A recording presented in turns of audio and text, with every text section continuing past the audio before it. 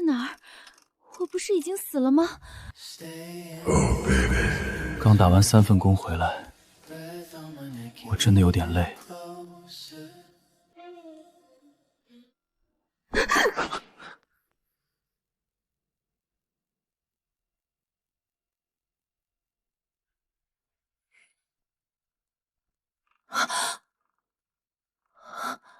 荣基桥，你又在闹什么？段燕，不对，段燕怎么会这么年轻？我重生了，回到了我们还没分手的时候。记得我和段燕是在医院认识的吧？她受伤了，那时候我是值班护士，送她来的人衣着不凡，我还以为她是富二代，所以我悉心照料，还垫付了医药费。我就是个工地搬砖的，可钱已经垫了，总得让她还。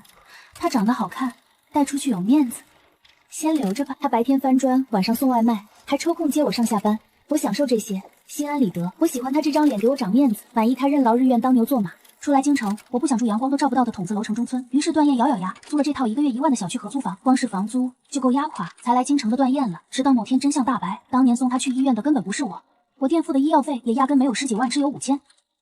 真正的救命恩人是一个善良的富家千金。段燕身份揭露，回京城当了太子爷，就和这位富家千金结婚了，而我被扔回小县城，自生自灭。可我已经被他养废了，心比天高，命比纸薄。我不断作妖，跑去京城纠缠段燕。前世他回到段家之后，连工地上给过他一点帮助的工友都跟着鸡犬升天。可我骗了他，我冒充了他的救命恩人。前世我就是因为这个，被他真正的救命恩人那个富家千金的追随者，活生生摁着脑袋落水身亡的。别玩了，我刚回来，太累了。玩什么玩？房间里没开灯，我差点被你吓到了。看什么看？一身臭汗味，熏死个人了！赶紧滚去洗澡。以前我就是这么对他的。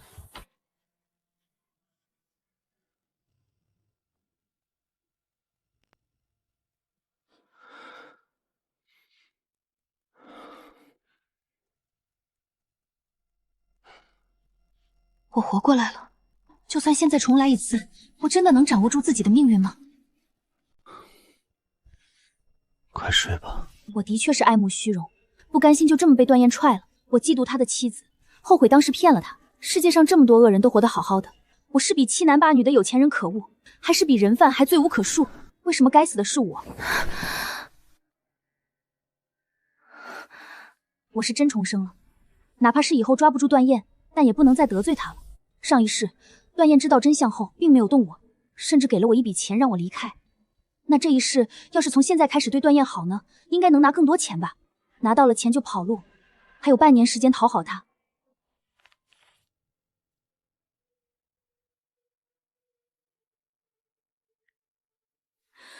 不仅是穷，是负债累累。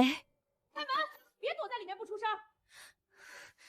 房租，姐，您看少跟我套近乎。这8000块钱1月的房子，不是给你们这些外地人白住的。你都拖了4个月的房租了，今儿要是见不到钱，你就给我卷铺盖走人。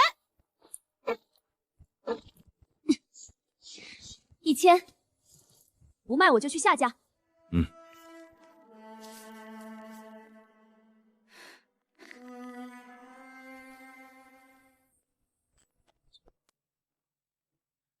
小段啊，你那女朋友又惹祸了。中午房东大姐在门口闹得可凶了，说你们欠了4个月房租不给。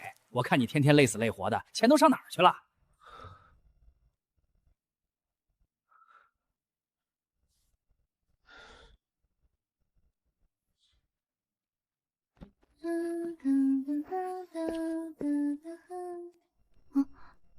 你怎么回来了？不是说今晚要加班吗？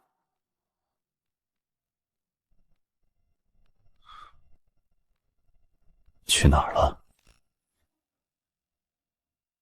没去哪儿，就随便在外面逛了逛，买了饭回来吃。平时呢？你每天出门都去做什么？我之前平时就在各种灯红酒绿的场合试图偶遇富二代，这些事哪能说出口？找工作？哪有找工作涂脂抹粉的？每次回来还带着高档场所才有的香薰味。我只是看在救命之恩的份上，一直装傻罢了。他什么都猜到了，猜到我根本没在找工作，猜到我在外面游手好闲挥霍光阴，我都不知道。段燕猜出我在外面找接盘侠的事情没有？我没有催你出去工作的意思，你要是不想出去，就不出去。但邻居说你4个月没有交房租了，我每个月起码给你12000，你都拿钱去做了什么？对不起，段燕，真的对不起，是我不好。我来京城这5个月，才发现这里的东西都好贵，太贵了，生活质量甚至还不如我们在小城市。我试着去找过工作，但要么太累了，要么工资太低，所以我才想着去那种地方。我一直知道荣吉乔是个什么样的人，我设想过无数种可能，可我没想过他会和自己说实话。你怎么也给我转房租了？我给你退回去了。你女朋友下午已经把房租都给我了。你们两口子怎么回事？一下子拖4个月，一下子又给双倍。你说你们年轻人有钱不早点给，非得拖到我上门才给。不好意思，让您跑一趟。我知道荣吉乔有多宝贝那些东西，他以前每天出门前都要在镜子前摆弄半天，挑项链配耳环，涂口红描眉毛，恨不得把自己打扮成橱窗里的模特。他总说女人就得对自己好一点，可现在他把那些东西都卖了。我只是怕你在外面被人骗了钱。你哭什么？我又没骂你。我陪你吃完饭再出去。你不是要上班吗？晚1个小时没事。你吃外卖吧，我随便煮个面。我本来是买来给你当夜宵的，想着你晚上回来饿。你下午去哪儿买的？二手奢侈品店。卖了多少33000，他们压价压得很。我知道荣吉乔有多宝贝那些东西，都是他以前存了好几个月的钱买的。他那时候还在老家上班，1个月工资3000多，攒了大半年才买了一条项链。这些东西他不知道攒了多少年，现在33000就全卖了。以前这么精致爱钱的女孩子，跟了我之后，好像生活质量越来越差。以后想买，以后我不会买这些了。在京城生活太费钱了，我不能像在老家一样。有多的钱你就买吧，别去那种地方找工作。实在不想出去工作，在家里待着也行。下个月物业公司说给我升保安队长，工资多2000，应该够你花的了。我去上班了。你慢点，路上注意安全。早点睡。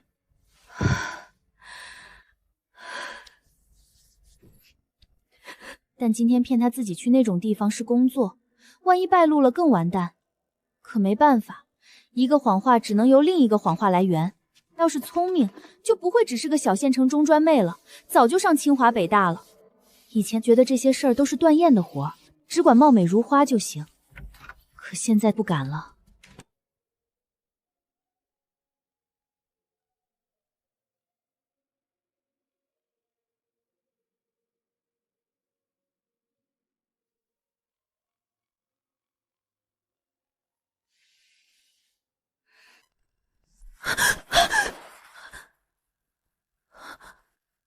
怎么了？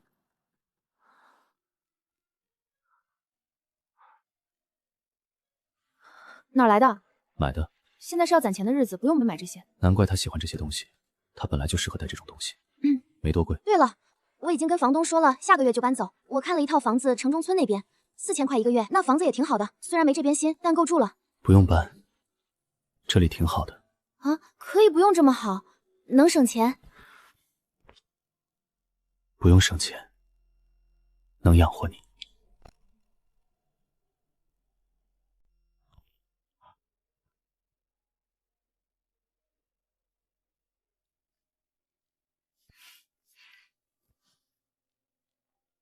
王哥，今天方便看房吗？城中村附近。方便方便，您几点过来？我在那边等您。嘿，荣小姐，这边这边。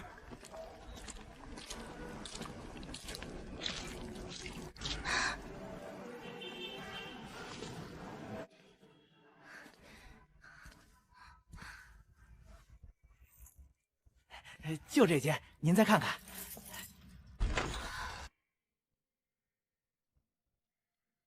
前世我也是住这样的地方，没钱想找工作，可简历投出去就石沉大海。餐厅要我去洗碗，我觉得丢人没趣，钱越来越少，后面我跑去京城找段燕，可他……我已经给过你钱了，别再来了。于是实在没有办法去找段燕的老婆讹一笔，结果人家的面都没见着，还惹来了杀身之祸。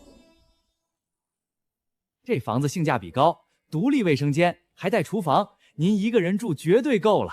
荣小姐，您觉得怎么样？我再考虑考虑。吃饭了吗？吃了，你呢？吃过了。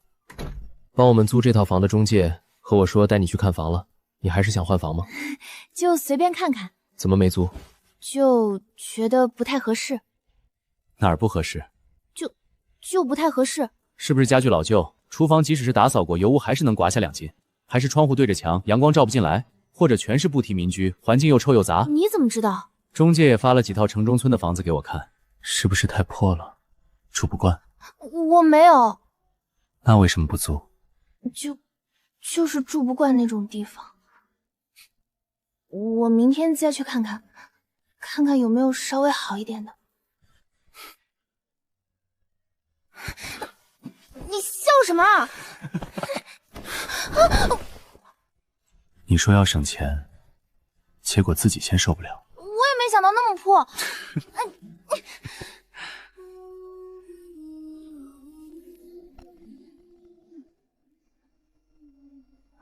别动，别动。我和他不是没相处过，他在这方面一向状态很好，算是前世的时间。我们已经分手太久了，如果段燕要做，我一时间还真进不了状态，因为我脑子里印象最深的还是段燕知道真相以后那张带着嘲讽意味的冷淡的脸。城中村那种地方，外面环境都一样，屋子里刚装修好一点的，大概率都是有害气体超标的房子。别将就，既然跟房东说不续租了，那下个月就去看个好一点的房。好一点的房子，房租更贵。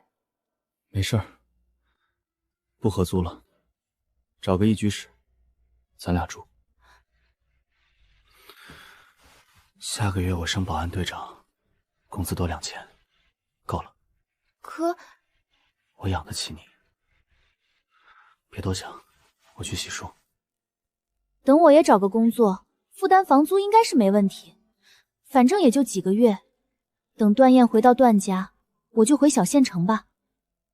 算了，这个苦我还是吃不了。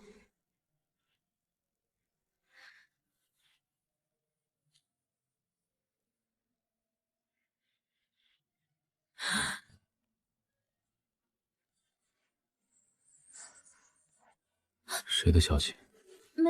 没谁，广告。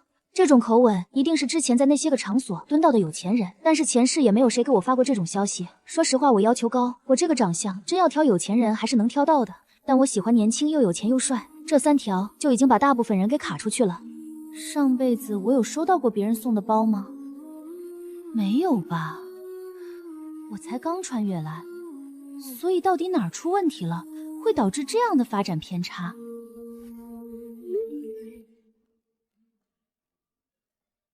手机给我看看。看什么？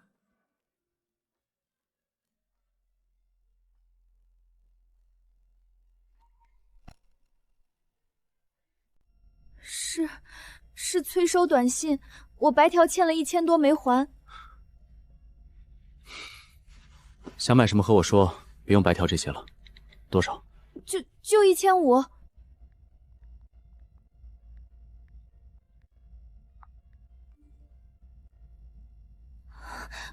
不用这么多，你还没发工资呢，你还有钱吃饭吗？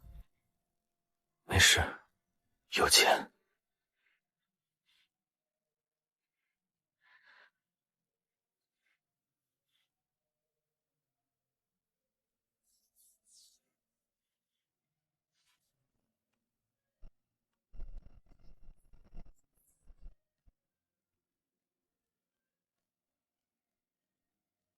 你好，我是来面试导诊的。等会儿吧。你就是荣继桥？是的。证件带了吗？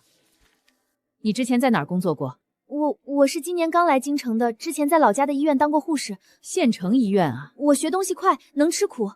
行了，下周一来上班，早上8点，别迟到。谢谢院长。段燕这会儿应该在工地兼职，打过去也不方便接，要不然去他工地找他。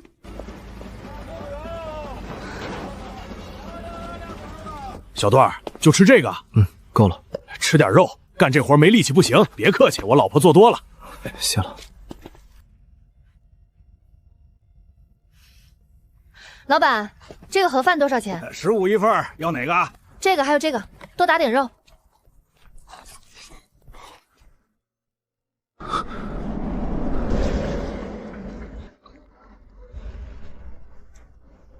你吃了吗？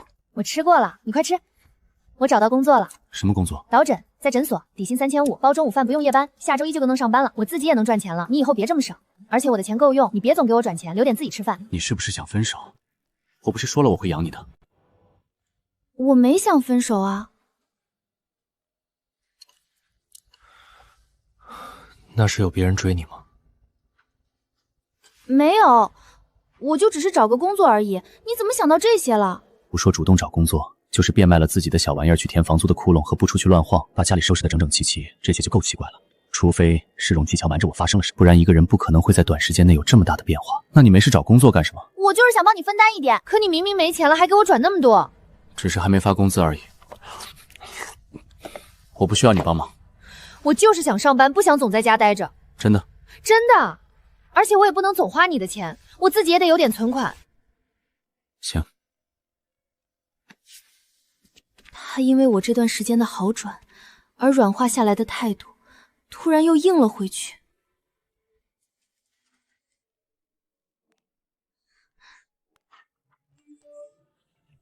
这个时间发的工资应该是保安的那份工作，他升职了，5500的工资多加了2000，他又一点钱都没留。我也在变好，努力装出一副贤惠体贴的模样。怎么段燕还不太高兴呢？那至少得搞明白段燕不高兴的点到底在哪儿。毕竟等段燕回到段家之前，我到底是死还是被施舍点钱赶回小县城，都在段燕的一念之间。做饭了。你快来吃，趁热。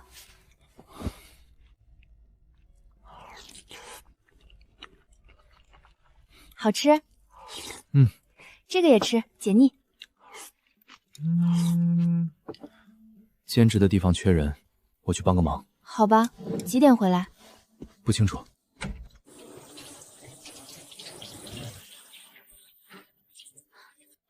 段燕，怎么了？热水没了，你帮我看看热水器。好。技巧？我脚踝扭了一下，能进来帮我一下吗？哪儿？右脚。我抱你出来，去医院看看。应该没伤到骨头，就是有点痛。那我帮你拿个凳子坐着，我去修一下热水器。你先把沐浴露清一下，出来我帮你上个药。先洗吧。好。要我帮忙吗？我自己来就好了。只是段燕的性情一向冷淡，不论发生了什么事情，都看不出来有多大的情绪变动。哪怕是上一世相处了那么久，我依旧看不透他。等他回到段家，两人的身份有云泥之别后，这种感觉更甚。段燕的这种性情，以至于我都没察觉出来。好了吗？明天再看看，要是严重了就去医院。家里还有那个？没有了。上个月不是才买了一盒？我也不知道怎么就脚有点痛，今天就算了吧。我也没有今天就做的意思。我在你心中这么不当人？季乔姐，你脚怎么了？昨晚上扭了一下。你严重吗？你男朋友没送你去医院？不严重，这不是来上班了吗？你男朋友做什么工作呀？保安。哦，保安啊，挺稳定的。估计是觉得我和段燕都没什么出息。把这些按编号分好，发给各科室。手脚挺利索。我男朋友家里在2环有房，他说等过2年我们就结婚，房子车子都准备好了。这么厉害，是做什么的？干投资的，家里也有点钱。要是我上辈子的性子，估计就憋不住开始和朱小月攀比了。你这腿脚不方便，送你一程吧。你同事啊？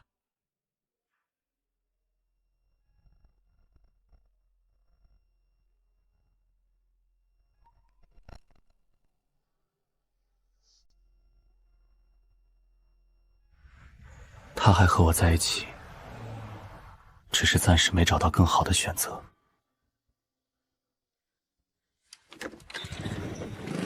是啊，人家有男朋友了。我突然想到这个点，2环堵车，季乔，你是不是坐地铁快一点？对哦，你不说我都忘了。那你们先走吧，我自己坐地铁更快。快走吧。有什么好看的？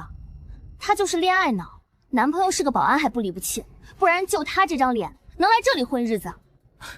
你想到哪儿去了？我就是看他是你的同事，才想着在一场。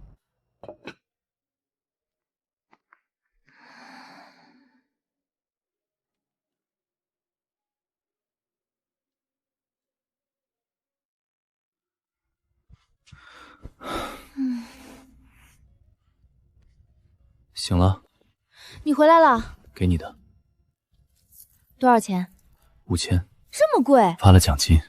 算了，这项链要是收了，那就真是把段燕给榨干了。不要了，退回去吧。不喜欢？喜欢。那为什么不要？我都说了，现在没必要买这么贵的东西。不贵，我怕你觉得便宜。我怕便宜会让你觉得我小气。没有啊，我真的觉得太贵了。咱们现在不应该存钱。以前你都是有1分就花1分，现在怎么突然想存？我也是会存钱的，不然当初哪有钱给你交医疗费？如果以后要过日子，没存款不行。确实是这样，以后结婚了要花更多，是吧？心里却在打鼓。我可没贪心到和他结婚那一步，我现在不过是个冒牌货。等段燕找到真救命恩人，我就得滚蛋。买都买了，你拿着吧。下次别买了。看什么？短视频。笑成这样。超好笑的，你要不要看？这女主出轨了，被男主当场抓到，女主以为男主要分手，吓坏了。你看这男的，他真的超爱，是吧？你说这种男的是不是傻？自己没本事留住老婆而已，他有更好的去处，还死缠烂打着不放。的确哦，你不说我都没想到这个角度。季小姐来啦。你脚好点没？好多了，那就好。一会儿有个病人要做检查，你带他去3楼吧。我这指甲不合规，院长叫我先修剪一下。不是你负责挂号和引导吗？我这不是没剪完吗？你帮我一下呗。我要做检查，怎么走？跟我来。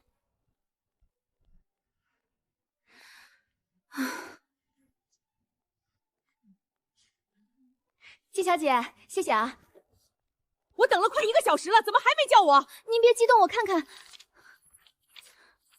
季乔姐，这个单子是你录的吧？怎么没录进系统？我没录过这个，你看看，这不是你的字，这不是我写的。你们这是什么医院？推来推去的，我投诉你们！对不起，对不起，我们马上处理。你先认个错，别让病人闹大了。对不起，我马上帮您处理，请。怎么年纪轻轻？记性比我奶奶还差，你这话什么意思啊？你干什么啊？调监控，今天上午8点到10点，这个工号只有你一个人在用。这不对啊，朱小月，你明明说是季姐录的，我就是记错了吗？你至于吗？我替你背锅的时候，你怎么不说记错了？吵什么？护士长，我就是一时疏忽，季小姐非要揪着不放。林院长在吗？朱小月，这个月奖金全扣，绩效扣1半。院长，我别说了，当着病人的面推卸责任，你知道会给诊所造成多大的负面影响？给荣继桥道歉。对不起。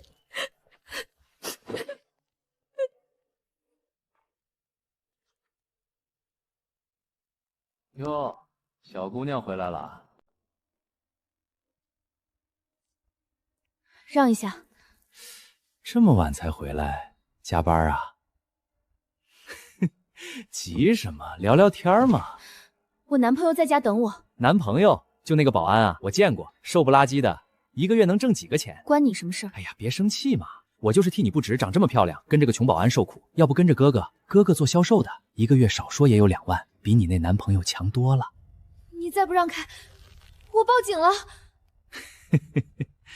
小妹妹脾气还挺大，行行行，哥哥让你。不过啊，跟这个保安能有什么出息？早晚得分。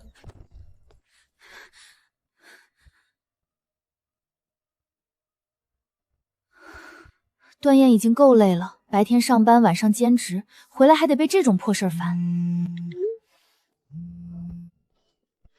你回来啦？嗯。我去买点菜，你先休息。不用，我一会儿得出门。又要走？嗯，物业那边缺人。你吃点东西再走吧。不饿，我走了。路上小心。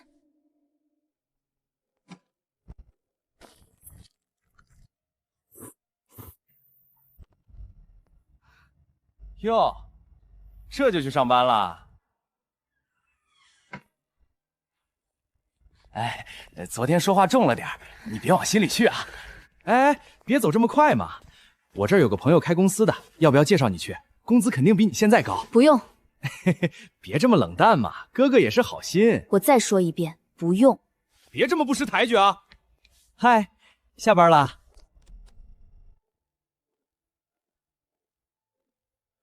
这么巧，你这房东也太不负责了，灯坏了这么久都不修。就是这么黑。哟，回来了，就是你说的那个小姑娘啊。给，别急，慢慢来。哎，等等，什么事？你一个人住，晚上害怕吗？要不要哥哥陪陪你？不用。别这么急嘛，聊聊天儿。我男朋友在家。男朋友？我怎么没看见？你再不走，我报警了。行行，不打扰你了。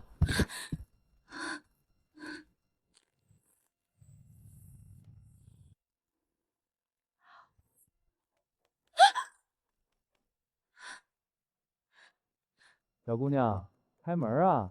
我知道你在里面，别躲了。开门啊！哥哥给你带了吃的。你好，我这里有人骚扰我，他在门外不停敲门。您现在在哪里？小姑娘，别装了，我知道你在里面。你男朋友不在家吧？开门，哥哥陪你聊聊天。我已经报警了。哟，还挺有脾气，不说话了，我就在这儿等着，看你能躲到什么时候。怎么还没来？他不会真的冲进来吧？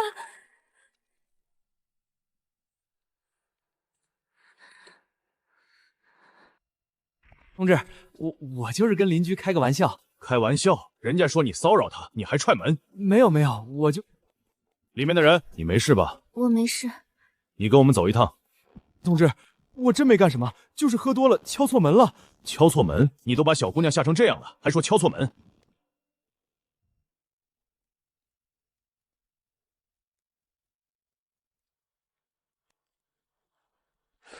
臭女人，真以为老子怕她？小段儿，有个住户说楼道灯坏了，我记得你会修这些，你帮个忙，修好我按照市场价给你钱。好。哟，小段儿啊，你女朋友平时都在外面做什么？我之前还看她经常打扮的花枝招展，出门是不是在外面有别的营生？你说什么？我就是好心提醒你，别被人戴了绿帽子还不知道。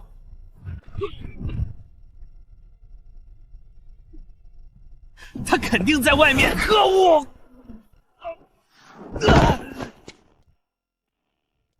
你最好以后给我老实一点，再有下次我绝对不会放过。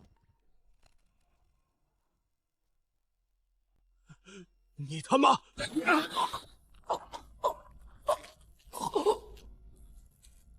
你再说一遍。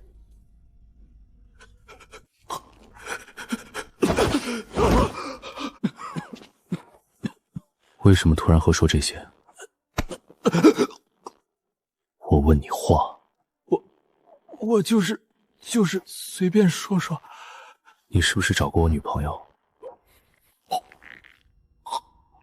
说。前几天，我就是喝多了敲她的门。你再敢骚扰她，我让你在京城待不下去。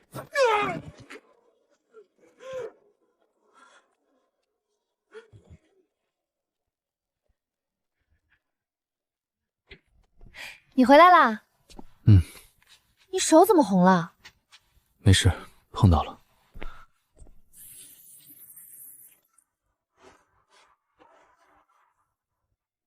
快喝，刚煮的。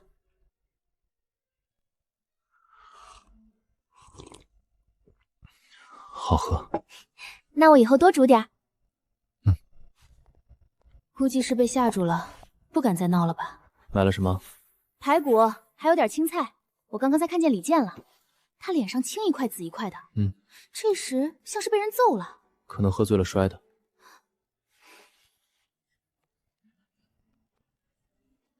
今晚想吃什么？随便，你做什么我吃什么。那我多做点。你最近瘦了。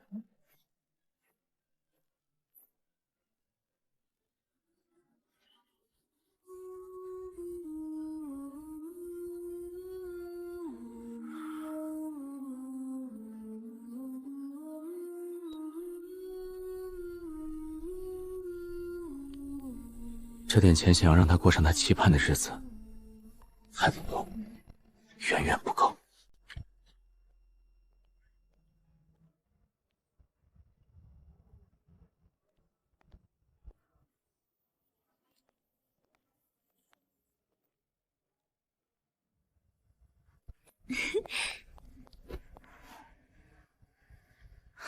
怎么了？看什么呢？没看什么。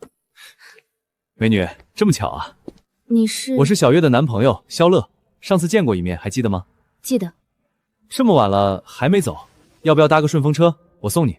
不用了，我男朋友马上到。乐哥，咱们走吧，我饿了。不急，我跟你同事聊两句。你男朋友这样，你该好好想想他到底是不是真心对你。哈哈，美女这话说的对，小月，你可得看紧我。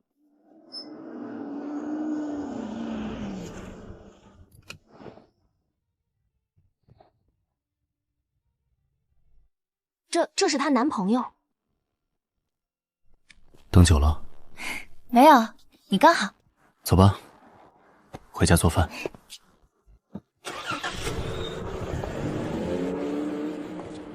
那气质那长相哪里像个保安？我见过不少有钱人，肖乐算一个。可肖乐那张脸跟他比起来，简直就是路人甲，那种冷淡疏离的气场，那种仿佛与生俱来的上位者压迫感，根本不是普通保安能有。肖乐那张脸和段燕一比，简直不堪入目。长得帅有什么用？还不是没钱，开个破电驴。走了走了，饿死了，愣着干什么？上车啊！你同事那男朋友真是保安，长那样当保安浪费了，当男模至少收入翻倍，不过也就那样吧。女人就喜欢舔这种没钱的帅哥，以为爱情能当饭吃。你说那种男人有什么好的？以后结婚生孩子还不是得靠钱？有什么好念叨的？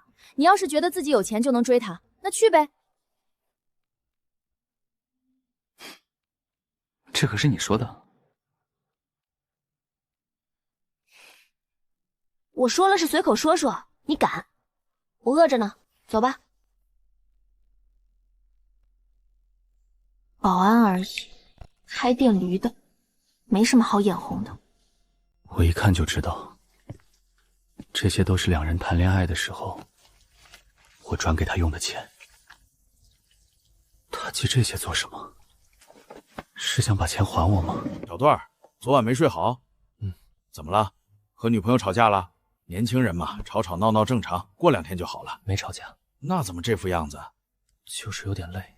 你这孩子别太拼了，身体要紧。小段儿，今天能干到几点？通宵也行。行，那就按时薪算。小段儿，慢点，别太急。辛苦了，今天550。小段，过几天有领导来视察，想请你帮忙陪我接待一下。这是机会，或许能搭上些人脉。什么时候？到时候通知你，你帮我撑个场子就行，最多1个小时，不耽误你什么。行，行，那说好了啊，你放心，不让你白来。谢了。客气啥？你怎么这么晚才回来？工地有活。吃饭了吗？吃了。真的？你脸色不太好。没事儿，就是有点累。我看了个房子，离你诊所近，小区新，门禁严，2居室的房子，我们不和人合租了，这里太旧了。现在这里不是挺好的？你觉得好？挺好的啊，你上班也方便。那个房子多少钱？12000。太贵了，不搬。你是觉得贵，还是觉得我付不起？我不是那个意思，就是没必要。没必要，你不用跟着我吃苦。我没觉得苦。定金已经交了，下个月搬。你怎么不跟我商量就交了？我想给你住好点的地方，还是你觉得我穷，没必要和我规划未来？规划未来，他有这么直白的说过这种问题吗？原来他是想和我规划未来的。他待我不错，可我们并非同路人。这场恋爱是骗局，揭穿后再重蹈前世的覆辙。命更重要，不想搬那么贵的地方，怕加重他的负担，终遭他厌弃。我只是怕那房子太贵。你是不是想分手了？从前你什么都不管，但现在搬家你说贵，给你买东西你推辞，连我想给你更好的生活你都说没必要。荣继乔，你是不是觉得和我没什么未来了？我确实是没有什么演戏的天赋，不然上辈子也不会这么快就被发现一切了。如果这个时候分手，那好歹命保住了。上辈子被人靠着丢水里淹死的感觉，我简直不敢回想。不想这么死，也不想这么早死。段燕，我等1年，再给我1年时间。如果1年后我还没什么出息，你再提分手，我不拦着。我知道你跟着我吃苦了，现在住的地方不好，吃的也一般，我1个月工资就那么点儿，但我不会一直这样的。不然你现在分手，我怕你没人养着，饿死在外面。段燕从不说软话的，上辈子她对我再好，也从来都是闷头做事，很少开口说这种带着恳求意味的话。那你不能太累，工地的活别干太多，你身体会垮的。我没事。你有事？你脸色这么差还说没事？你不能把自己累垮，不然别说你养我了，你到时候进医院肯定花更多钱。我会注意的。我都不知道为什么刚刚没有就坡下驴的说分手。段燕说1年，只有我知道，1年都不用，段燕就会成为这个京城最大家族的掌权人，那就纯当是在陪段燕演一演，应该是还喜欢我的。只要我一直保持现在这样，指不定真能拿到不少好处。等段燕的态度变了，我立马圆润的提桶滚蛋。小荣啊，这么早就出门了？去上班。你男朋友今天又去加班了？小伙子不错，能吃苦。现在像他这么能吃苦的年轻人不多了。你俩什么时候结婚啊？我看你男朋友对你挺好的，赶紧把事儿办了，别让人跑了。还早着呢。年轻人别太挑剔。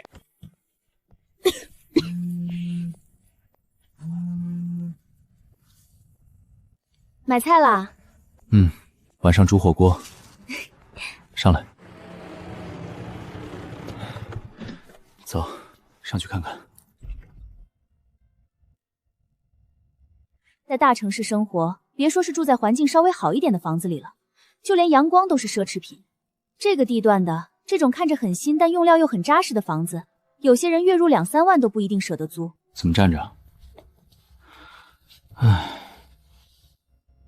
这房子怎么样？很好看。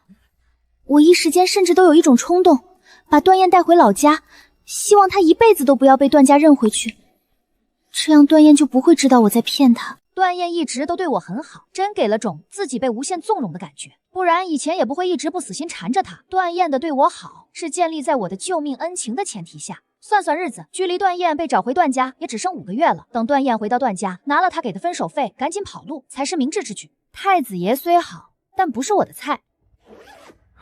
我来。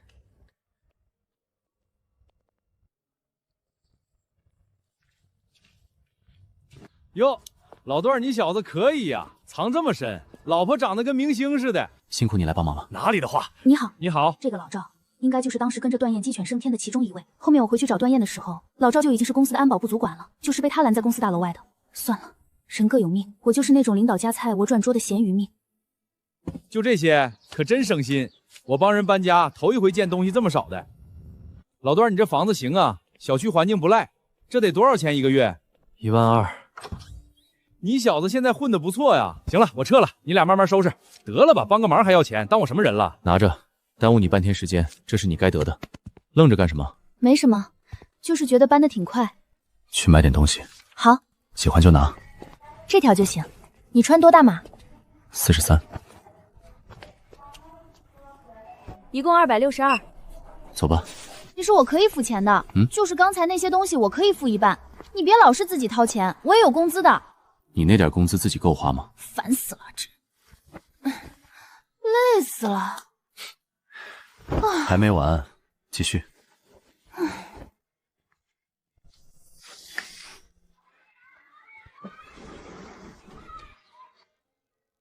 要喝水吗？我倒水。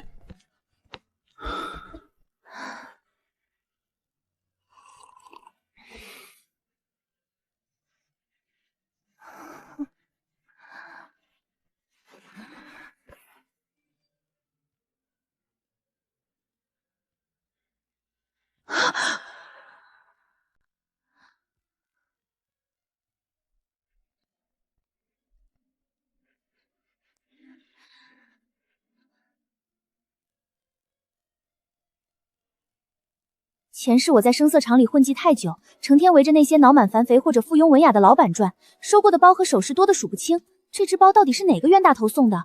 我把2辈子的记忆翻了个底朝天，也拼凑不出半点印象。你歇会儿，我随便弄点小菜就行。没事，我来就行。没事的，你今天搬了这么多重东西。这人怎么知道我搬家了？今天才搬过来，除了老赵和段燕，根本没有第3个人知道。这绝对不是普通的推销短信。又哪儿惹你生气了？又拉黑我？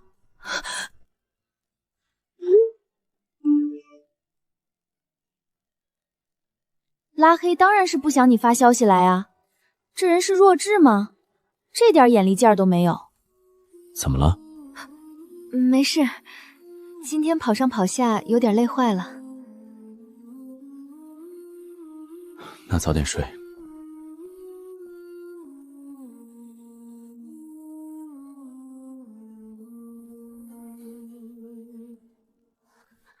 这一刻，我恨不得转过头去。我想告诉他，有人在跟踪我，有人知道我们搬家了。不能说，段燕如果知道了，肯定会去查监控、查来源，盘问我最近接触了什么人。只要顺藤摸瓜，前世那些见不得光的事儿，我撒过的谎，甚至是当年那笔医药费的真相，随时都会暴露无遗。死守秘密，才能活命。这个人白天一句废话都不多说，眼神淡得跟什么都不在乎似的。但他把我揽进来的那个动作，没有一点犹豫。你睡了？那你快睡。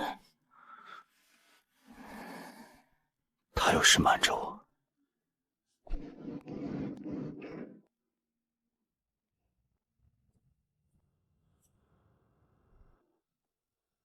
对，他跟段氏集团已故的董事长段池长太像了，难怪看着眼熟。上次在诊所门口见段燕时，我满脑子都是荣继桥那张脸，压根没仔细看这个男人长什么样。现在细看，段燕那张脸虽然晒得黑了些，但五官的底子摆在那里。尤其是那股子冷淡疏离的气场，和段池简直一个模子刻出来的。你怎么才来？我都等半天了。堵车！如果段燕真是段家人，那我之前对荣继桥的那些心思就得收一收了。得罪段家的人，我还没那个胆子。但如果不是呢，那就更好，我可以放心去追荣继桥了。先暗中观察，找机会去段燕工作的物业公司偶遇一下，试探试探这个人的底细。你在看什么？没什么，走吧。你到底在看什么？我刚才好像看到你同事了。谁？那个叫荣继桥的。看她干什么？她男朋友来接她了呗。你同事那男朋友真是保安？可不是嘛，还骑个破电动车。你说他也是，长那么好看，跟这个保安受什么罪？我听说他们租的房子是合租的，1个月才几千块，要我啊，早就分了。那你觉得他会不会分？你问这个干什么？随便聊聊。你同事长那么漂亮，跟个保安是挺可惜的。可惜什么？他爱跟着保安是他的事儿，关你什么事？我不知道为什么段燕突然这么拼命了，劝都劝不听。这个房租很有压力吗？段燕除了签合同干保安、送外卖和泡工地赚的外快，基本全打进我卡里。按照段燕以前那种工作强度，每个月撑死多出几千块钱，现在才不到2个月，他又付了房租，就攒下1万3了。说实话，太子爷万一这么被累死了，到时候段家不得拉我去陪葬了。怎么了？你在哪儿？工地有事。没事。问你几点回来？说不准，会很晚，你先睡。你注意安全。劝不动就算了。段燕这么身强体壮，反正也只剩下4个多月，她就能回段家了，应该不妨事。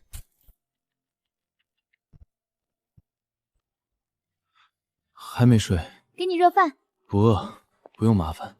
哪里能不饿？你晚上才扒拉了几口，紧赶慢赶的走了。要不下次别来接我了，我自己坐地铁也能回去。没事儿，来一趟耽误不了事儿。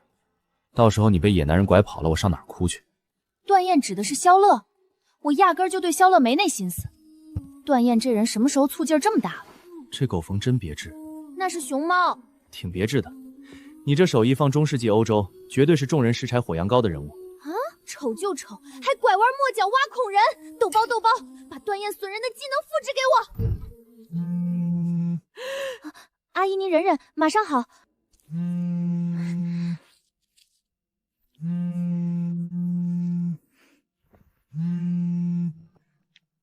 喂，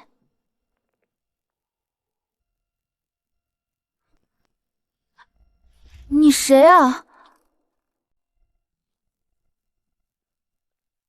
推销的。季乔，12床那个病人家属找你，说上次你帮她老公应急处理伤口及时，送到大医院才没什么问题，想谢谢你吧。小荣护士，我给你带了点家里排骨汤，你尝尝。是不合适。哎呀，合适又不是钱，你上次帮大忙了，我们全家都感激你。谢谢。小荣护士，你有对象了吗？我侄子在银行上班，今年26，人老实，你要是没对象，我给你介绍介绍。阿姨，我有男朋友了。那可惜了，我还有事。又有人给你介绍对象？你这张脸啊，来医院半个月，介绍对象的能排一条街，怎么样？动心吗？不动。那就是心里有人了。你男朋友干什么的？保安。保安？那你们压力不小吧？还行。行了，别想那么多，年轻人谈恋爱开心就好。你怎么了？没事，筷子没拿稳。你这是想男朋友想傻了吧？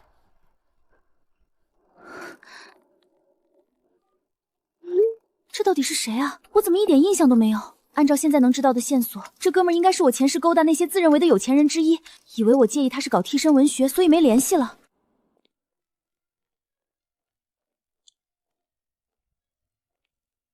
走吧。这什么？我不要。收着。以后看着我送你这些东西，就能想到我。什么意思？没什么。看着我送你的东西，你不想我能像谁？这段时间给这人打电话也不接了，他像是料定了我不搭理他是因为替身的原因，然后也不联系我了。要是这样就好了。关键是这人总是在我以为没什么事情的时候，莫名其妙又发一条信息来吓我，简直脑子有病。小荣，林院长找你，现在，办公室等着呢。坐。找你不是坏事，别这么紧张。你知道三甲医院的基层医疗交流项目吗？听说过，好像是选派基层医护去大医院进修。对，今年我们诊所有一个名额，下周有个考核，理论加实操，还有案例分析。上次急诊那个车祸患者，你处理得很稳。我想让你参加考核，和朱小月公平竞争。朱小月在诊所干了2年，病人都认她，自己才来2个多月，凭什么和她竞争？怎么没信心？不是，就是觉得我资历太浅了。资历不是唯一标准，能力才是。这是考核大纲，你拿回去看看，明天给我答复。谢谢林院长。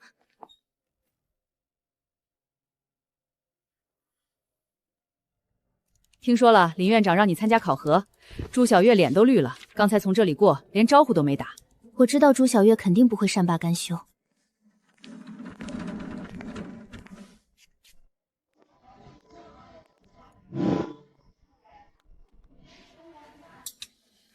荣护士，听说你要参加考核？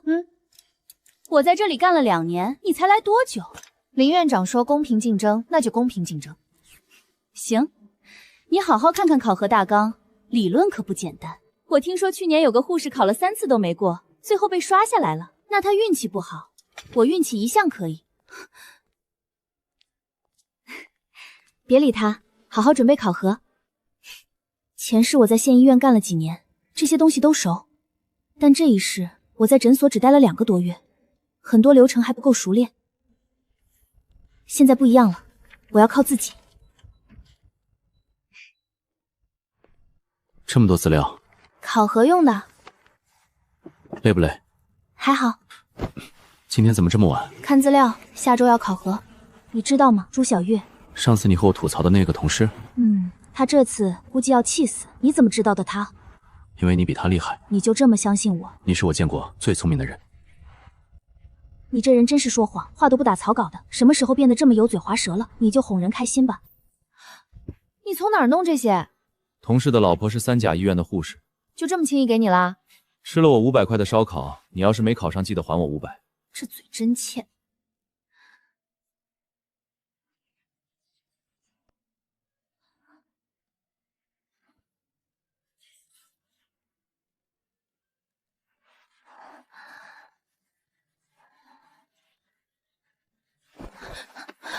别走。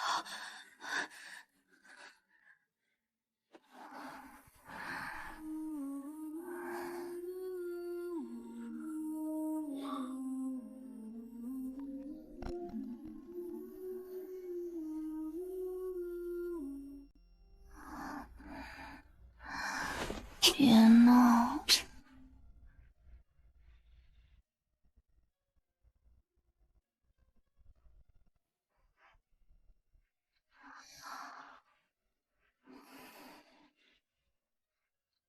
8点了，不起床指望我帮你上班？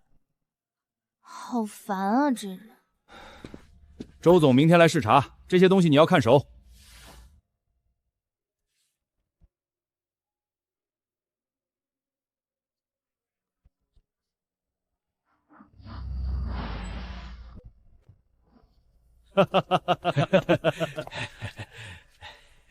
这里的支撑结构，我看规划图上是均挑梁，现场怎么没看到对应的加固措施？这片区域前期地勘发现土层含水柱偏高，原方案的加固节点需要调整，现在是在等新的材料进上，预计后天到了当天就能。进度之后多少？3天。按哪个版本的规范做的？这里的安全距离在可控范围内，不影响总工期。周总，我们工头在附近的餐厅简单备了点吃的，咱们饭桌上说吧。你在这边多久了？干什么的？好几个月了，就是跟着工头干点活。你这些数据是现备的，还是本来就懂？本来就懂。那也很不错了。我带了2个助理，一个是正经工程专业出来的，今天也没答出来。行啊你。现在是什么职务？小工。有没有考虑过转行？项目协调或者工地监理？做这个比扛砖有出路。就是怕自己这半吊子晃荡，我想想。你要是半吊子晃荡，别人就都是吃干饭的了。这周总挑得很，我就怕他不满意。你小子可以啊，我就知道你不是一般人。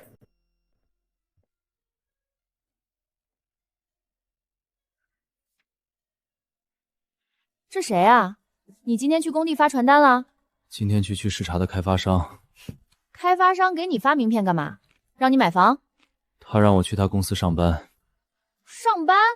干嘛？给他当保安啊？做项目协调。这就开始了。前世段燕也是在工地干活，后来被来工地视察的段家人认回，直接空降当了太子爷，中间压根没去什么工程集团当项目协调这一出。难道因为这辈子我作妖的方式变了，把他的事业线提前了？我答应了，明天去物业辞职。工资多少啊？税前2万2。2万2，对我一个县城中专妹来说，这是天文数字。我现在在诊所累死累活，一个月也就小几千。段燕爬得越高，接触的人就越多，这圈子兜兜转转，她迟早会碰到那些真正有权势的人，会被段家人提前找到，可能剩下的时间连最后4个多月都没了。挺好的，那今天吃点好的吧，这可是天大的好事。今天得加菜。怎么感觉你有点不开心？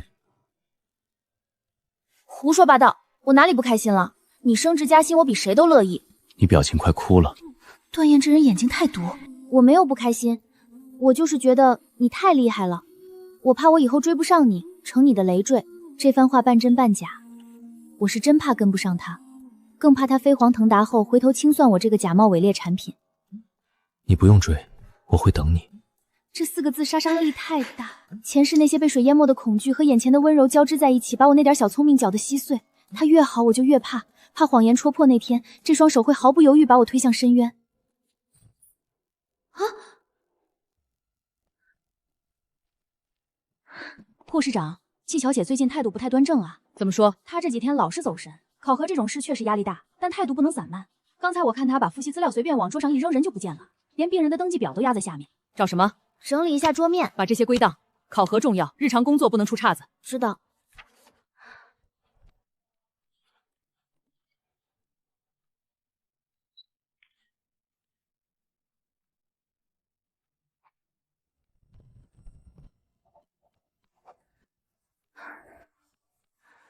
你不是自己要多排急诊吗？朱小叶说的，你想多练练手。原来是他在搞鬼。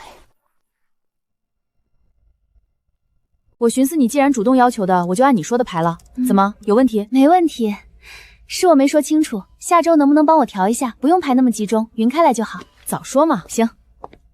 我没去找朱小月对峙，对峙有什么用？朱小月只需要说我误会了他的意思就能摘干净，到时候闹起来，吃亏的还是我自己。我要等一个更合适的时机。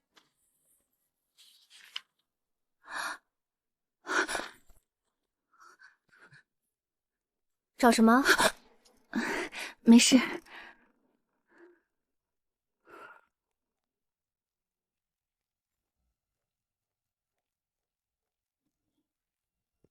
老刘，帮我把这段剪出来，发我手机。这是我资料丢了，想确认一下有没有人不小心拿错了。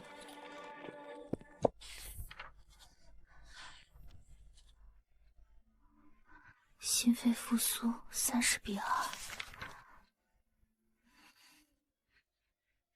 行了，还没背完呢。你已经背了3遍这一页。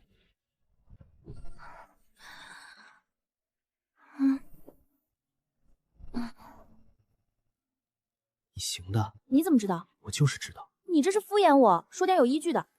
你背了3遍还在背，说明你认真。那要是考官出的题我没背到呢？那就现场应变。要是临场发挥失常呢？你都发挥失常了，那朱小月也够呛。你这说的什么话？要是荣继桥，闭嘴睡觉。停。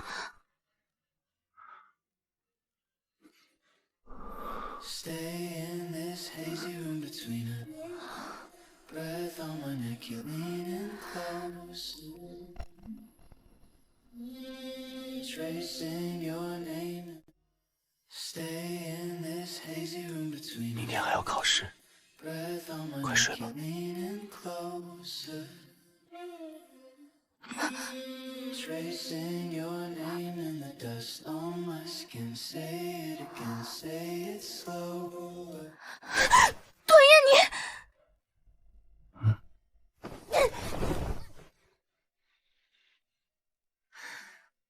我刚才居然闭上眼睛了，我以为他要亲我。你笑什么？没有，你明明在笑。没有，睡了。明天我要是没考过，那你的500块也没享。等你的好消息。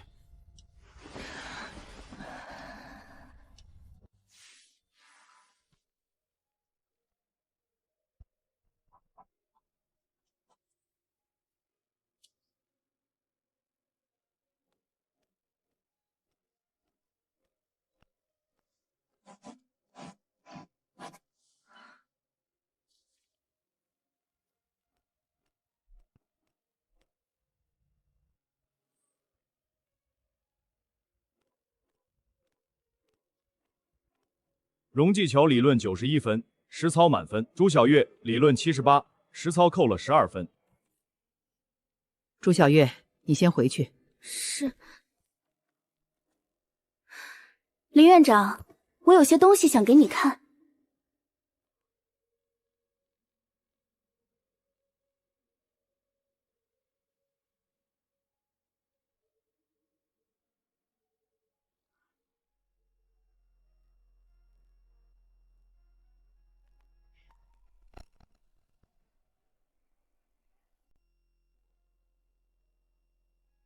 我没有当场说，是为了不影响诊所的正常运转，但这些情况，我觉得您应该知道。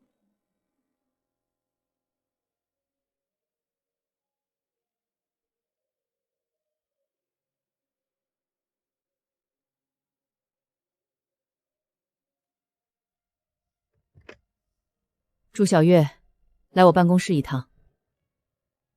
我只是帮他整理资料。整理资料要带走。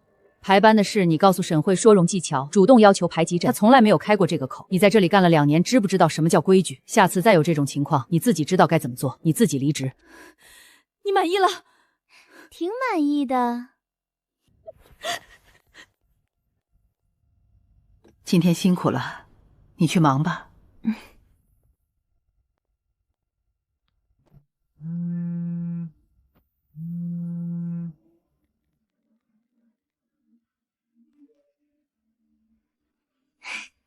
好。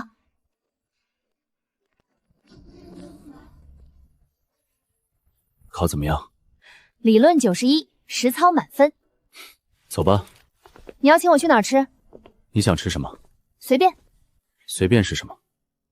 有酒的地方。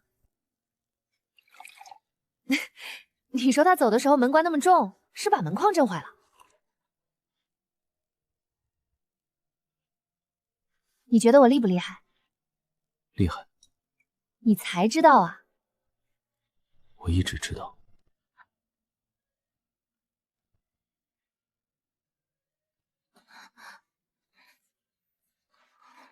看什么？没什么。你今天挺好看的。我一直都知道自己好看，不然怎么会不甘平凡？但上辈子的经历让我明白了，美貌单出就是一张废牌，漂亮有啥用？但我没什么勾心斗角的脑子。什么地方？发我定位。知道了，10分钟。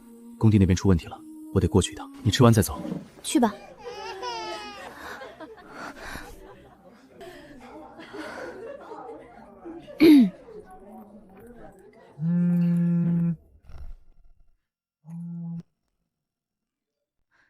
奇怪的人怎么这么多啊？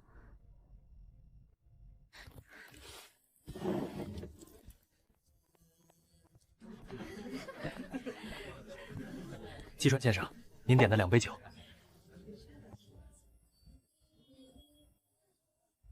坐。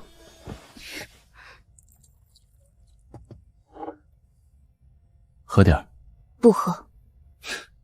那就看我喝。我都把你拉黑了，你还找我做什么？我说你长得像他，又不是真把你当替身，这么生气做什么？像谁？你当时钓我的时候，不是说要有钱还长得帅的吗？我不符合你的标准吗？我不介意你有男朋友。天哪，原来真是我当时钓凯子之一，但为什么我一点印象都没有啊？对，不符合，以后你不要给我发消息了。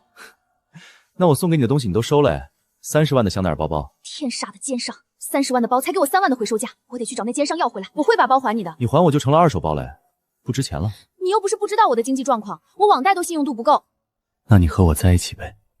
我恋爱脑，我发现我抛弃不了我男朋友。是吗？你男朋友知道你出轨吗？放屁！我没出轨，我都没答应你。难怪我半点印象都没有，感情是和季川见面的时候喝断片了。这么激动做什么？真不能分手啊？不能。那行吧。对了，我还拍了不少，改天给男朋友也看看。小姐，你还好吧？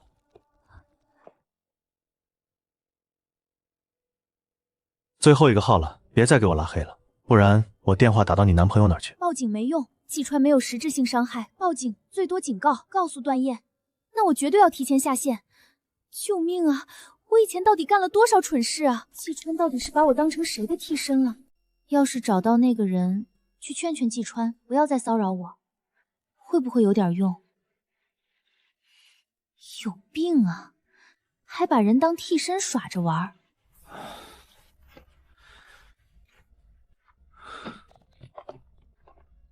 干嘛不开灯？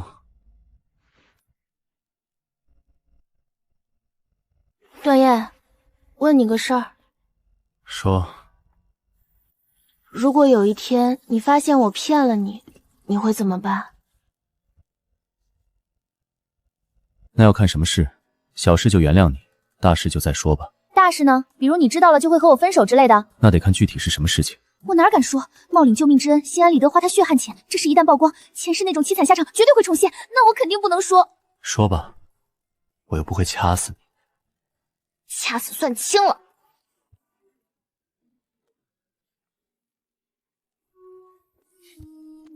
你给我写个保证书。写什么？写哪怕以后发生了再严重事情，大不了我们分了手就完事儿，你绝对不要秋后算账。为什么要分手？我直接给你保证，什么事情我都不分手，行了吧？瞎扯！知道真相那天，他跑得比谁都快。不行，你就按我说的写，不写今天没完。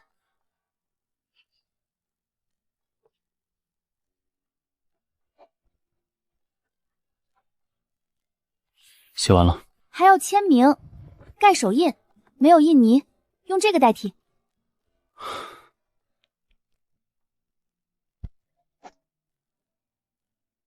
我总觉得多看一眼就会被他看穿真实目的。吃饭。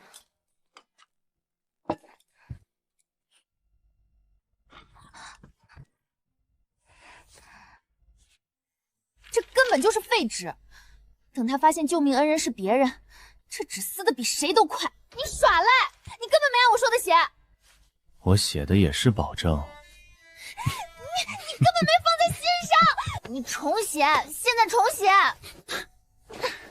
闹够没？你瞎写敷衍我。没敷衍，容技巧。嗯？你到底想说什么？那你写这个保证书干什么？你是不是一直想分手？之前和我的保证都是骗我的。我没有。那就是有别的事瞒着我。算了，不想说就别说。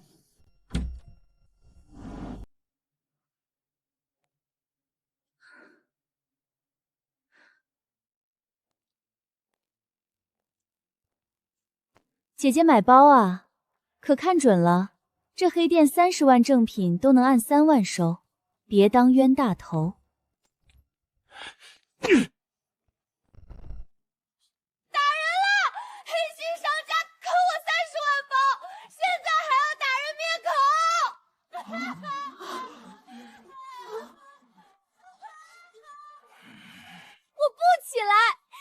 不把钱补给我，我就报警查你店里账。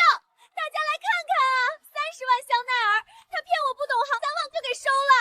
什么破店，以后再也不来。别嚎了，你进来，去办公室谈。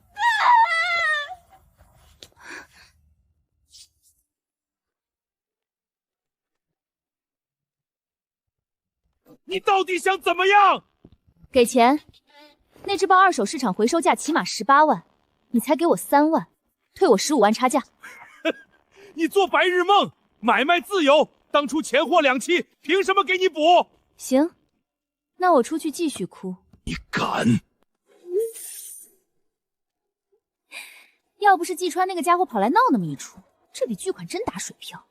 这黑心家伙居然偷偷扣我这么多钱，果然钱能解决99%的情绪问题。这话真是至理名言。最近事情这么多，但这10多万一到，我瞬间头也不痛了，上班上的腰也不酸了。晚上回去给段燕加餐，吃顿好的。你凭什么不要我？我为你付出了那么多。你骗了我，那笔医药费根本不是你的。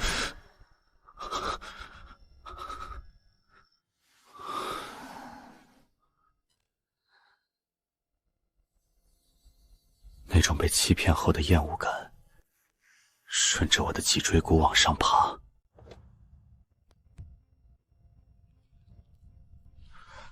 医药费，其实我不是完全没怀疑过。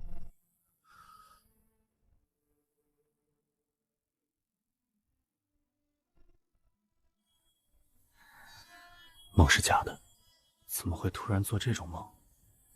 简直莫名其妙。我根本就没想多少，只是觉得是不是这段时间太累了。最近的荣继乔总是素着脸，小心翼翼，照顾我的情绪，连心情都变了很多。虽然变了，但在一些细枝末节上，依旧能看出来以前的小性子。比如搬到新家，虽然之前嘴上说是太贵了，不想搬，但经常流露出来的开心是做不了假的。段燕，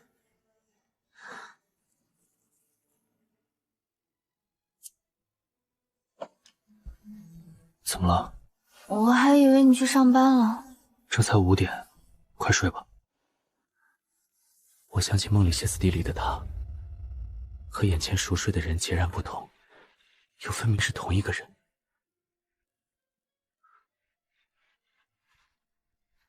快睡快睡，还有2个小时就要起来上班了。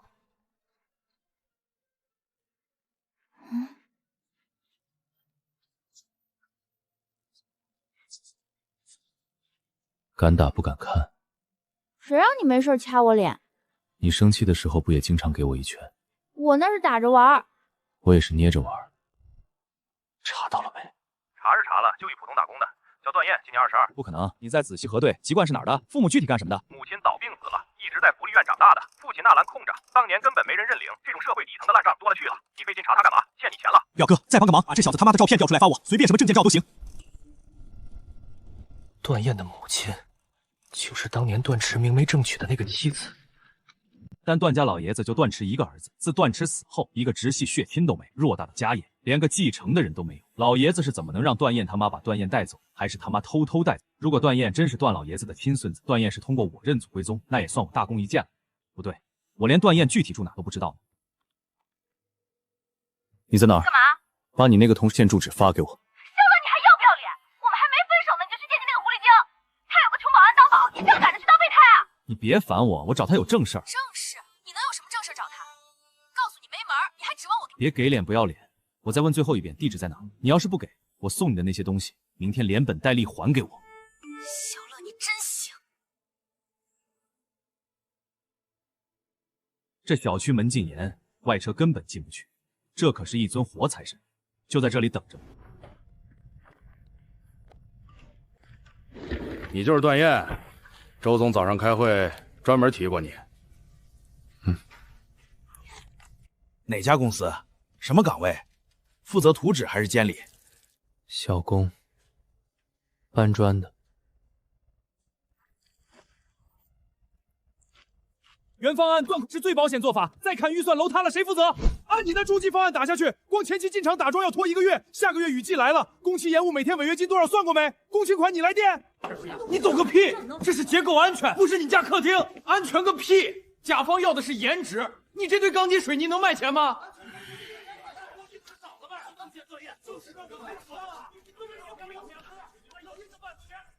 小段儿，你有什么想法？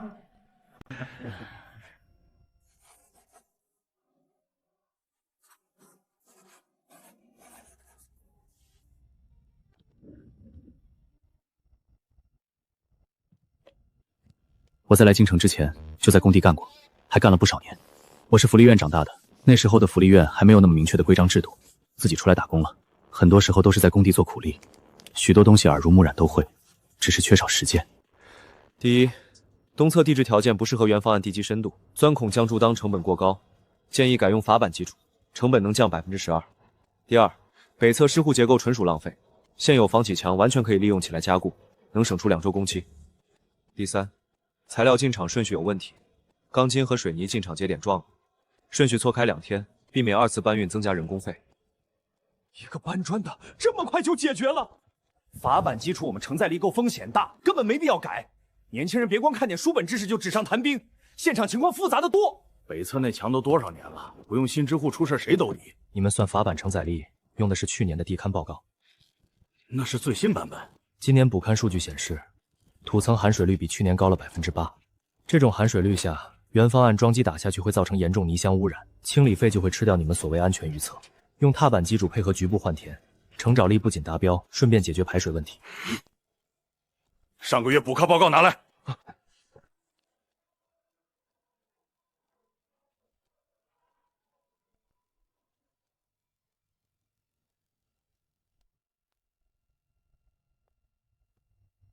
蹲了一下午，没蹲到段燕，反倒等到了另一个。哎，躲什么啊？见着熟人招呼都不打。荣护士平时也这么傲？让开！别急着走啊，咱俩聊聊。这傻缺想干嘛？我跟你没什么好聊的，滚开！你怎么还和你那男朋友住这种老破小的地方？你知道他是什么来头吗？你果然知道。我就说你长这么漂亮，怎么可能死心塌地跟着个工地搬砖的穷鬼？你胡说八道什么？我可是托人查得清清楚楚。你当年在老家县医院，这小子受伤住院，你给他垫了10几万医药费是吧？然后就顺理成章赖上人家了，荣记去了。你这算盘打得真响，等人家以后认祖归宗，你这恩情能换几栋楼啊？或者你还想当段家的长孙媳妇儿？你到底想干嘛？不想干嘛，就是觉得段家那位大少爷挺可怜，被你这种女人耍得团团转。你说，要是他知道你，早就清楚他的身份，图他以后的家产，才装出一副同甘共苦的模样，他还会不会要你？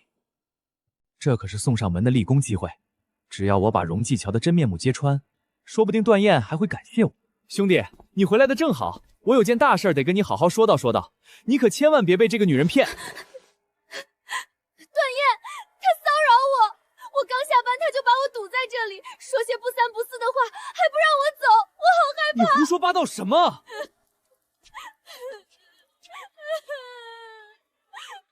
兄弟，你听我说，他根本早就知道你的真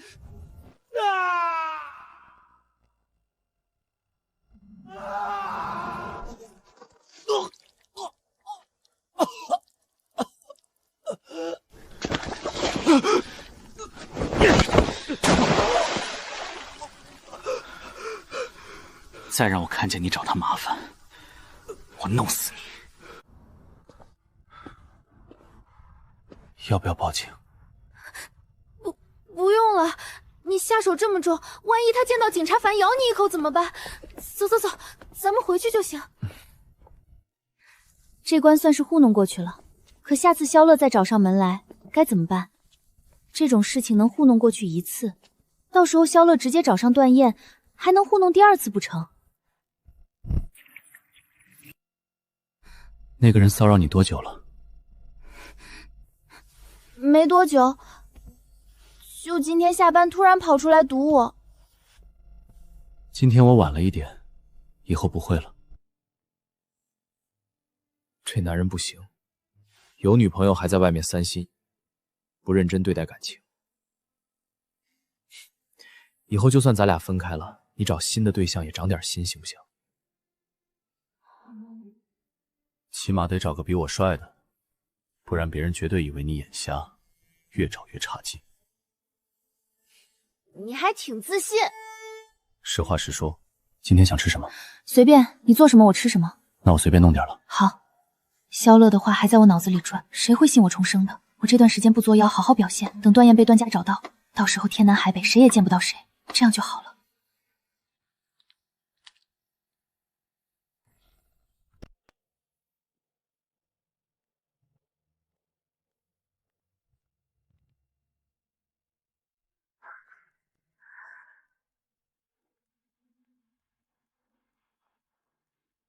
臭女人，你还敢找我？出来谈谈呗。老子现在就想去告诉段燕。周日中午12点，市二院对面的茶楼。你不来，信不信我能让你这辈子都别想从段家捞到半个蹦子？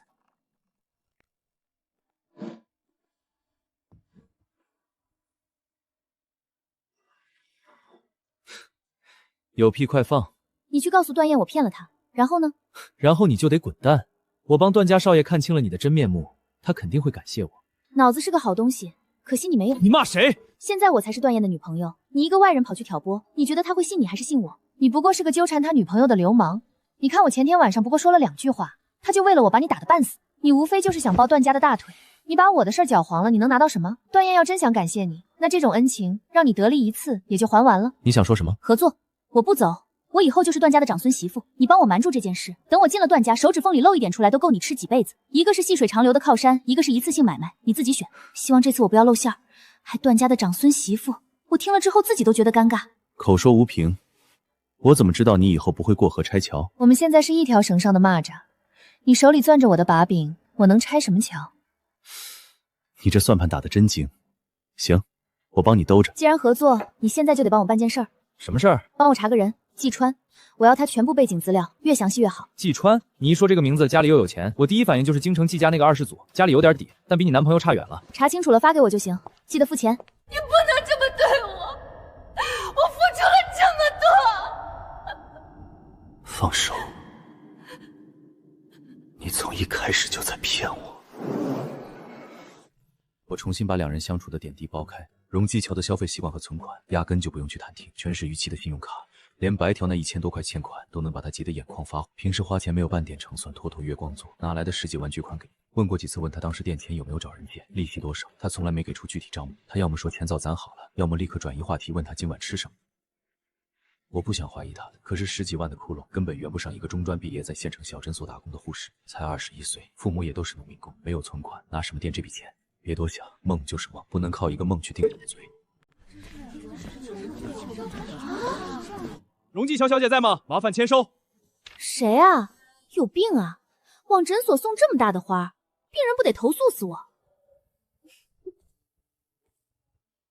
让我看看你那个保安男朋友写了什么。你发什么疯？私人物品你也乱翻？看看怎么了，小气巴拉？不会根本不是你那穷酸男朋友送的吧？花太占地方，放诊所影响工作，大家分了带回去泡脚挺好，分不完的丢垃圾桶就行，别让院长看见，我肯定要挨骂。季川这神经病，大张旗鼓往我工作的地方送花，迟早要把事情闹大。你上次说的事儿，我考虑了一下。考虑怎么样？是人住手机里吗？我不能保证一定和他分手，在我做决定之前，不要把咱俩的事捅到我男朋友那里。我本来就是想着4个月，4个月后段燕就会被段家人找到认祖归宗，到时候太子爷拍拍屁股走人，我们理所当然会分手。到时候季川爱找谁找谁去。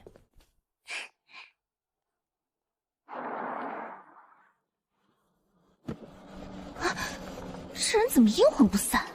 下班了，你跟踪我，顺路来看看你。买这么多菜，回去做饭。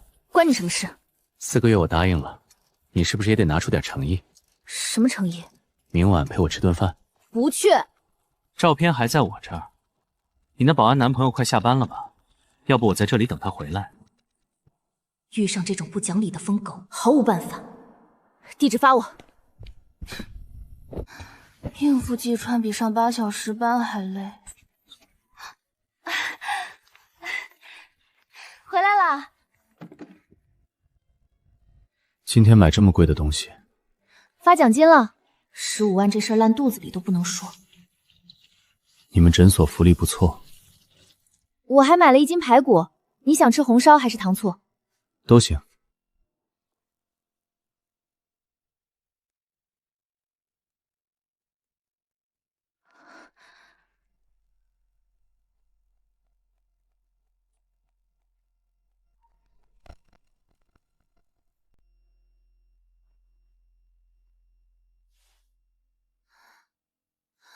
那去做饭了，熬过这3个月，拿个市级3甲的进修证明，到时候就算段燕身份曝光，2人分道扬镳，我卷铺盖回县城老家，凭着这张纸也能随便进个有水族的科室混吃等死。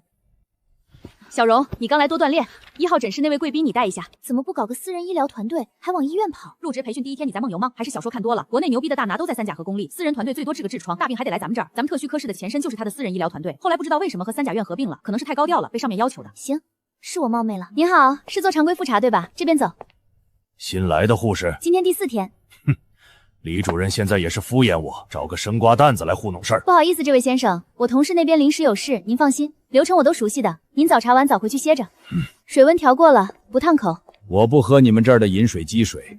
你这丫头片子，平时在家里也这么伺候人？拿1份工资干1份活儿，不过在家里我是独生女，十指不沾阳春水。说话挺呛。李主任看过了，各项指标平稳，药量不用调，按时吃药就行。叫什么名字？荣继桥。行，下个月我来复查，还找你引诊。那是我的荣幸，您慢走。段董，小荣，行啊，这尊大佛平时连护士长都骂，今天居然没对你发火。可能这大爷今天心情好，我来这里只会混履历，等日子一到就走人。这群京城的达官贵人，以后跟我半毛钱关系都不会有。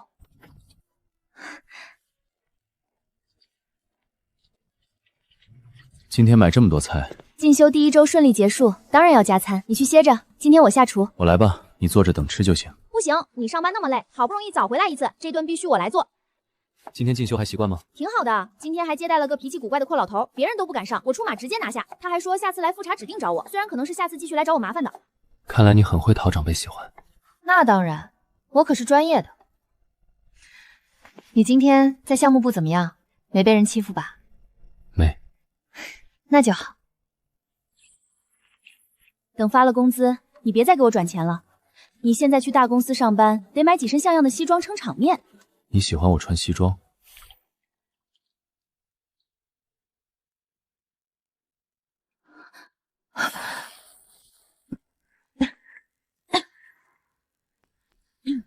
水开了。他穿西装的样子，冷酷，高不可攀，深邃，眼神冷静的近乎无情，没有笑意，整张脸像块打磨的冷玉，什么情绪都不透。那就是段燕本来的样子，不喜欢。我就是觉得你去那种场合穿得太寒碜了，显不出气场。段燕比我还惨呢，母亲离开段家，生下没几年就撒手人寰，现在有了月薪2万的工作，哪怕是没有段家，她发家致富也是迟早的。段哥，周总叫你去一趟他办公室。周总，小段，下周有个开业典礼，你跟我一起去。什么典礼？段氏集团旗下新商场的开业典礼，位置在京城东边。咱们公司承建了里面一部分工程，甲方发了请柬邀请我们过去。这种场合，圈子里有头有脸人物都会露面，你跟着我去见见世面。那天去的人非富即贵，你提前准备准备，穿正式点。知道。2位随便看看，我们这都是定制款，价格偏高。这套的样式能定制吗？小姐，这套是意大利进口面料，手工剪裁，拿就是了。怕我不给钱？不用买这么贵，我去买套几百块就行。不行，你不是说领导要带你去参加开业典礼，穿太寒碜也不行，这是投资，懂不懂？会打领带吗？我不会。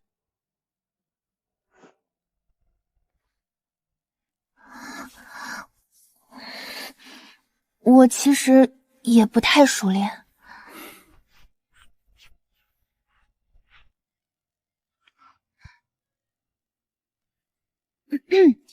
行了，你自己看看合不合适。脸这么红，热。才4月，20度。灯太亮了。想到什么了？怎么突然不怎么高兴了？没什么，一下子想到明天还要去上班。我还以为你心疼西装的钱。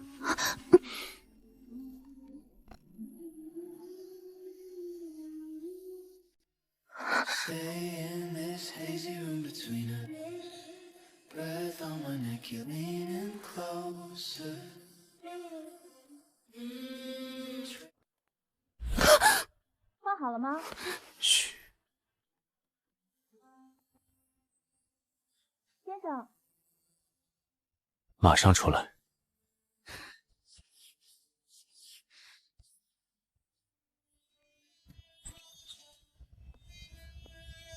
这本来就是段家太子爷，这种衣服本来就该穿在他身上。就这套，帮他量尺寸改一下吧。多少钱？18000。我有钱。你回头率真高。回头率高又怎样？人是你的。他不知道结局，我一个重生的还能不知道吗？算了。快点，快点，找个医生过来。没看到人受伤了吗？你们这儿的护士都干什么吃的？擦伤，需要清霜上药。你手干净吗就乱碰？知道我朋友这裙子多少钱吗？弄脏了你赔得起？小姐，裙子脏了可以洗，伤口感染了可就要留疤了。你，婉清，别说了，麻烦你了，护士。你轻点儿，念念最怕疼了。你要是觉得我弄痛他了，可以换个人来。婉清，你去帮我买瓶水吧，我有点渴。忍一下，很快就好。好了，这2天别碰水，按时换药。谢谢你。你长得有点像我一个朋友。是吗？那挺巧的。怎么了，念念？还疼啊？婉清，你觉不觉得刚才那个护士有点像小新？别说，还真有点像，特别是那双眼睛。不过小新可比他有气质多了，还跟人顶嘴。小新都走了那么多年了。说起这个来，我突然想起件事，你还记不记得几年前你去梁县旅游，也是摔伤了，去当地的一个医院处理伤口，还随手帮一个帅哥垫了医药费？你怎么还记得这个？我当然记得，那男的长得可真帅，就那种电影明星级别的，当时浑身是伤，躺在病床上都挡不住。你也是心大，10几万说垫就垫，连个联系方式都没留。留联系方式干嘛？你说他现在在哪儿呢？你要是去找他，凭你的家世，他还不立马投怀送抱？你这个人脑子里除了这些还有别的吗？我就是看着可怜，顺手帮一把，懒得搞那么麻烦。你就是太善良了。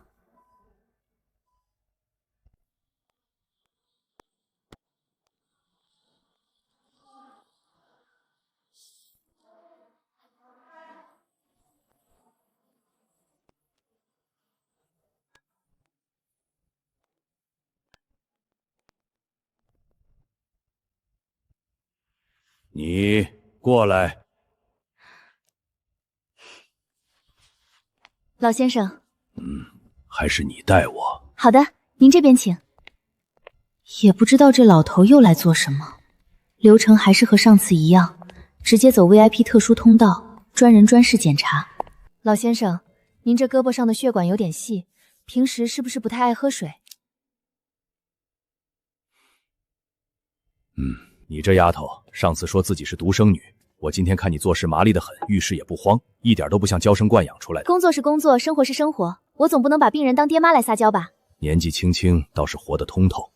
家里没人催你结婚，谈男朋友没有？我才21，男朋友倒是有一个，谈着呢。哦，干什么的？能入得了你这机灵丫头的眼，想必是个青年才俊。的确挺帅的，在做项目协调，每个月才1、2万工资吧，不嫌委屈？这老头非富即贵，但这话一说出来，还是被扎了一下心。毕竟我工资也才3000多，他对我挺好的，赚了钱都给我花，人也踏实。我像你这么大的时候，孩子都满地跑了，那时候穷啊，吃不饱饭，但家里热热闹闹的。你这丫头天天在这个地方打杂，不嫌烦？拿钱干活嘛，有工作就不错了。年轻人都削尖脑子往高处走，你成天混日子。我这种没背景没靠山的穷光蛋，不小心得罪人，连骨头渣都剩不下，还是回老家躺平最实在。要是哪天改变主意了，不想回老家了，就打这个电话。你要是愿意，我给你安排个清闲的职位，钱少不了你的，比你在医院当护士强得多。老先生，拿着。年轻人多给自己留条路总是好的。重生这么久了，这还是我第一次这么清晰地想起以前的一切。那时候的我，成天游手好闲，大肆挥霍段燕的血汗钱，就为了结识那些所谓的有钱人。他们连正眼都没多看我一下。重生之后的这一世，我几乎什么出格的事情都没做，可季川却莫名其妙地缠了上来，是我前世求都求不来的那种阶层。记得之前段燕是这样对我的。这是段董给的补偿，拿了钱，这辈子别再踏进京城半步。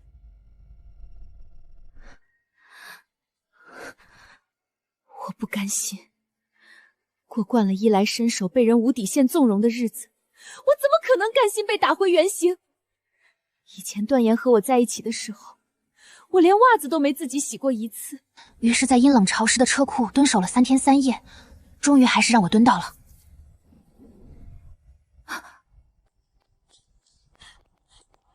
段燕，段燕，你听我解释。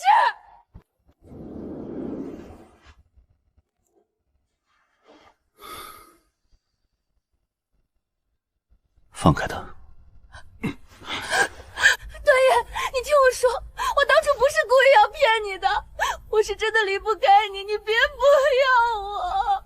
离不开我？为了买通保洁查我的行程，你花了8000块。荣继球，以前我每天打3份工，让你花几十块钱交个水电费，你都喊穷。现在为了见我一面，你倒真舍得下血本。我只是还想是见段家的继承人。想见到我，没问题。我给你一个选择，你来做段家的佣人，我不会给你任何经济上的优待，你也不许让任何人知道我们曾经的关系。但你每天能见到我，你答应吗？你连骗我都骗得这么不用心。荣继强，你骗我说你是我救命恩人，把我当成长期饭票一样。3年了，我们朝夕相对，你有没有哪怕1秒是爱过我这个人的？我爱的，段燕，我当然是爱你的。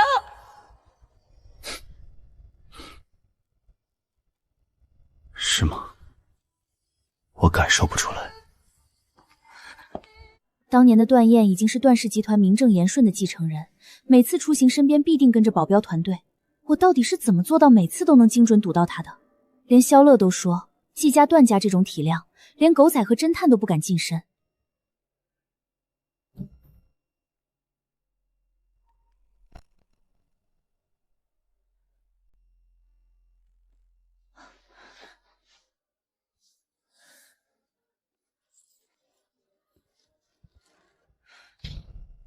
我都以为你今天不回来了。说好给你买的。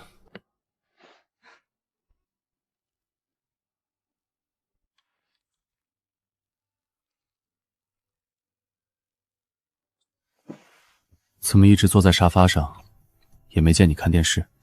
刷了会儿手机，后来困了，在沙发上打了个盹儿。你回来我才醒。这串肥一点。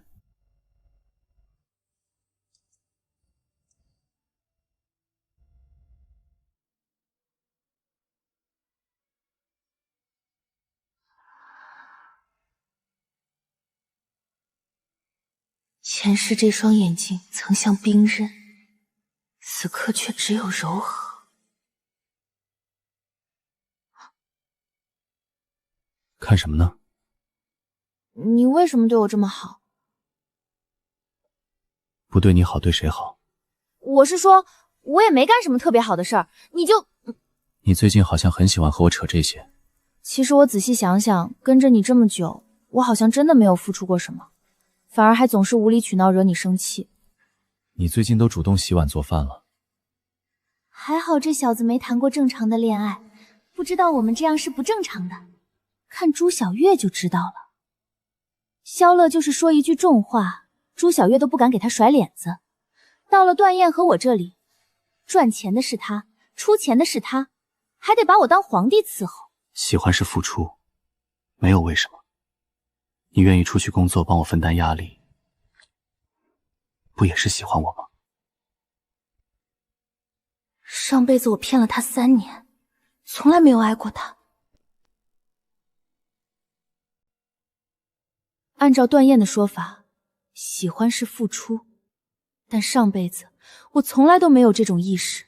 我只会嫌弃他加班回家晚了没时间给我做饭，骂他怪他不顾家，让他晚饭时间段都得骑车1小时回来给我做晚饭。段燕回来再晚都得先收拾好家里，把衣服放进洗衣机洗了，第二天起来还得拿出来晒好。我跟了他以后，做过的家务只有买点插花、剪个新裙子的吊牌、拆快递包装。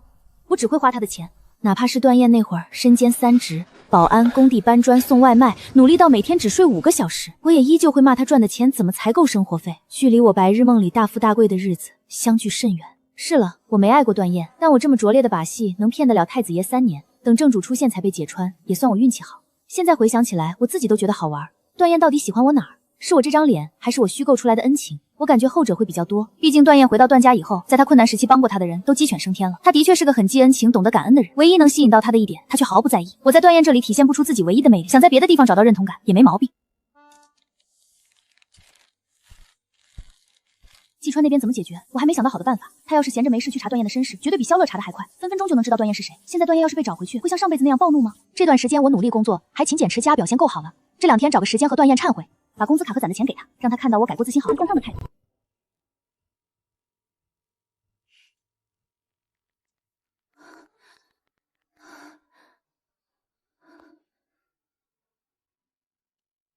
要出新手机啦！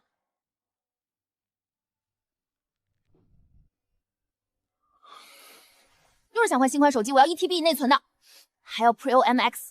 不许笑！我明天就要。等几个月，又要出最新款了。不要，我就要明天买。好，你换下来给我用。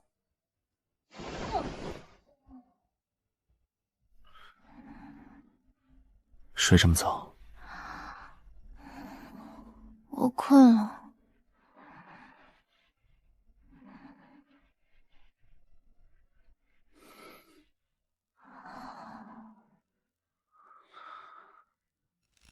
在哪？不知道，床头柜里吧，你找找。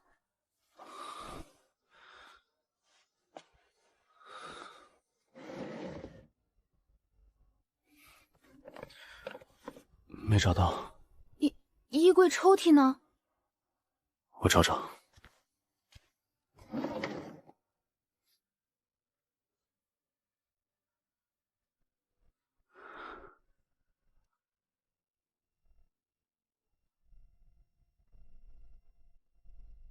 好了，明天大家还要上班呢。难不成段燕真以为自己刚刚外放是在暗示他什么？救命！我真没有这种意思。我刚才真的只是手滑，不小心点到了，不是在暗示你什么。我越说越觉得丢脸。其实你不用勉强自己来迁就我的。你从哪儿得出这个结论的？什么结论？我不知道。不说也行，我总归会知道。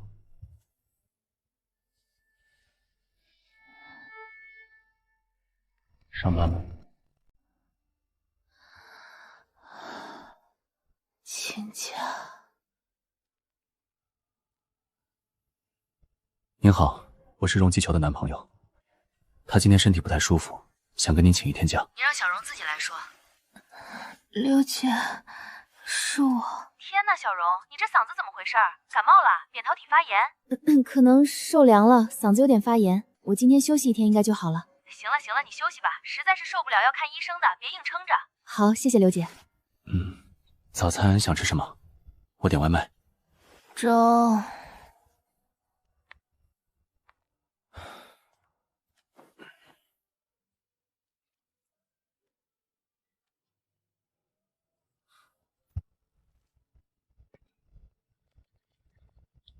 吃饭了。粥凉了就不好喝了。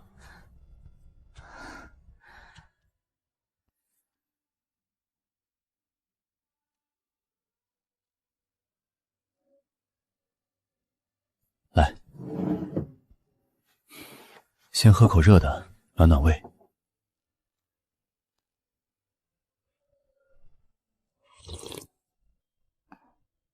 干嘛？我想知道你最近在想什么。没什么，我就自己瞎琢磨。你要不说出来，咱俩一起琢磨吧。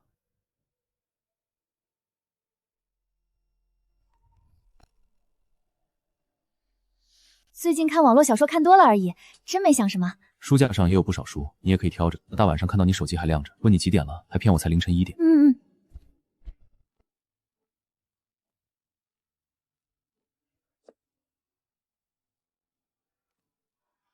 原著的前面和电影版差不多，女主虚荣、肤浅，爱慕上流社会，把婚姻当成跳板。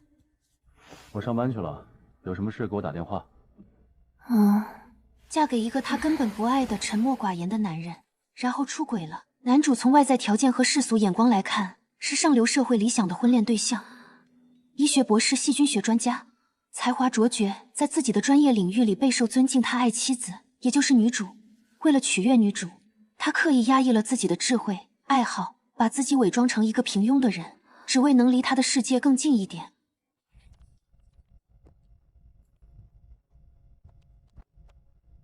主管，请假。手上几个项目节点都卡着，实在不好放人。就一下午，我女朋友生病了，我得回去照顾她。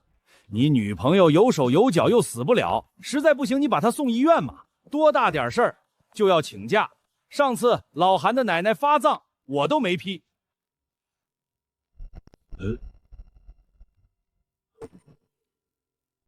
小段女朋友病了，您放心，我已经在说小段了。就这点小事，成天想着请假，简直不把公司的规章制度放在眼里。闭嘴吧你！小姑娘这会儿身体不舒服，身边又没人，你还在这儿为难人家小段，怪不得你老婆要和你离婚。怎么还人身攻击呢？快回去，快回去，别让小姑娘一个人扛着，等她病好了再来公司就行。以后段燕的请假理由只要是有关女朋友的，别给我耽误，秒批就行。周总，这不好吧？这小子最近风头这么兴，不打压打压，回头飘了都敢骑你头上。我管他有的没的，他再给我谈个何总那样的合同，骑我头上拉屎都行。我去，怎么感觉段燕这小子跟祸国殃民的妖妃似的？段燕就是个纯纯的恋爱脑，为了他女友，二话不说的就签了卖身契合同。等到时候这小子成长起来，卖身契那快1000万的违约金，我都觉得拴不住。听说段燕的女友是护士，回头要不把他挖来，找个高薪悠闲的萝卜岗给他，把他伺候好了，纯当人质。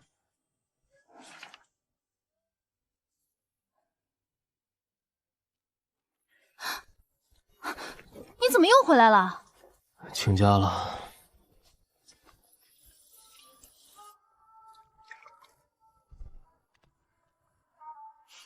要帮忙吗？不用，你玩去吧。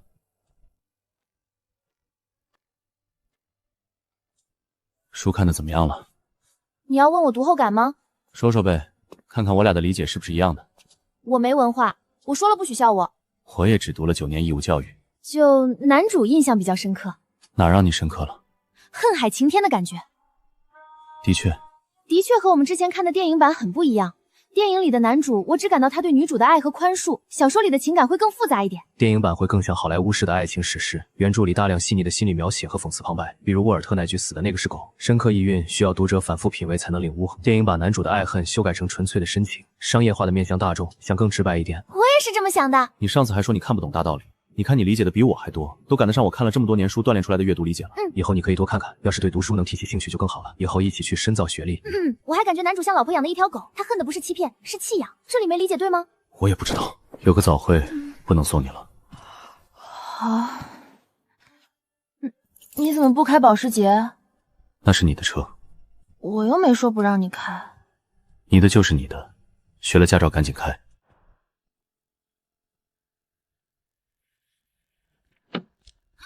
每次见面都这么怕我，我又不是什么坏人。光天化日把人拖进车里，不是坏人是什么？你真的会和你那小男朋友分手吗？怎么总感觉你在骗？其实我就是怕，段燕人的确不错。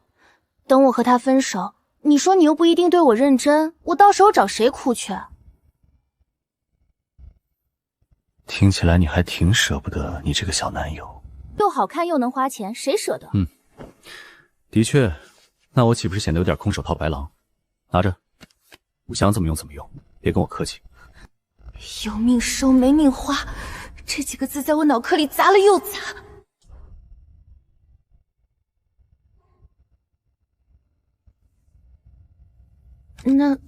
那我就不客气了。能给美女花钱是我的荣幸。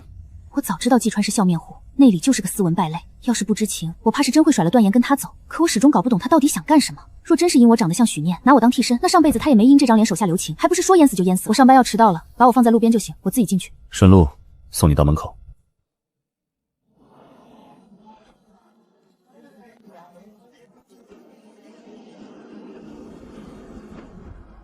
去死！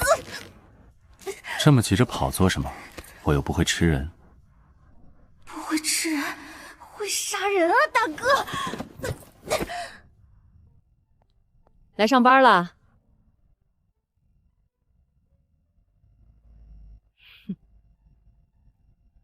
刘姐，走，赶紧换衣服去。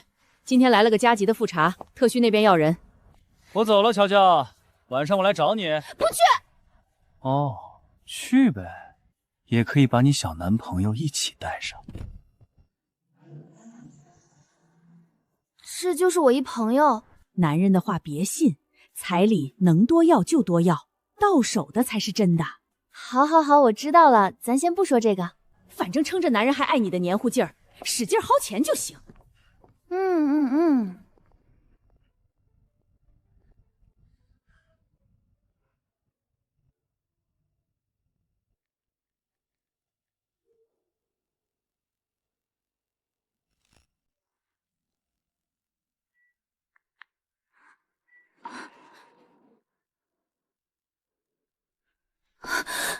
感情季川不是不提这件事情，而是要和我秋后算账。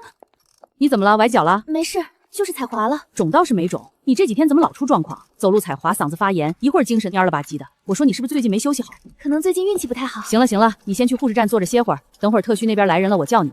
走路慢着点。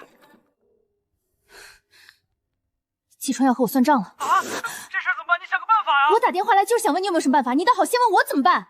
我被他关了1天1夜，出来浑身都是伤，我家里人都吓坏了，问我为啥跟踪季川，我也不敢说。跟踪是你去的，被抓是你被抓的，手机也是你丢的，你现在跟我说你没办法。今天下班之前你必须给我想个主意出来，不然我就把锅都甩你头上。我不知道季川知道多少，只知道我今晚上肯定没好果子吃。今天同事要一起吃饭，你不用来接我了，你自己先回去吧。几点？说不准，你别等。新手机帮你买好了，等你回来。什么颜色？橙色，你上次在网上截图给我的那个颜色。我自己都忘了，他倒记着颜色，我很难过。等我回去，也不知道有没有命用。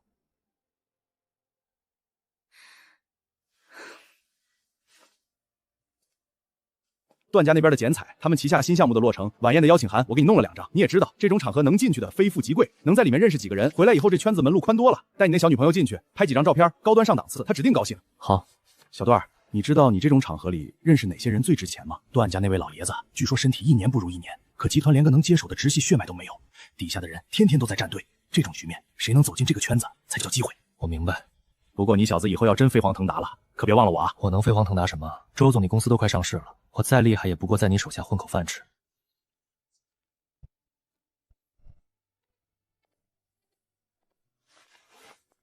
我是真的不想下班，我有点想哭。不开玩笑，这真是我有生以来第一次不想下班。这家伙见我一次换一辆豪车，我看着这车简直忍不住羡慕，下辈子疯狂接季川的投胎运。上车。如果我现在掉头，这个疯子绝对干得出直接把电话打给段燕的事情。去哪儿？带你去见见世面，顺便聊聊你让我很感兴趣的那些小动作。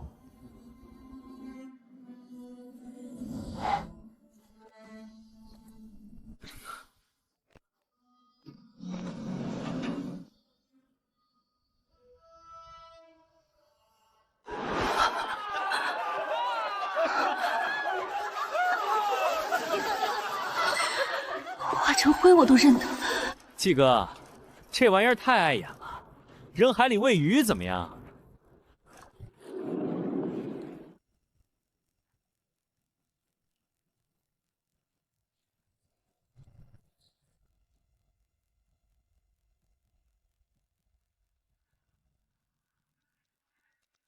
这长得……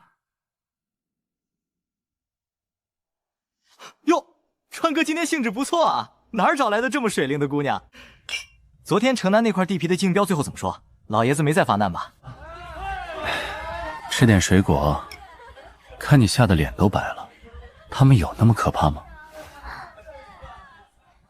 等不了多久，段燕认祖归宗，成为京城第一财阀的唯一继承人。到那个时候，这帮人绝对会像嗅到肉骨头的狗一样。他们随口跟段燕提一句：“那我这几个月来苦心经营出来的贤惠人设，直接在一瞬间彻底崩塌。”分手费，即使是到了我的手里，段燕都能被气得找我要回来。城南那块地，王家可是下了血本想截胡。季少，咱们那份标书的底价是不是得往下再压2个点？压什么？王家现在的资金链早就断了半截，不过是虚张声势。明天直接把底价往上抬3个点，让他们陪跑去。季川在医院门口堵我，明明说的是要跟我算萧乐跟踪的事情，可把我拉进这个乌烟瘴气的包厢后，就把我晾在这。足足半个多小时里，我就像个被判了死缓的囚犯，每一秒都在等待铡刀落下。这种钝刀子割肉的折磨，比直接捅我一刀还要让人崩溃。季少，我能不能先走了？走什么？你们聊的都是公司的大项目，这些机密是我这种外人能听的吗？死人有什么不能听的？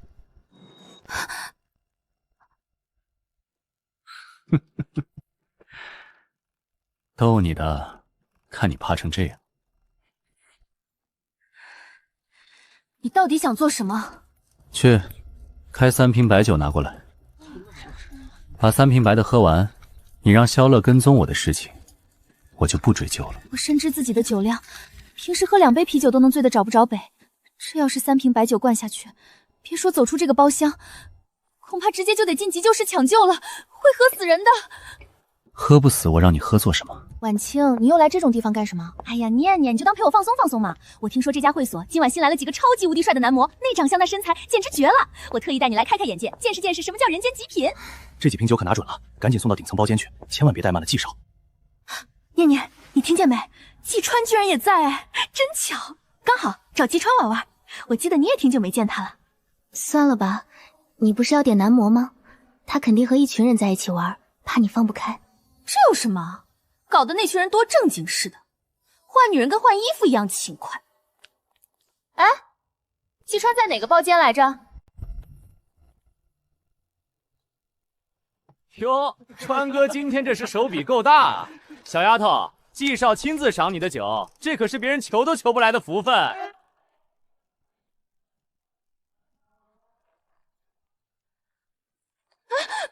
我不喝。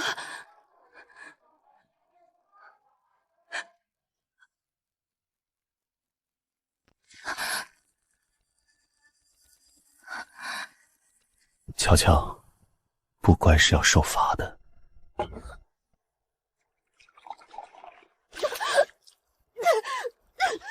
呀，里面好热闹啊！季川，你们又在搞什么好玩的新花样？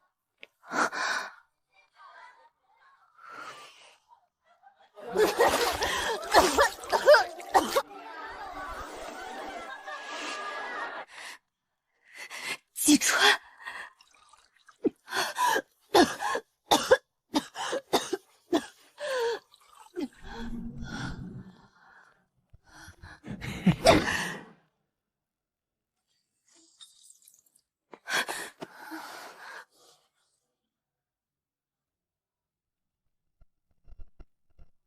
婉清，你先扶他出去，好好清理一下。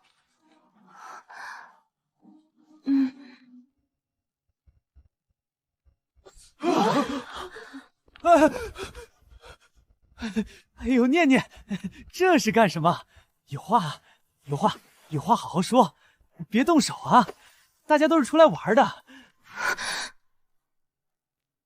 滚开！你算什么东西，也敢来拉扯我？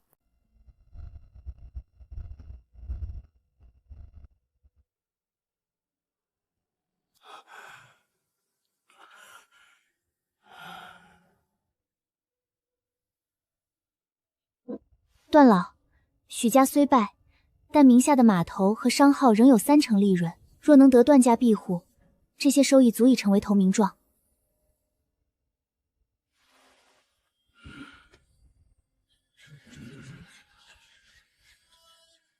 我不会改姓，也不会分走段家任何财产。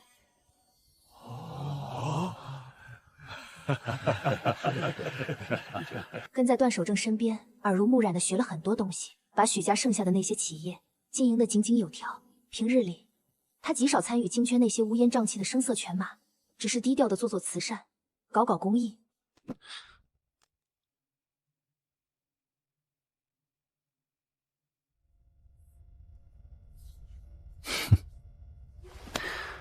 手劲儿挺大呀，打疼了没？他怎么惹你了？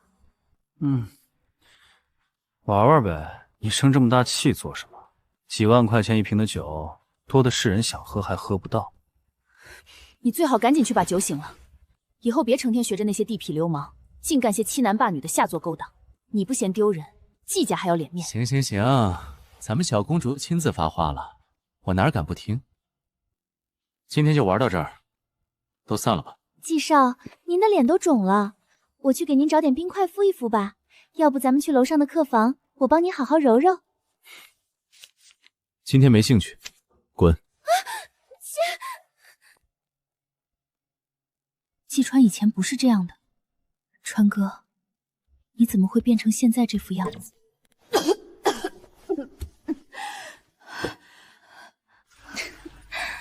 不能喝还非要来这地方，你还是赶紧死心吧。季川心里有人，你这种不知从哪儿冒出来的，他就算现在看你一眼，回头转身就忘了。你去跟季川说，让他放过我就好了。什么意思？清醒了就走，别在这里待着。我想去谢谢刚刚那个带我出来的女生。能不能？谢什么谢？她顺手而已，你也别想多了。攀高枝这种事情，我劝你省省。人家是什么来路，你是什么来路。行行行，天龙人，我走了。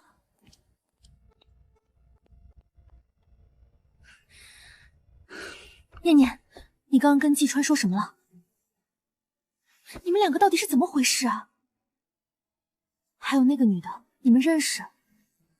你犯不上为了个不熟的人，把和季川的关系搞僵了。我之前见过他，不像是自愿来这里的。说句不好听的，一个愿打一个愿挨的事情多了去了。你跟季川那么多年的情分，就因为信了一个只见过几次面的外人，给他来了那么响的一下，他以后还会不会搭理你？你想过吗？无所谓，我是说真的，你把季川惹恼了。婉清，那个女孩子满脸都是泪，你哪看出来？一个愿打一个愿挨。她能来这地方本来就心思……你是不是喜欢季川？念念，你胡说八道些什么呀？我怎么可能喜欢他？我看你一直为季川说话，还以为你对他有意思。真没有。没有就好。季川现在是什么德行，你心里比谁都清楚。虽然我们从小一起长大，有几分总角之意，但他现在已经和我不是一路人了。其实季川这副样子也是因为之前那件事。好了，不说他的事了。这家会所新来了几个长得不错的男模，带我去见识见识吧。我们玩一会儿就回去。行，咱们去挑几个最顺眼的。姐姐，我给您倒杯果酒润润嗓子吧。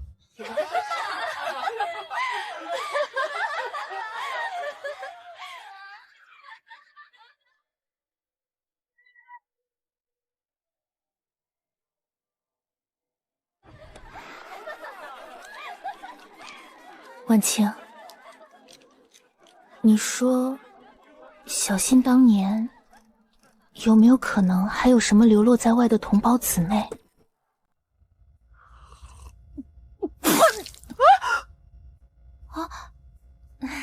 我就是随便说说。不是，我是说你这话其实也不是完全没可能。念念，小溪当年是从山区抱来的，具体从哪儿来的，原来的档案早就残缺不全了，说不定她还真有个姐妹流落在外面。你实在是好奇，就去做个 DNA 呗。算了，你就当我随便和你唠嗑，我自己都觉得荒唐。小新都入土为安了，难不成真的为了我这点猜测去挖出来做 DNA 不成？是我想多了。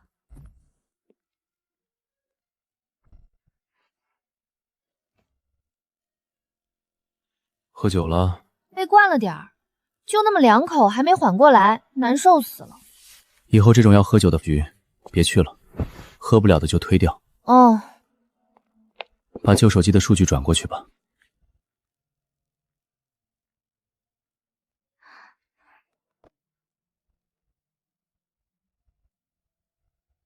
那我就用这个了。你别用我的旧手机了，我也给你买个新的。咱钱多烧得慌。有个晚宴，周总给的，说是段氏集团旗下新项目的落成典礼，场面挺大，我们去玩玩。上辈子应该没有这一出吧？我就说，段燕往上走以后，迟早会更早遇到段家的人和事情。怎么了？没什么，我看时间是周末，咱们难得放假，在家躺着吧。收拾一通出门好累哦。你就当去吃顿好的，拍拍照片发发朋友圈。那个，我最近进修那边挺忙的，周末可能要加班，到时候看情况吧。又加班？上次不是调休了吗？段燕起疑了，我其实就是不太想去这种高级场合，我去了会不会不太合适？我又不认识什么人，到时候站在那里像个傻子一样。有什么不合适的？而且周总说了，这种场合就得带女伴去，我一个人站才像傻子。租礼服也挺贵的吧？没必要为了吃顿饭花那个冤枉钱。礼服你不用操心，公司报销。完了，这条路也堵死了。不想去就不去吧，到时候只能我和周总去了。你们俩男的去怪怪的，到时候我看看吧，有没有时间。好。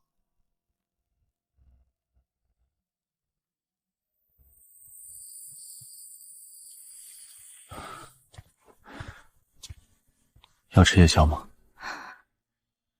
家里有啥？饺子、汤圆，还有个牛排。那牛排上个月买的了吧？应该过期了。没什么好吃的，点外卖吧。这个点都是烧烤了，找堂食店，别选那种15分钟出餐的，全是外卖店。吃了这么多年都没吃出问题，我眼睛没看到问题就是没问题。听话。不要，堂食店都排队了，要烤好久，送来我都睡着了。干嘛？我来给你点。不要！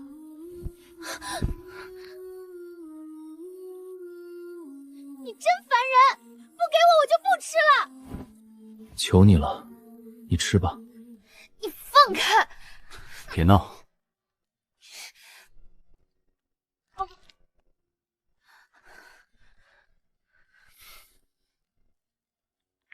买了，1个小时后送到。1个小时我都等着睡着了。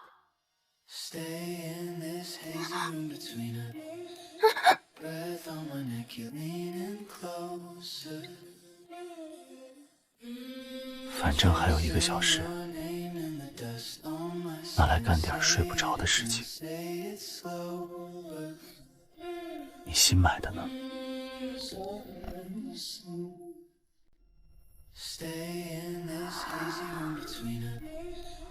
印子都淡了。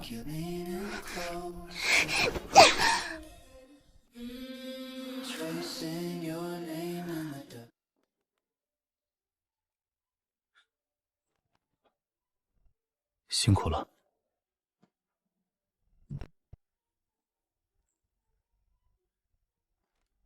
吃不吃？不吃。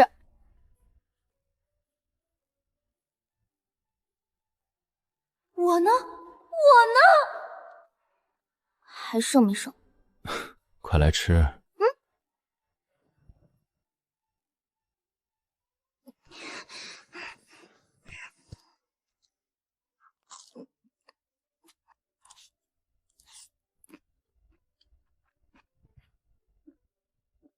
看什么看？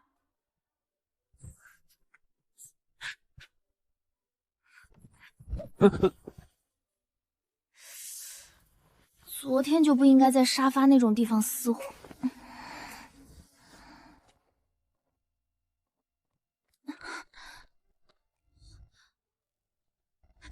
燕，你属狗的吗？抱歉。你自己来看看你干的好事儿。你要不咬回去？滚！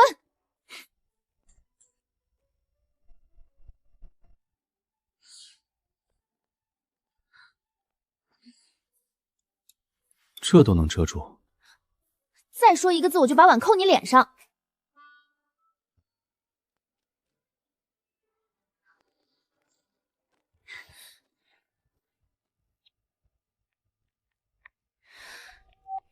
哪位？我是在医院做护士的小荣，前几次给您做过银诊，您还记得我吗？就是那个嫌名片烫手，结了就塞柜子里的那个。段老先生，我以为过了这么久，您早把我忘了。忘你干什么？老头子没别的本事。怎么和段燕一样，嘴巴那么贱呢？段老先生那次检查完，我一直很挂心那几项指标，还专门去查了资料，想了几个日常护理的注意事项，怕段老先子身边没有专业人提醒。这么殷勤，有什么话你就直说，我等下还有个董事会，没工夫猜哑谜。是这样的，我和我男朋友刚好弄到了段家一个新楼盘的开盘晚宴邀请函，这不就想着，要是您老人家也去，我能不能厚着脸皮带我男朋友给您敬杯酒？哪个盘？盘龙。盘龙，记不清了。是我们段家的产业。稳了，确实是段家旗下的，我们可是费了好大的劲儿才弄到这张邀请函的，就盼着能在晚宴上见您一面。什么时候办？就在下周一晚上。那天行程满了，没空过去。哎呀，那可真是太遗憾了。我男朋友这人特别踏实肯干，最近工作也很出色。我原本还满心欢喜的想着能把他引荐给您这样的大人物认识认识。我就是想着，要是有您提点两句，他以后肯定能飞得更高。我就盼着他能步步高升呢。怎么不怕他反头给你甩了？他要是真发了达就抛妻弃子，那还不如直接去死。回想一下上辈子，我明明用的是前世段守正亲自说出来的话来夸段燕，怎么是反向的效果？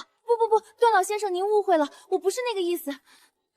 我就是觉得他值得更好的平台和机会，我想帮他一把。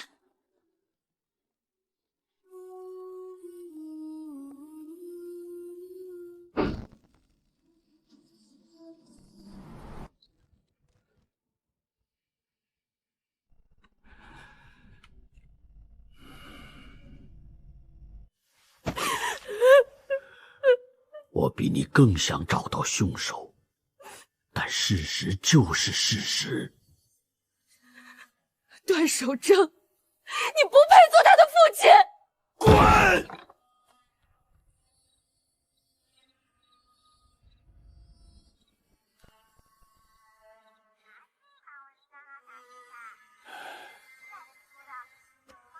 行了，别念经了。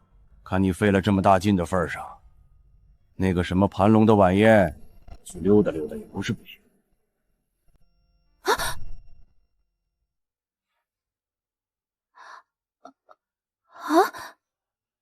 我说我去看看，你不是想让我见见你那个男朋友吗？完了，我搬起石头砸自己的脚了，我欲哭无泪，我怎么这么笨啊！行了，丫头，逗你玩呢。我忙得很，一个小楼盘的开盘晚宴，犯不着我亲自跑一趟。到时候能腾开行程再说吧，大概率是去不了的。好的，那就看您的时间安排，不勉强。如果有时间您还是休息吧，您看您忙成这样。行了，挂了。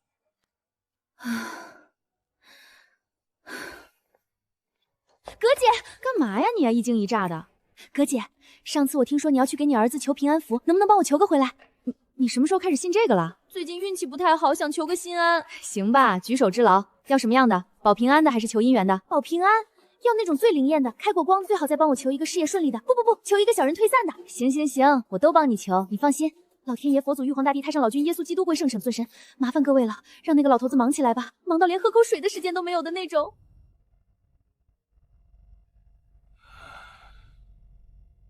段董，下午2点半有个视频会议，3点45分城建局的刘局约了茶叙，晚上6点是和华盛那边的签约。下周一晚上什么安排？下周一晚上7点是和瑞丰集团的合作签约仪式，对方董事长亲自出席。这个项目前后谈了快半年了，双方都很重视。段董，您是想调整下周一的行程吗？算了，去不了就去不了。对了，让人再去查一下我儿媳妇那边，她爷爷奶奶、外公外婆和所有亲戚，能查的都再查一遍，看看有没有什么新的消息。是，我这就安排人去办。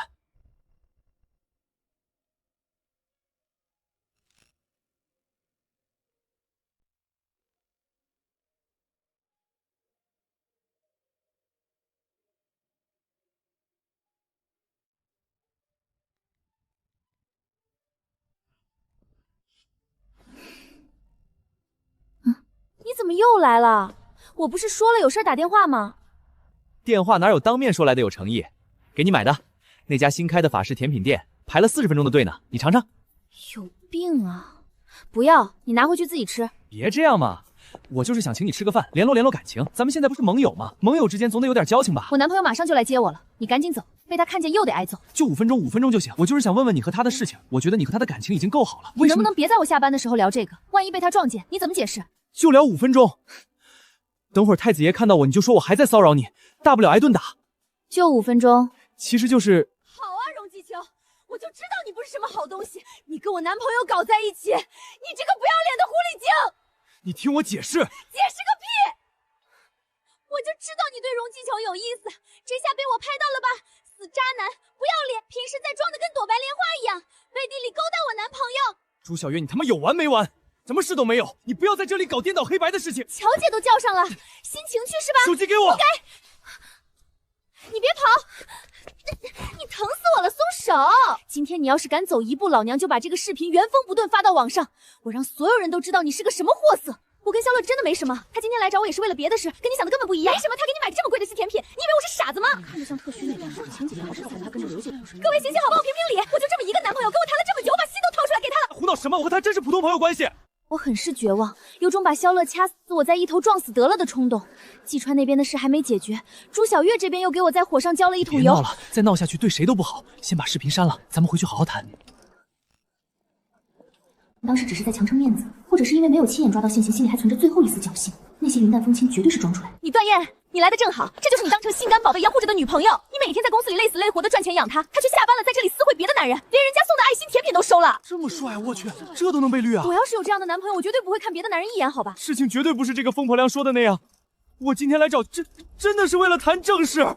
终于怕了吧？原来也有容继乔怕的东西啊！今天这事儿可是人赃并获，你还要继续装瞎，继续当你的冤大头吗？松手！真不是朱小叶说的这样。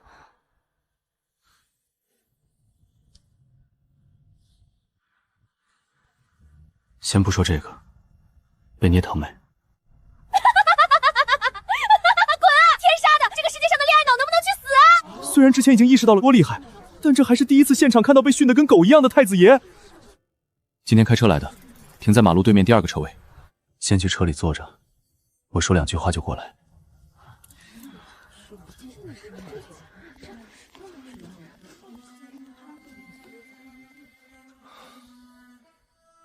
到底怎么回事？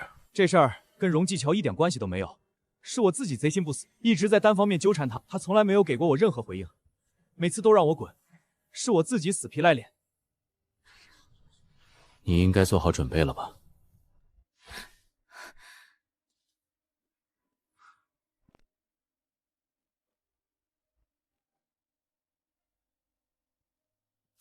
解决好了。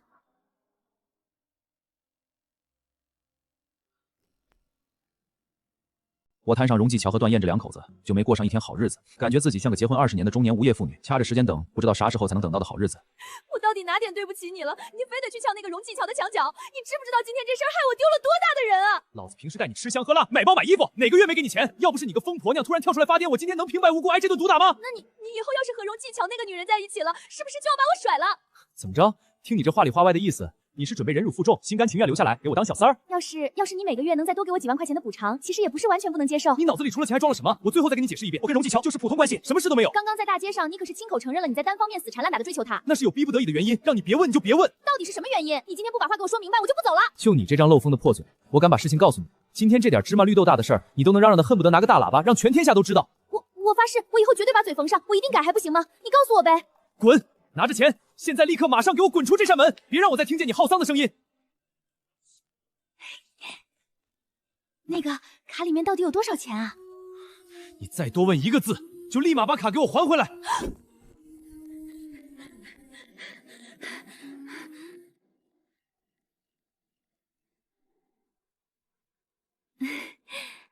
我怎么这么命苦？说不容技巧和肖乐到底藏着什么见不得人的勾当，我非得弄清楚不可。解决好了。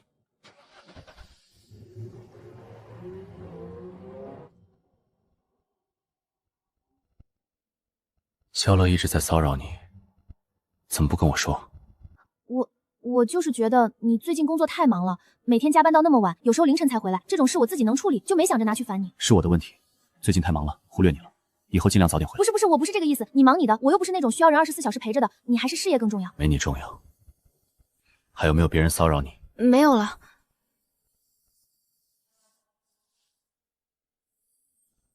没有就好。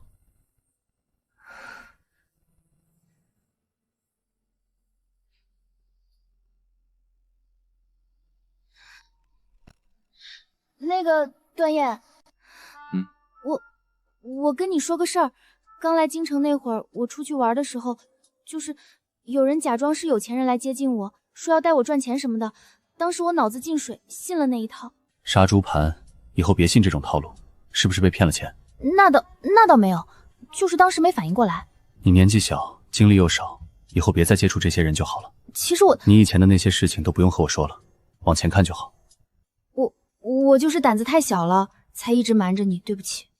不用道歉，等你再成熟一点，有了自己坚定的价值观，就不会被这些东西轻易引诱了。我现在还不算成熟吗？你才21岁，这个年龄，好多人还在大学里无忧无虑的读书，在学校里阿巴阿巴的犯傻，安心享受着父母的供养，每天除了学习，就是想着怎么玩，怎么花钱。你这种连社会规则都没摸透的年纪，成熟个什么？是啊，才21岁，人生最美好的年华。上辈子凄惨死去的那个夜晚，也仅仅只有21岁，才重生几个月。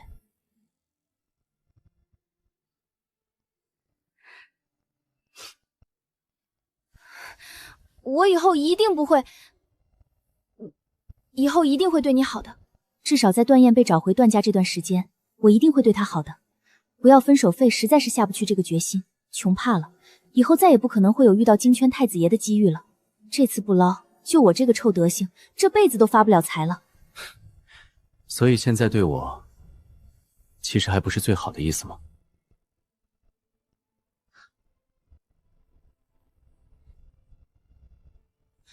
你不要曲解我的意思。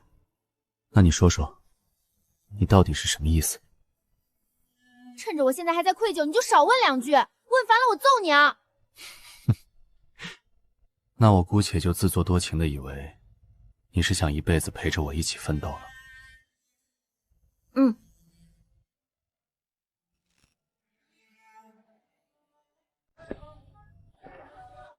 老板，这皮皮虾怎么卖？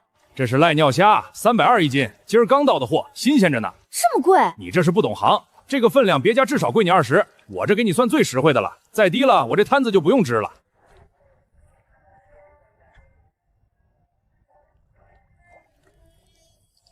那个小姑娘，看你诚心要，给你算便宜点，240，不能再少了。这个也来几个？这个就算了吧，我没做过。网上搜搜攻略，没什么难的。今天我想吃这个。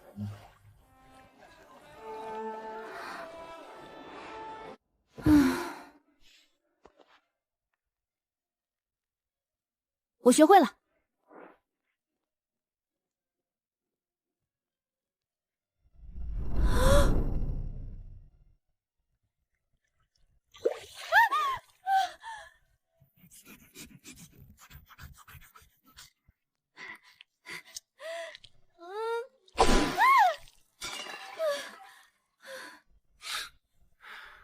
我要看到你对我好的诚意，以后我每顿都要吃到这种价格的山珍海味。不伺候了，你自己做。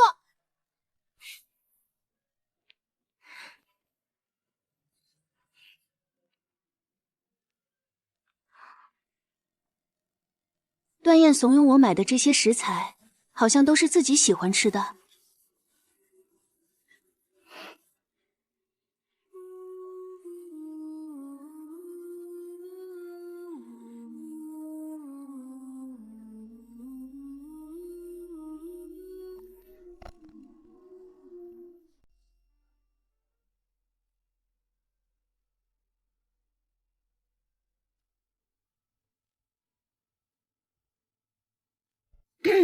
好了吗？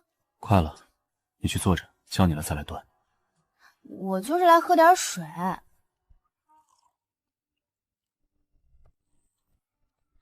别见到你。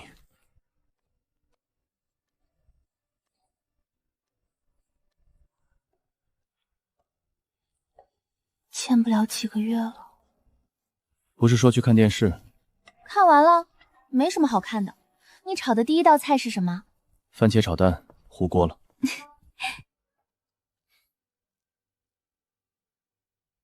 那后来呢？怎么练出来的？饿的，饿几顿就知道，菜做的难吃也比没得吃强。你以前在福利院的时候，有没有人对你特别好？怎么突然问这个？就是好奇，你对人这么好，肯定是因为有人对你好过才学会的吧？一开始问题这么多，怎么一下子不说话了？哦，那以前是谁对你好？福利院食堂阿姨看我长得帅，会给我多要2块肉。我真是服了。我发烧的时候，阿姨半夜给我煮过姜汤，冬天会把她儿子穿不了的旧棉袄给我。我要是小时候认识你就好了，那我肯定天天给你带好吃的。虽然我小时候家里也穷，但是辣条和小黄卷干脆面还是买得起。辣条和干脆面，小卖部1块钱2包那种，你吃过没？没吃过。那我明天买给你吃。好。你今天怎么跟狗皮膏药一样？就是觉得你真厉害，从小什么都没有，自己一个人长大，也没人教你怎么做人，怎么做事，但你什么都会，还什么都做得你又别人好。想买什么？卡里的钱不够了吗？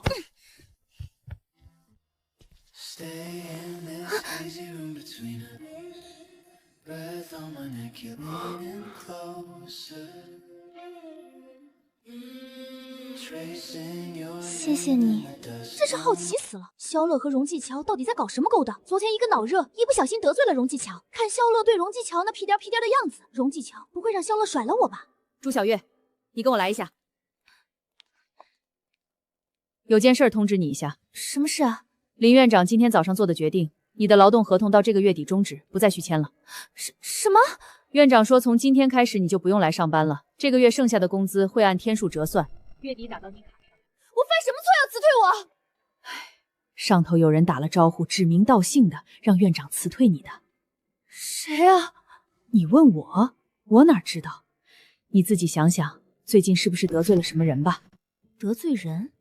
我最近得罪了谁？脑子里这几天的事情翻来覆去的过了一遍。荣继乔这个女人，表面上一副人畜无害的小白花模样，心眼子比谁都多。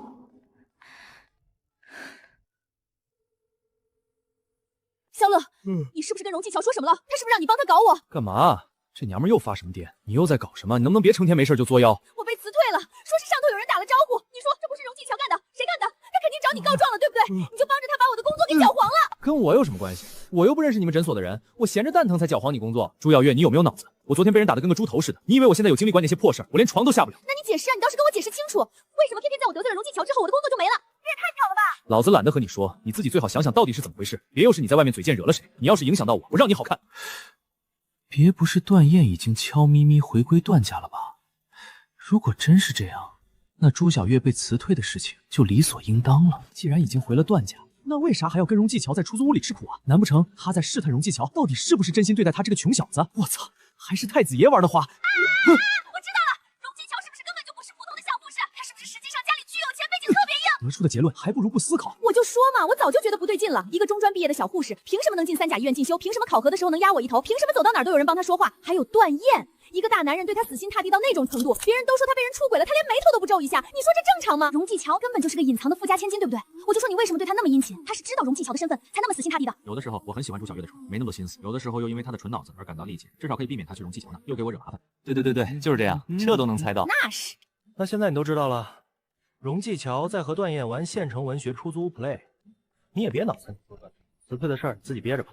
萧乐为什么不早和我说，害我出了这么大的丑？以前荣继乔还在诊所的时候，我还成天在他面前秀优越感，秀萧乐有多疼我，秀萧乐给我买什么新款包包、衣服、首饰、名牌。我想着荣继乔这个中专妹没见过世面，每次都要拿到他面前去炫耀一番，太尴尬了。荣继乔指不定怎么在心里嘲笑我。天杀的萧乐，抱大腿居然不叫我，这比被荣大小姐搞得没工作还要难受。上次那件事，虽然她那位天龙人闺蜜阴阳怪气我，但我是真的很感谢许念。要不是没有许念帮忙，我指不定要被季川折磨成什么样。我甚至连对方的全名都不知道呢，只听天龙人闺蜜说叫念念。这个乡镇卫生院的床位数对不上，上次实地走访的时候，院长说是12张，但这里登记的是8张，可能是临时搭创，没来得及更新校账。这次下去的医疗物资是按床位数配的，差4张床，药品和耗材的缺口不小。这些山区的卫生院校账管理一直是个老问题，有时候连个固定的档案柜都没有，资料散的到处都是。下次再来。小荣，你来了，文件呢？放桌上了。辛苦辛苦。对了，我记得小荣就是贫困山区出来的，他老家那边的情况他应该比较熟。你要是有什么山区上不懂的问题，可以问问他。你们山里的那些村子大多都通了路吗？车子能开进去那种？大部分通路了，不过有些不是水泥路，就是碎石路。有的时候雨下久了，有的村子会断路，外面的车进不去，里面的人也出不来。如果进山的话，一定要看好日子。断路的时候，村民看病怎么办？但那种路通了，地方的赤脚医生有时候就是村里年纪大的懂点草药的老人，能处理的东西很有限，所以医员车队进去就是个问题。冬天的时候，有些地势高的村子路面全是暗冰，别说车了，人走路都打滑。我听我奶奶说，早些年冬天要是摔断了腿，就只能绑2块木板先撑着，等开春路化了再去镇上看。是会上点药吗？有用吗？早年对这类植物还没禁得那么严，他们会用相关制品止疼，绑木板也只是怕骨头在位移。我小时候见过一个伯伯就是这样，绑了一整个冬天，后来去镇上拍片子，骨头都长歪了，一辈子瘸了。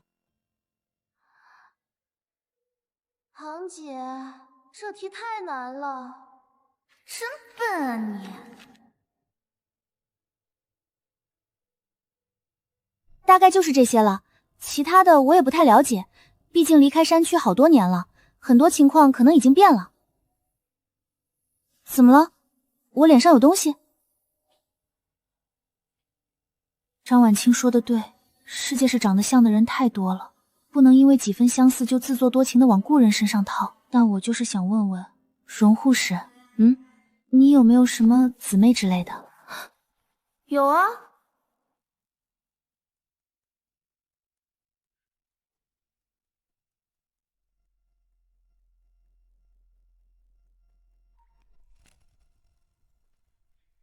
真的？是真的吗？叫什么名字？比你大还是比你小？比我小，我记得叫什么云，不过我们不太熟。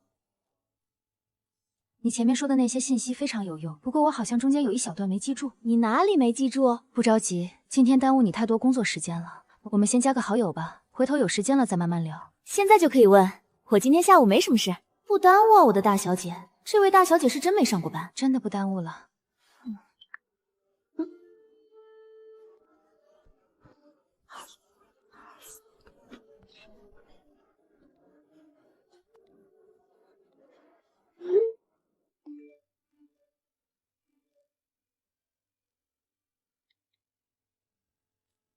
我以前那些朋友圈全是各种假货，蹭照，P 的连亲妈都不认识的自拍，那些曾经精心编排的内容，就这么毫无防备的、赤裸裸的暴露在了许念的眼前。完了完了，这下真的成小丑了。等拿到分手费，回老家安顿好了，过上真正的好日子了。到那个时候再发朋友圈装逼也不迟。到时候我全发真的奢侈品。好。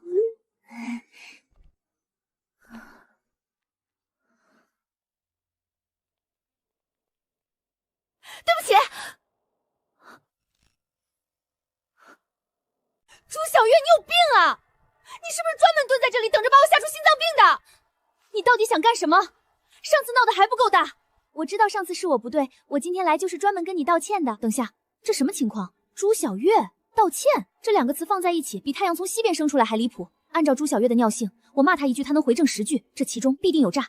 是萧乐把他收拾了？哟，太阳打西边出来了，你居然会跟人道歉？我怎么记得上次你在一群人面前指着我鼻子骂狐狸精的时候可威风了呢？怎么被人教训了？现在知道怕了？早知如此何必当初呢？上次差点把我工作都搅黄了。你知不知道那些同事现在看我的眼神有多奇怪？我好不容易才在进修这边站稳脚跟，被你这么一闹，背后不知道传了多少闲话。我道歉了，我也得到教训了。工作的事情你就放过我呗。什么工作的事情？就是诊所那边辞退我的事情。我知道你肯定是为了上次的事情生气了，我确实做的太过分了。你想让我当牛做马都行，别让诊所把我工作开了啊！我都在那地方交了5年社保了。你被辞的事情和我有什么关系？我懒得跟他掰扯这些有的没的。我现在满脑子都是季川那边的烂摊子，还有下周那个该死的晚宴。我说了不是我干的，你信不信随你。我心情还算凑合，你要是再磨磨唧唧不走，等你把我惹毛了，你别生气，别生气，我立马就走。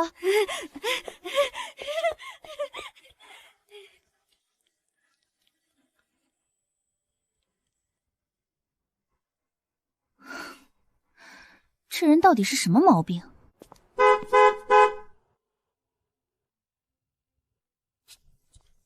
等很久了吗？刚到。刚才在门口跟谁说话？朱小月跑来跟我道歉的。他道歉？可不是嘛，我也吓一跳，说是他被诊所辞退了，以为是我搞的，跑来求我放过他。是你让人干的吗？和我没关系，是他自己作的。哦，难不成还是萧乐干的？当狗腿子，连自己的女朋友都整。我自己干的坏事就已经够多了，萧乐怎么比我还不是东西？你朋友圈怎么全删了？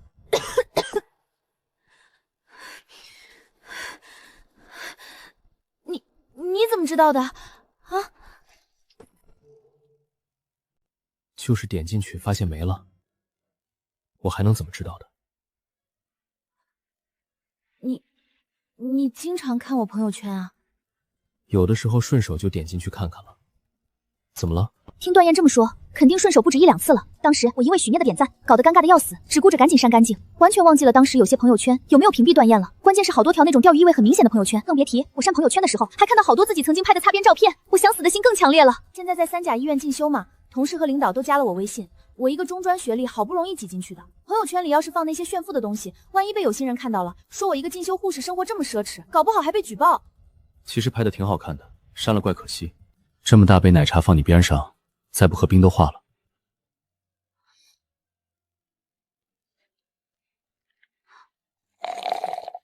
好喝，谢谢。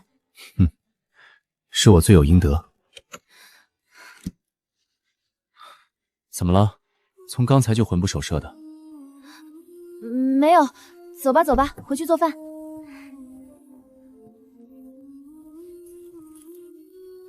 你在干什么？给你擦鞋啊，今天正好有空。那我去做饭。没事，我记得你每次回来都要加班，你先去吧，我随便炒2个小菜就好了。确定了，这丫头心里有鬼。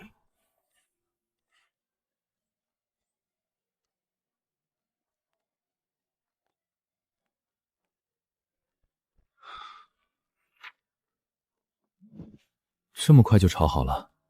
刚刚你的菜一下锅，我就闻到香味了。你是不是看中什么东西了？啊？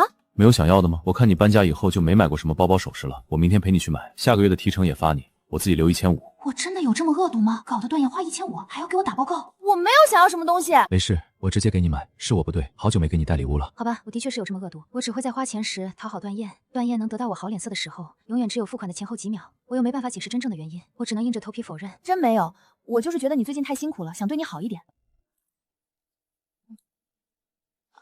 那个段燕，你之前看我朋友圈的时候，有没有觉得哪里不太对劲？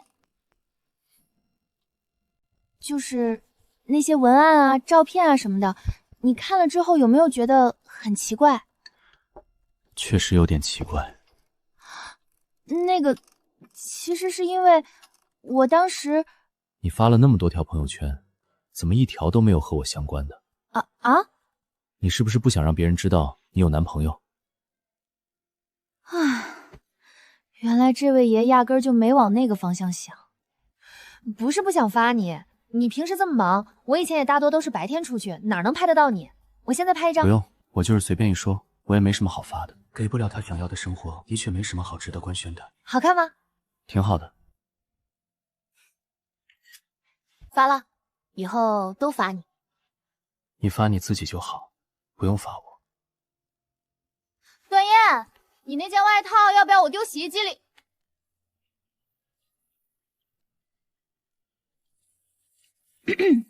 看什么呢？这么入迷。段燕，你是不是在看我发的朋友圈？没有。真的吗？你那张照片拍的不好，光线不对，我在研究哪里有问题。哦，你发你自己就好，不用发我。荣继强，本来明天想给你带个包，再说一句就没了。好，我不说了，你继续洗碗吧。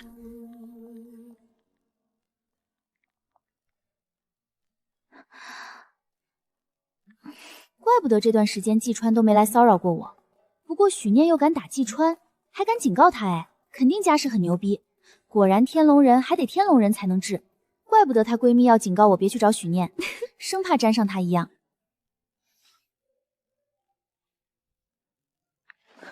你什么毛病？这个点打电话来干什么？我和段燕在家呢。乔姐，你听我说，有屁快放！段燕已经背着你被接回段家了。你说什么？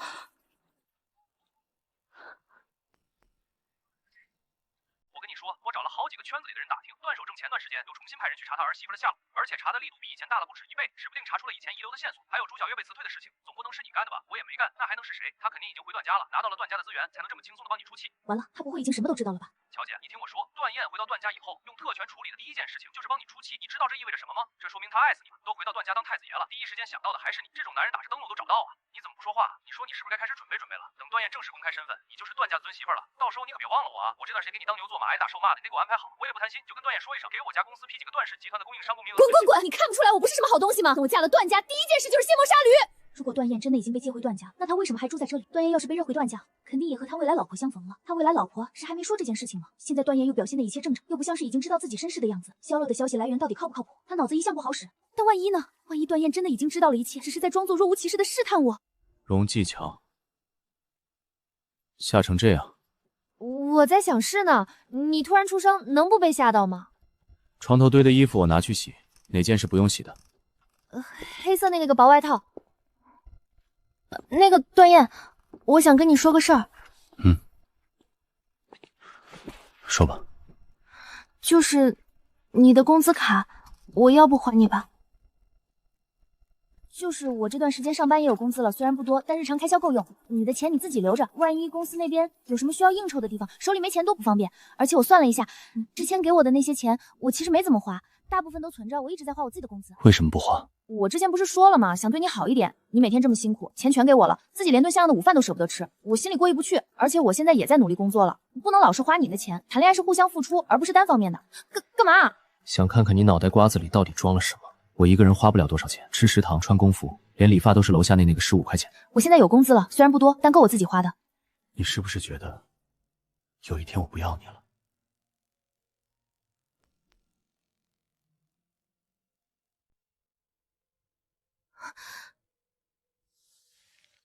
我没这么想。你要是真想对我好，就别跟我算这些账。我不是在算账。你不是在算账，你是在给自己留后路。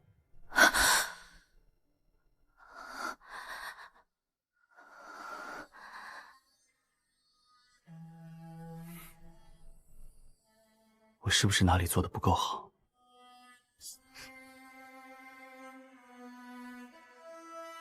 能不能多信我一点？能不能多爱我一点？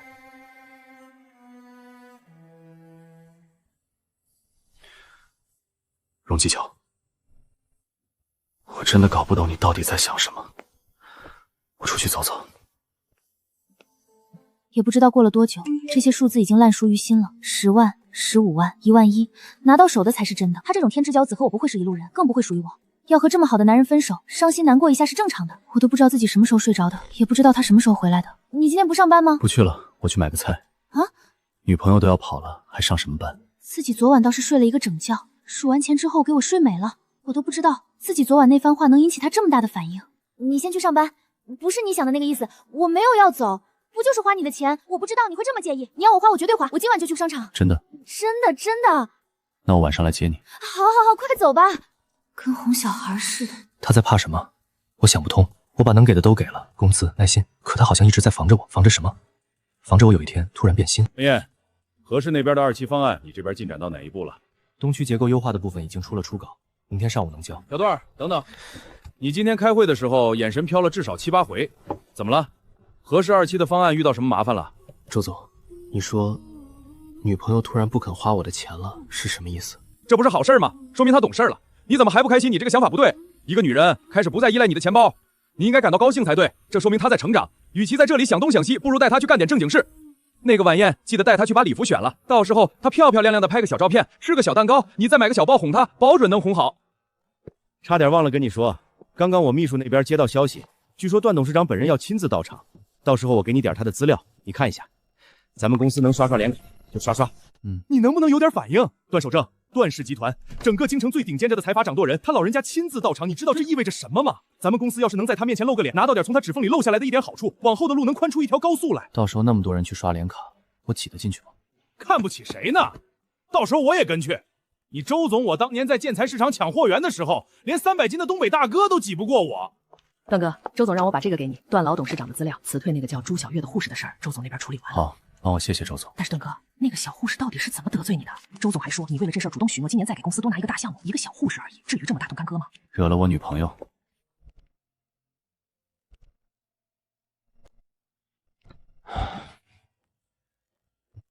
我其实不是什么好东西，如果我真的为荣技巧好，应该放手让他去找一个能给他更好生活的人。萧乐有钱，季川更有钱，但就这2个货色，除了有钱还有什么？不就是钱和地位？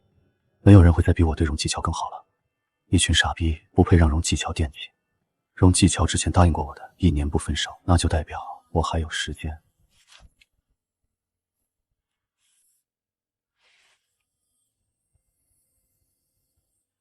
我知道周广林只是自己当下的一个跳板，有了门路，有了创业资本，我迟早要离开这个地方。自立门户来钱是最快的。荣继桥嘴上说不在乎，但他想要什么样的生活，我太清楚了。他喜欢漂亮的衣服，喜欢精致。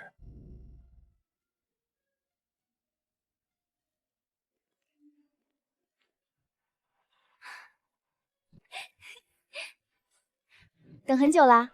没有，系好安全带，去买包，顺便去选礼服。哦，对了，我差点忘了，去就去。先不说段守正大概率不会来，就是来了，自己在也比不在好，而且还能看看段燕和段守正有没有互动，段燕到底回段家没有。虽然这个几率有点小，去那么贵的地方，反正报销，你替资本家省钱。那我要最贵最好看的。2位好，请问是有预约吗？这边请。我们已经根据您提供的尺码和场合，提前挑选了几套备选款式。你知道我的尺码吗？床上摸出来的。2位有什么疑问吗？没有。谋杀亲夫。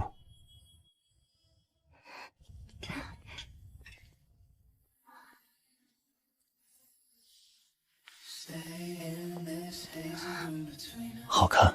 会不会太露了？我怕裙子掉下来。掉不下来。真的假的？你帮我看看是不是在往下坠？腰线纤细，版型贴合的，没掉。真是细的鞋在这胡说八道。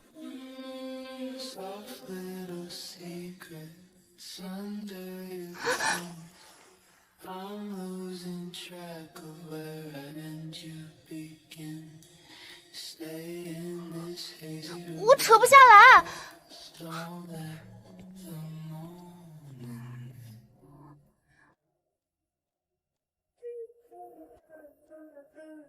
好看，就这件吧。不要，裙摆太夸张了，我还是选刚才那条水蓝色的鱼尾裙吧。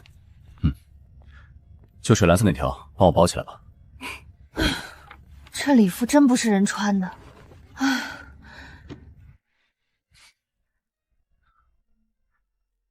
我去上个厕所。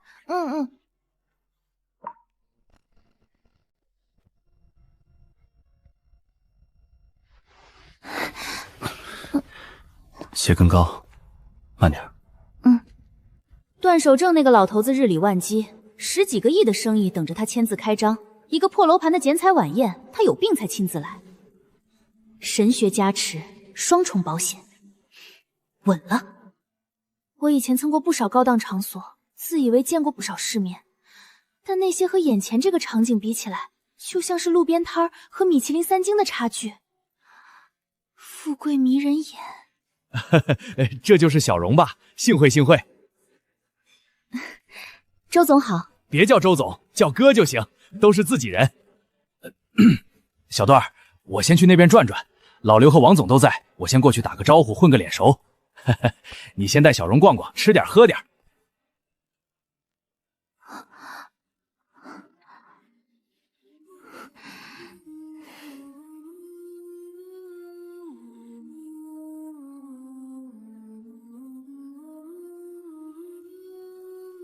我很想留在这种地方，但又惜命。走，再去看看那边有什么好吃的。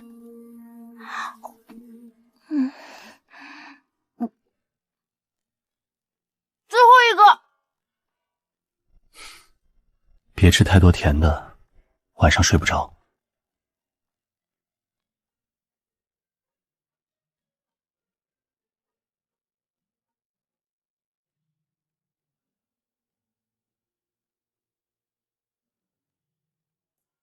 段董到了。真的假的？段董亲自来了？他不是说行程排满了吗？不是说大概率来不了吗？我再也不信任何神仙了，根本不灵。段董，好久不见！段董今天能亲自莅临，真是蓬荜生辉啊！段董气色真好，看着比上次见面年轻了10岁。段董，您是在找哪位？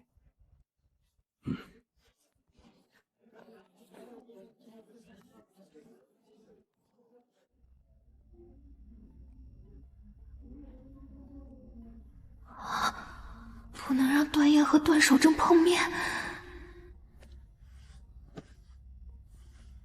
我去上个厕所。你要去多久啊？吃坏肚子了，可能要久一点。还有这种好事？那你去吧。你自己找地方玩。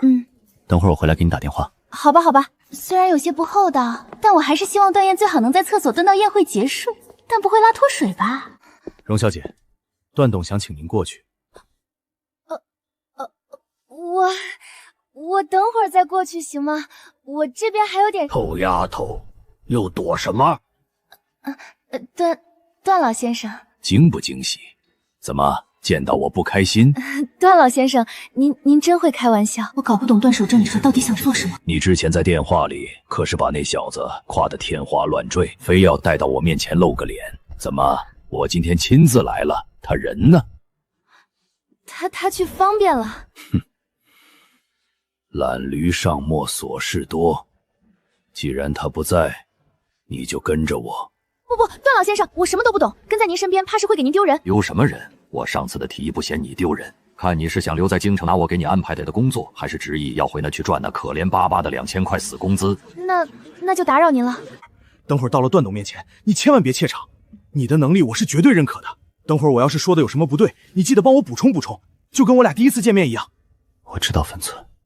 好，等会儿我们就去那边敬酒，见机行事。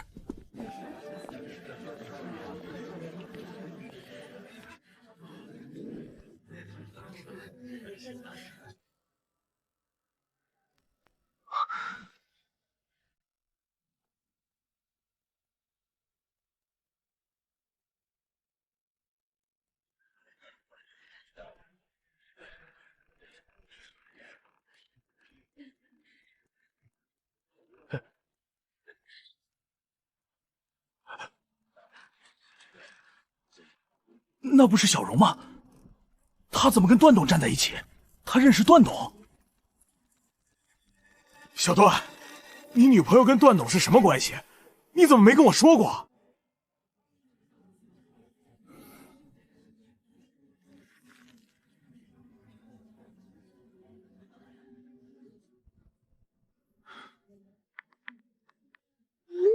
哎呀，小姑娘长得真标致，这身礼服可真衬你。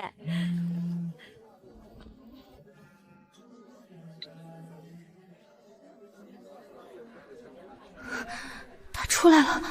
我在刚进门那排甜品台那边，就是百城孔雀开皮那个架子旁边，你出来直接过来找我。段老先生，不好意思，我肚子突然有点不舒服，可能是刚才吃坏了，我去趟洗手间。一个两个的都是这毛病，快去。谢谢。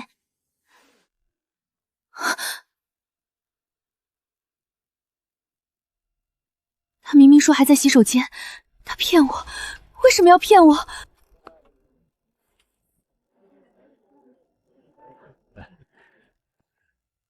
不是说在甜品台那边等我吗？怎么在这里？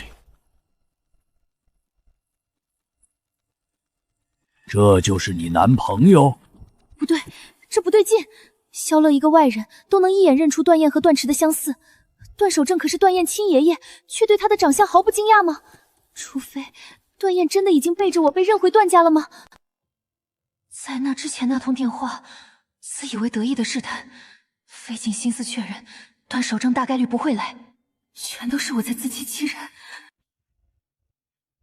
段先生好。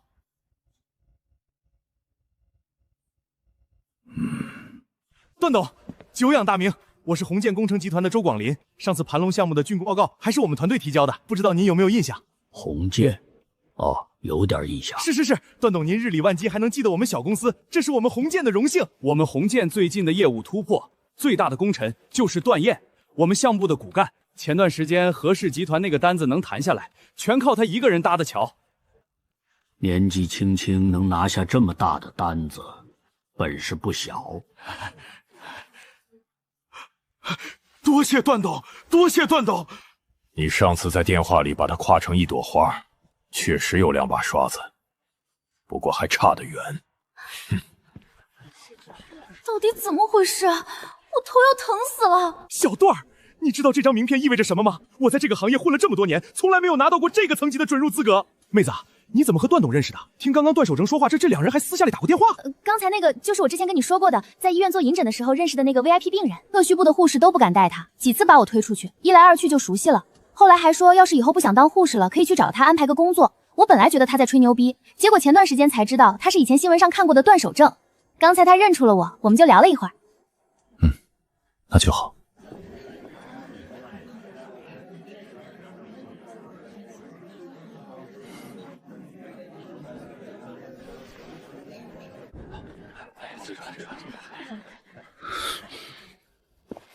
季强，怎么了？穿着这么高的鞋子站了半天，你先去那边休息区坐一会儿，我去甜品台再给你拿点蛋糕。好。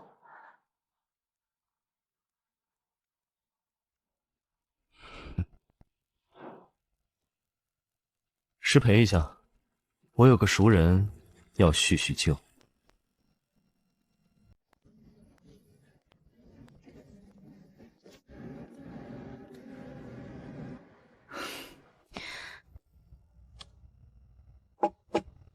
姐姐用命给我谋活路，我总不能老是不信邪去找死。见了面能说什么？徒惹难堪罢了。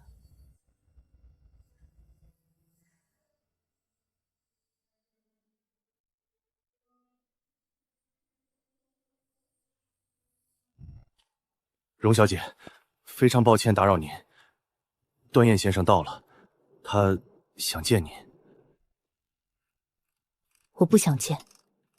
荣小姐，这个都骗到这份上了，不打算继续骗下去了？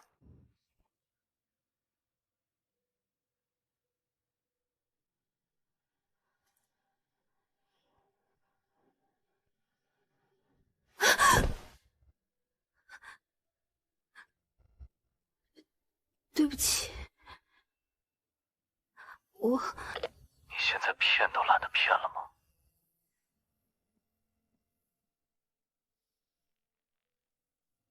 没必要这样。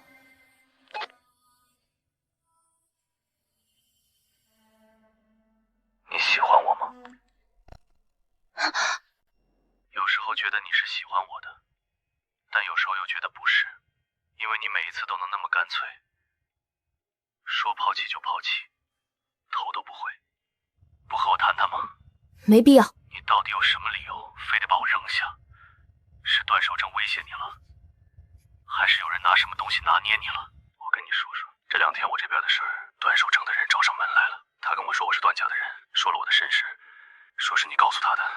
你找上他，跟他谈了个条件。我当时想跟着他走，至少能见到你。结果到了以后没有你。赵特助说你不愿意见我，我说行，那我等。等到最后我才知道你要走了。你应该开心的，想要的东西都有了，身份、家产，往后不用再过那种苦日子了。你和段守正谈了什么条件？500万。我给你10倍，20倍也行，或者你开个价我都给你。你会选我吗？不会。我猜到了，不是钱的事。我在你人生里就待了3年，无关紧要。你以后有自己的路要走，有你该有的生活。无关紧要？你觉得我们真的能撇清关系吗？荣继桥，我会恨你一辈子的。不该是这样的，他会拥有想要的一切，他不该为了我这样一个见钱眼开的骗子，卑微到连尊严都不要了。如果只有刻骨铭心的恨，我甘愿做这个十恶不赦的罪人，随你。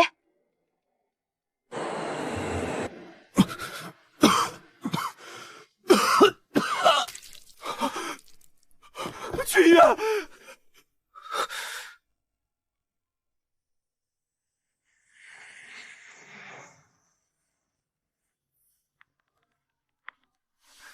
你在哪儿？观澜会所。去观澜，开快点儿！来这么快？你发什么疯？别以为我不知道你把荣继桥吓走是因为什么。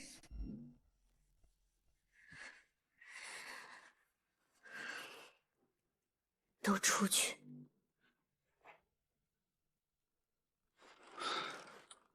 行了，这么大火气做什么？荣继桥走了，最大的受益者不还是你？我对段燕没那种意思，你别自以为是乱点鸳鸯谱。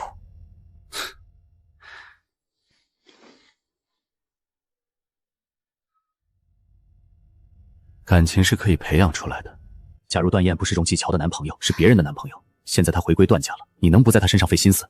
你现在什么处境你自己清楚。许家那摊子事，段守正能护你到什么时候？要是未来真能跟段家继承人绑在一块儿，多少麻烦事一笔勾销，指不定还能让许家重回辉煌。行，你为了荣继桥能彻底对段燕死心，找那个叫萧什么的，故意去跟他说普通人和豪门之间那些事儿，这事儿你以为我不知道？还有，偏偏在这个节点跟他说他的身世，你什么意思？我也是为了大局考虑嘛。段燕照顾你，我去照顾荣继桥，各取所需，有什么不好的？你知道的，我对小新有关的任何事物都很上心，更别提还是小新用命保护过的亲妹妹。但我总不能为了她不顾你吧？她和段燕团团圆圆了，那你怎么办？那假如呢？假如荣继桥不是小新的亲妹妹呢？段燕回家之后，她会是什么下场？还能有什么下场？弄死喽？给你铺路。反正事儿都办完了，你想骂就骂，想打还能再来一巴掌，我不还手。但你要是想把荣继桥追回来，那我劝你省省，他走了就好好走，在外面有什么不好？只要段燕不知道他在哪就行。你到时候去哄哄老爷子，让他偷偷告诉你，你想去看他，不就是一趟飞机的事情？但事已至此，归根结底很大一部分原因，确实是因为我自己引起的，是我成了压倒荣继桥的最后一根稻草。平生第一次后悔当年骗季川的事情，要不是这样好好的荣继桥，哪能被吓跑？我本来也没有威逼他离开，不过就是推了一把。本质上还是他和段燕的感情不坚挺，说走就走了。你现在跑来怨我，我也很委屈。委屈你，委屈你爹！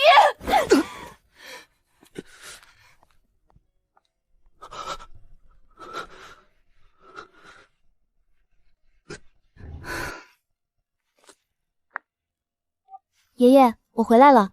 听说家里出了点事，我赶回来看看您。回来了就好，我在老宅，你过来吧。好。叔公好，伯母好。守正啊，这回真是天大的好事！是啊，孩子找回来了，段家后继有人。守正，我也不跟你绕弯子，段燕这孩子找回来了，我们都高兴。但是吧，我听说这孩子在外面有个女朋友的问题，是还没结婚就住一块儿。也不是说年轻人谈恋爱有什么不好，主要是吧，这个女孩子家庭背景，什么家庭背景，就是个普通的不能再普通的小地方来的，都没读过几年书。段燕以后是要扛段家门面的人，身边站一个什么都不懂的小姑娘，像什么话？出去应酬带着这么个人，别人怎么看段家？就是，市井气太重了，让人家笑话，难堪大任啊！恭喜恭喜啊！到底是你的孙子，那个女朋友的事情得趁早处理，门不当户不对的，迟早出问题。和我们段家交好的家族里，也有一些品行容貌都不错的。各位叔公伯母，我就是好奇问一句，两个人都是一路穷过来的，怎么到你们嘴里，段燕就是沧海遗珠，荣继桥就变市井小人，难堪大任了？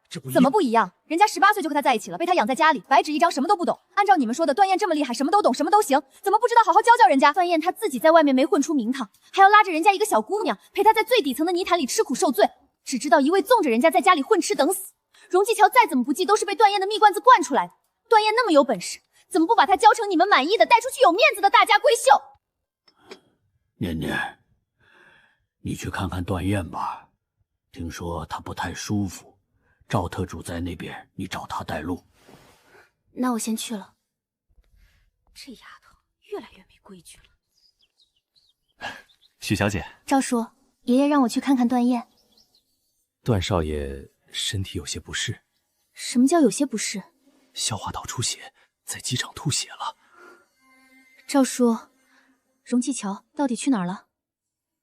在国内还是国外？许小姐，荣小姐的去向，老爷吩咐过，不能对外说。你是外人。的确走了，这是我能告诉您的全部。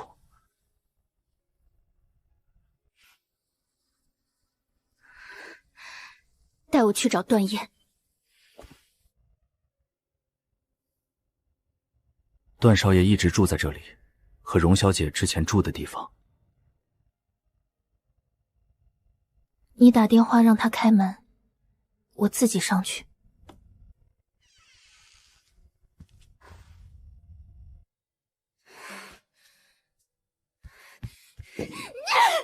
那是荣继桥画的。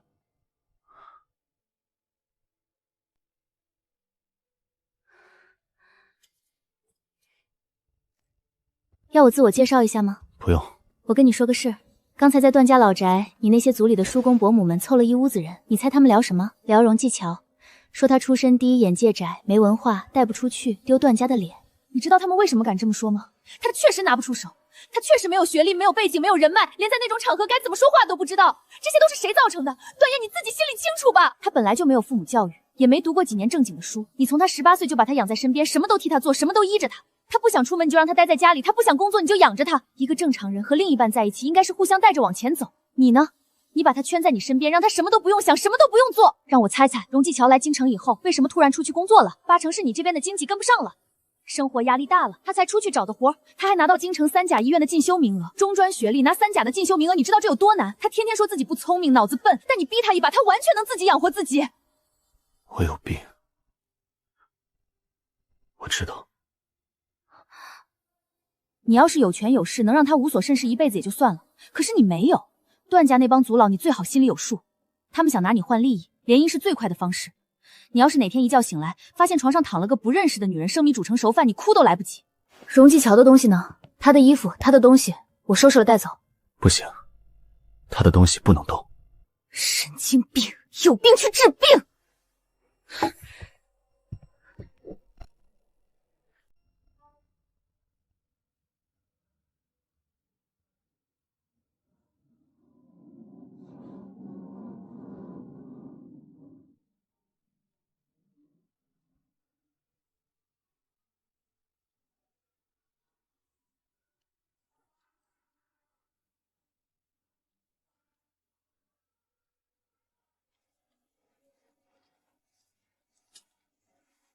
我其实有点后悔提出国的事情了，现在甚至连说明书都看不懂。可留在国内重新参加高考，哪怕是绞尽脑汁的学，都不知道自己能不能考上一个3本，更何况也不知道自己应该怎么面对段燕。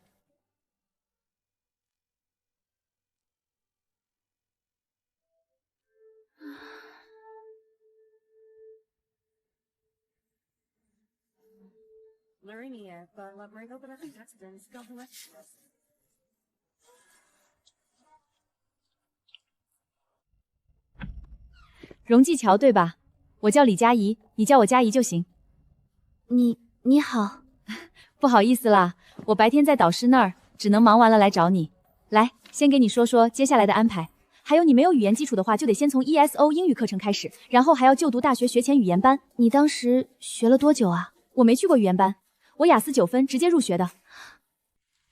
雅思9分是什么意思？佳怡姐，你不用对我这么上心。不用不好意思，我本来就是安排来照顾你的，会有人给我付报酬的。段家有个人才储备计划，专门资助有潜力的年轻人出国深造，学费生活费全包，我就是其中的一个了。现在已经是外大博士了，但是有条件，毕业之后至少在40岁之前都得给段家工作，签了协议的。对于我们这种家境一般没有裙带关系的，相当于定向培养嫡系吧，我来带你，也算是我的工作任务之一。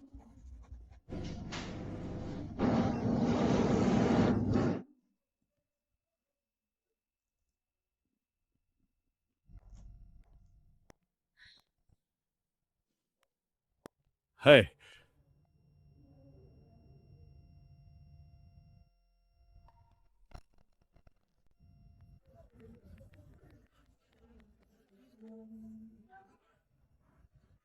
哈哈哈。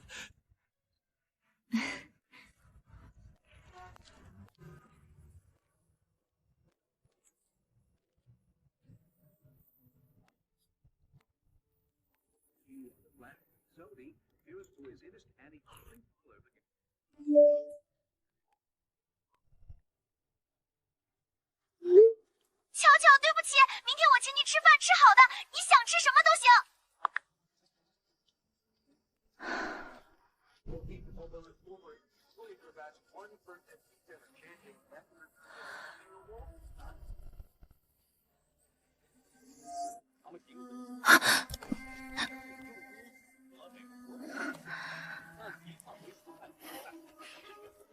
别看了，跟我没关系了。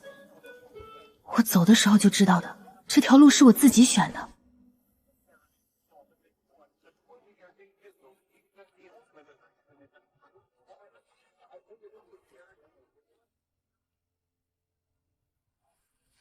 上个月的量表数据和这个月对比，几项核心指标都在走低，情绪调节、社会功能、睡眠质量全部亮红灯。如果再不进行干预，1年内患上精神类疾病的概率非常高。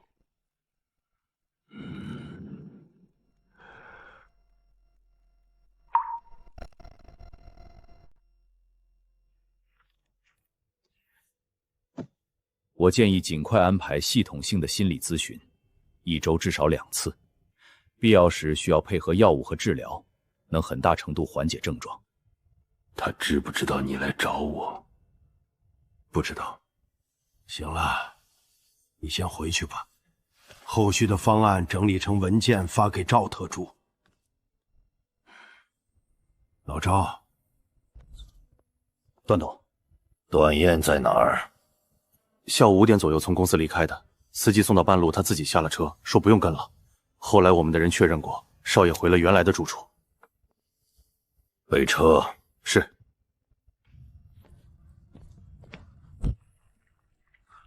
饭刚好，你们吃了没？要不要添2筷子？没做那么多菜，凑合吃吧。项目进度我看了，和季家那个项目的合作已经过了终审，下个月可以正式签约。这事儿你盯着点儿，别让下面的人在条款细节上出岔子。那边对付款周期有异议，坚持把 T+60改成 T+45，我没答应。你怎么想的？他们公司的账期本来就紧，如果不是那些有裙带关系的人从中作梗，季家的方案初审都过不了。如果他们继续坚持，那也没必要合作。我已经物色了别的合作方。谁？鸿渐。几十亿的项目，你倒是会知恩图报。我能在京城站稳脚跟，全靠周总提携。你自己看着办。不过季家那边看到手的鸭子飞了，可能会生事端，你自己小心。这房子你打算住到什么时候？没想过搬，这里太小了，照顾你的人住不下。我让人在东三环那边看了几套，你挑一套搬过去。不用，我自己可以，在这里我睡得着。我去洗碗。荣记桥的事不是我让他走的，是他自己提的，主动找上我，开了条件，把你的身世资料递到了我面前。我知道，他跟我之间的协议我没打算跟你细说，我答应他不会让你找到他。你要是有本事，就不会接停一架飞机都做不到。等你爬到我这个位置，你想做什么都不会有人再智慧你。我知道了。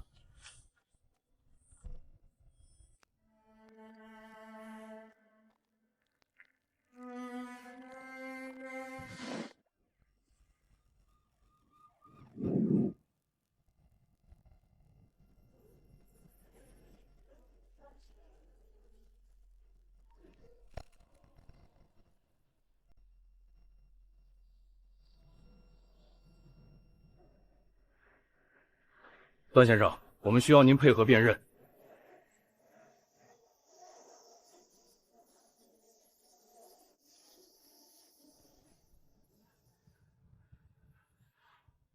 昨晚溺水死亡，手脚都有束缚痕迹，是手铐，初步判断是他杀。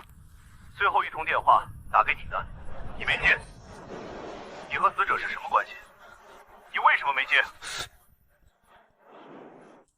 你把乔乔还给我！你把他还给我！他好好的跟你来京城，你就是这么照顾他的？把我的孙女赔给我！对不起。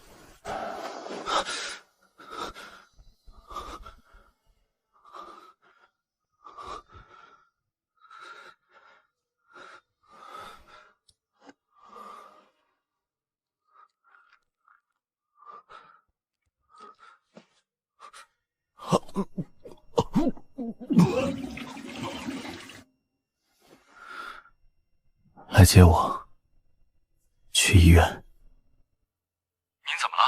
哪里不舒服？需不需要我直接叫急救？叫吧。段先生，你胃黏膜大面积出血，加上长期过度疲劳，精神状态已经到了临界点。我建议你立刻办理入院手续，至少静养半个月。不用，明早给我办出院。你这个情况硬扛着，后果我可以现在就告诉你，反复出血，到时候就是进手术室的事了。知道了。段总，这边的情况要不要跟段董那边通报一下？不用。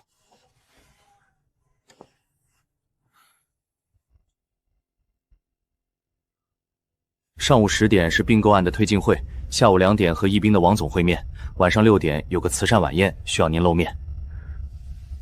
并购案换成视频会议，晚宴去露个面，拍完照就走。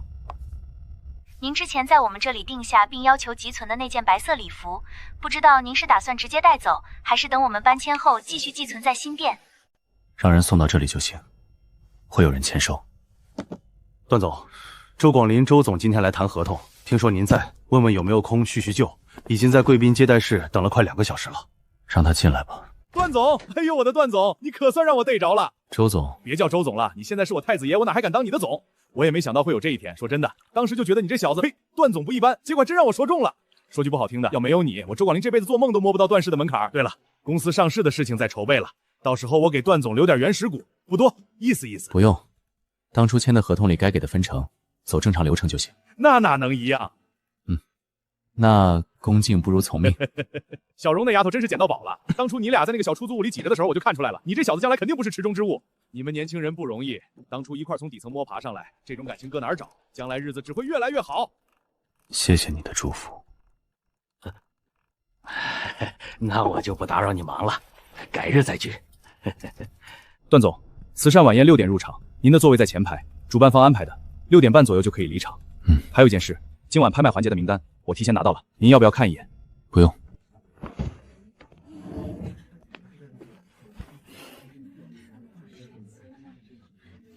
燕哥，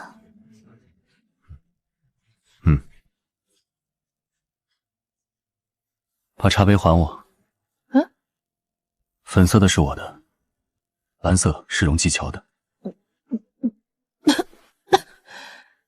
你有病吧？一个大男人用粉色茶杯？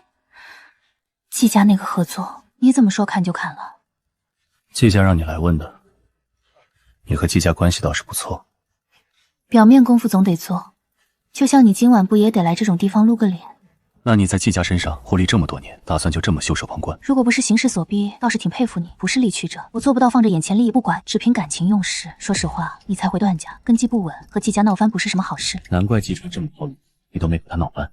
我知道季川对乔乔有威胁，我会保护好乔乔，就像当年堂姐保护我一样。所以你和季家对着干的时候，我不会在明面上出来搅局，但我也不会主动去和季家撕破脸。可私底下该帮你的，我不会含糊，这是我唯一能感情用事的事情。我的良心还没到被狗吃了的地步。只是聊到这个，就不由得想到梦里的那些内容，到底是不是未来？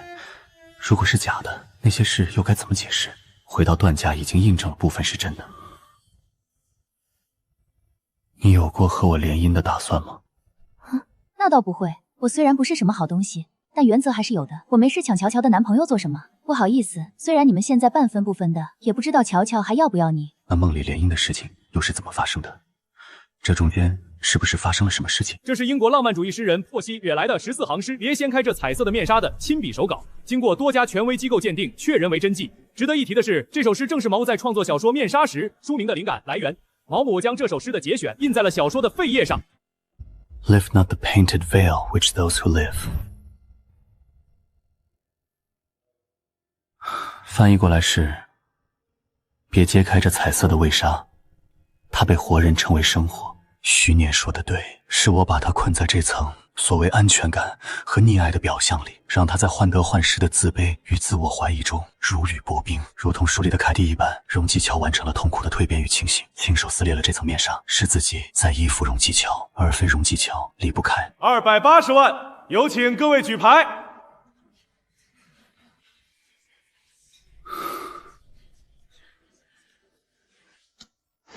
500万。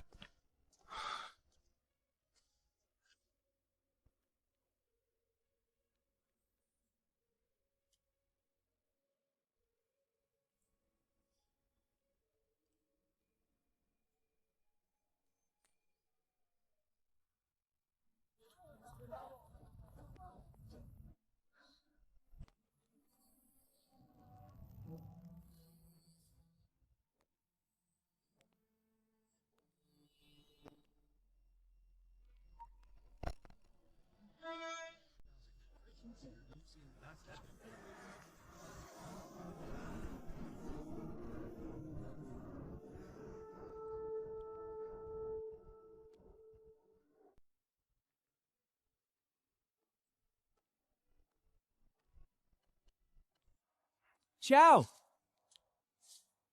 Are you coming to the pub tonight? Not tonight. I have plans.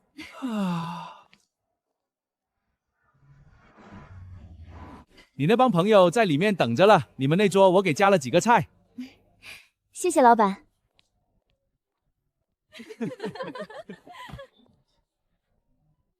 Happy New Year！ 又收到乔的利是了，每年都有。乔，你是不是把这个月的社交预算全花在利是上了？ That's the tradition。中国人过年就是要发利是的。等一下，等一下，里面是多少？能不能当场拆？请便。Sweet， 谢谢谢谢，新年快乐，恭喜发财。又是乔发的，给我也来一个。你明天就回国了，到时候家里长辈给你发，比我这个多。那不一样，人家那是长辈给的压岁钱，你这是朋友的新年祝福，性质完全不同，不冲突的。拿去拿去。哎，开心不了几天了，怎么了？回去就得上班了呗。到40岁的合同啊，姐妹一眼望不到头。那可是 Dance Group 的工作哎，你知不知道我们商学院多少人削尖了脑袋想进那家在伦敦的分公司？你回去就有现成的位置，还抱怨什么？就是，你还不知足。发展好是好，我承认。但打工就是打工，你们哪个上班族会觉得打工快乐的？而且我已经打听过了，我大概率会被分到老板的秘书部。秘书部是那个刚回来的继承人的？可不是嘛，人家才接手没多久，据说很能干，但也很难搞。我一个刚毕业的，上来就给大老板当秘书，你说我压力大不大？能当大老板的秘书还不好，以后升职肯定快。你不懂，秘书部那个位置就是前线炮灰，老板心情好，你出气筒。据说那位的脾气特别冷，不怎么跟人多说话，难伺候。老板，加一份干炒牛河。所以你的直属上司就是那个段燕？网上关于他的报道我看过几篇，长得是真帅。你到时候能不能帮我要个签名？你有病吧？人家又不是明星。我问你个事儿，你认不认识段燕？不认识。骗我呢？你肯定认识。好吧，认识，但不熟。真的假的？说实话，我一直有个感觉，你是不是段家的亲戚啊？什么亲戚？就是那种表亲、远亲，或者什么七拐八拐能扯上的那种。毕竟送你出国读书，还安排住处，这种规格可不是普通人有的待遇。好吧，我承认了，段家其实是我债主，我欠了人家的钱，送我出来读书，是想让我多赚点钱，早点还清。行行，债主，今年你毕业了，要不要也回国？我没打算回国啊，不回去啦？不了。留下来嘛，悄悄你留下来，回去多可惜。就是中国那环境，007是福报，回去能干嘛？小嘴巴闭起来，敲这么拼，指不定是想继续读个硕士。读书真的很痛苦，就我那垫底的成绩，能拿到3等荣誉学位，就算我很厉害了。我学个英文，到能和你们正常交流，不用机翻都用了半年。我实在不知道你们为什么第一次见我都觉得我冷漠，那真的是因为我英文不好。那你实在不行就答应 Edward 呗，人家是正儿八经的伦敦老钱贵族，家里那宅子比咱们学校图书馆还大，嫁进去每天就坐在壁炉前喝下午茶摸猫就行了。反正他追了你2年了，痴心不改，多好一男的。他那位贵族妈妈在街上碰见他给我送花，第一句话不是问怎么回事，而是说我个子小不好生养，而且他们家不接受混血，极大概率还要代孕，说是混血会导致家族的血统不纯净。你怎么不早说这个？我还以为……所以我说了，别给我乱牵线搭桥。来，这点笑点，再聚，下次再聚。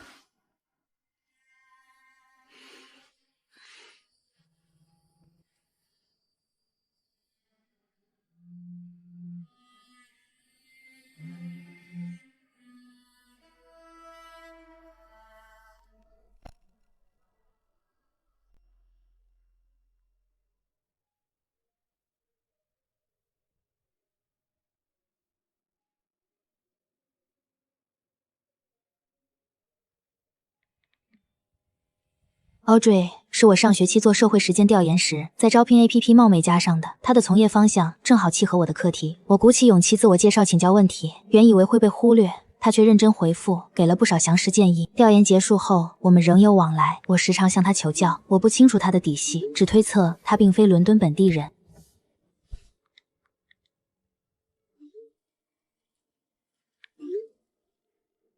我已经不太能精准算出两边的时差了。以前刚来的时候，随时随地都在换算，后来习惯了这边的节奏，那套属于京城时间的齿轮就慢慢生锈了。3年多了，在伦敦过了3个春节过了，每一年都是这样，跟朋友们热热闹闹吃顿饭，然后回到家以后，安安静静待着。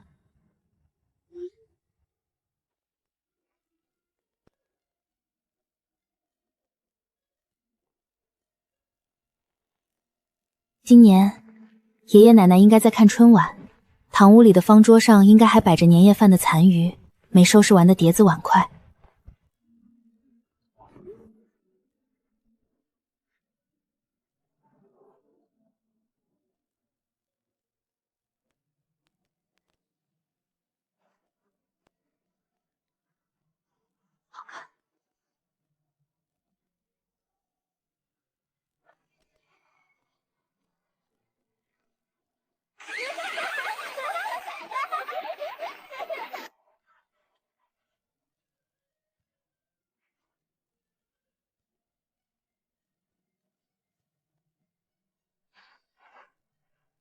新年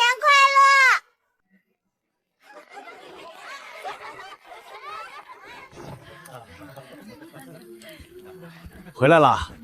我们刚还在说你呢，年后你那边是不是有几个大项目要推？我听说季家名下主营的那个公司的收购案已经到了最后一段了，在走流程。是这样的，我家那个小儿子，你那个堂弟，今年刚从美国读完 MBA 回来了，正在找实习。你看你那边能不能？收购案是机密项目，外面的人不方便接触。年后我们还要配合律师团做尽职调查，也抽不出人手带人。也不是说一定要进核心团队嘛，就是在你身边跑跑腿，学学东西。不太合适。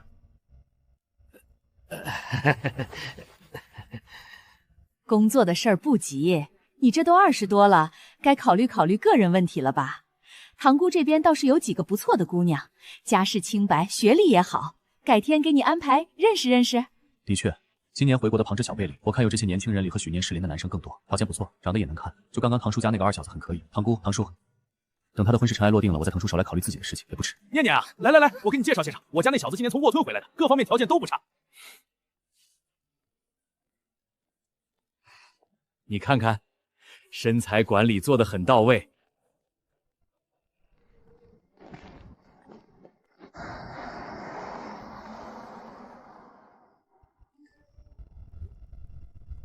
辛苦了，王叔，你先回家过年吧，后天再来。听说你妻子怀2胎了，恭喜，给你多封了年终奖。不辛苦不辛苦，谢谢段总。今天不是中国新年吗？是。那你为什么在工作？处理完这边之后，想怎么休假都行。你们中国人工作的方式我永远看不懂。不过我得说，段家的项目总是比别人快一步。你这么说，肯定有休假计划了。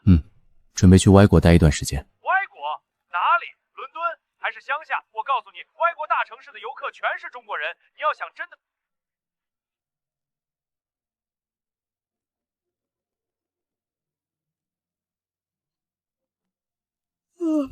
季家操纵市场的证据，从关联交易到内幕信息全齐了。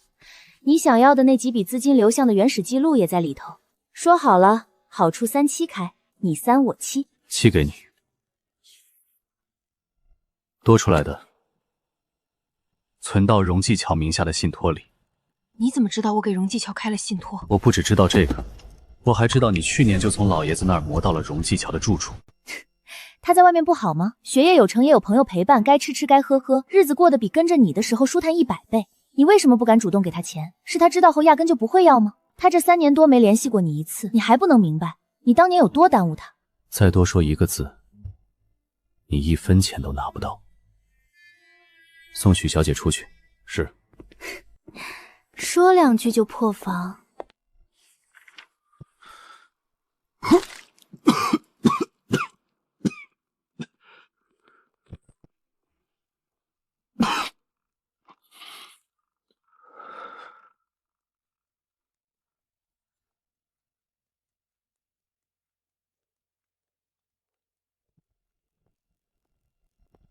低压偏高，心律不齐。段总，这是极度高压和作息紊乱引发的急性胃痉挛，您的胃病很严重，失眠症也在加剧。这是您佩戴的监测手环最近2周的记录，深睡眠时长每天不超过40分钟，中间频繁没有完整的。您还有做噩梦和产生幻觉吗？有，我最近几天会休息。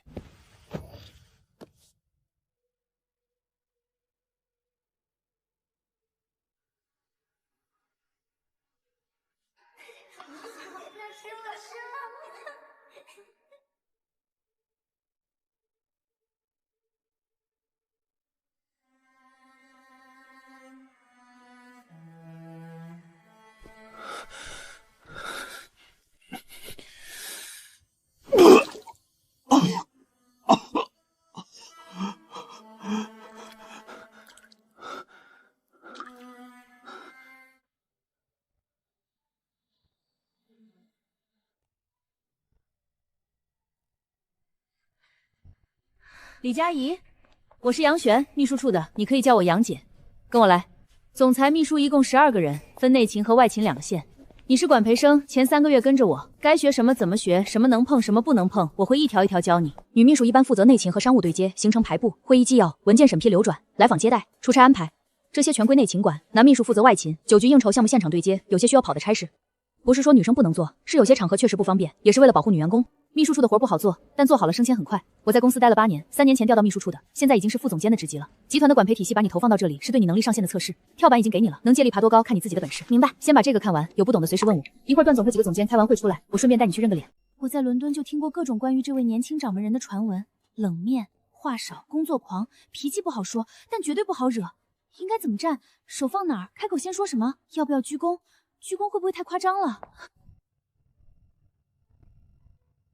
段总，下午4点和瑞银那边的电话会议，资料我已经放在您桌上了。5点半有个内部的项目进度汇报，参会人员名单在您邮箱里，您看一下有没有要调整的。5点半的会推到6点，把法务的老周也叫上。好的。上午市政那边来了个电话，说是关于东城那块提的规划调整听证会，问您能不能出席。让赵特出去。明白。他是谁？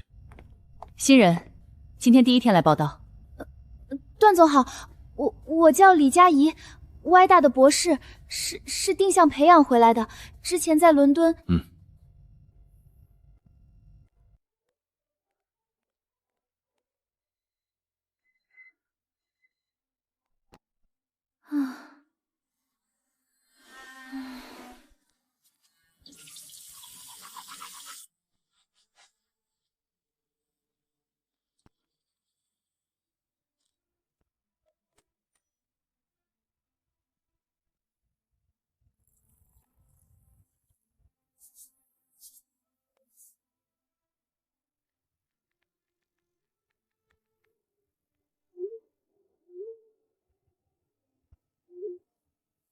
你第一天上班能不能稳重点？群消息都快被你刷成瀑布了。我已经在工位坐着瑟瑟发抖了。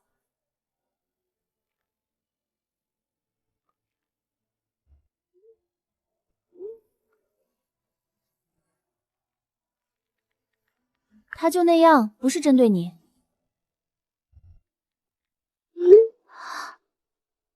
好啊，乔乔哟。你还说你和段总不熟，快说你到底是何方神圣？不说我就拿着你照片去问段总了。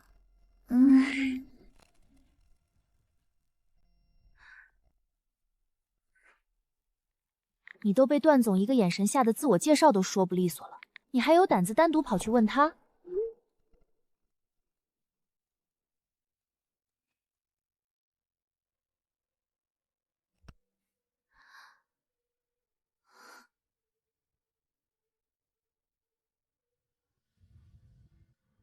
我会恨你一辈子。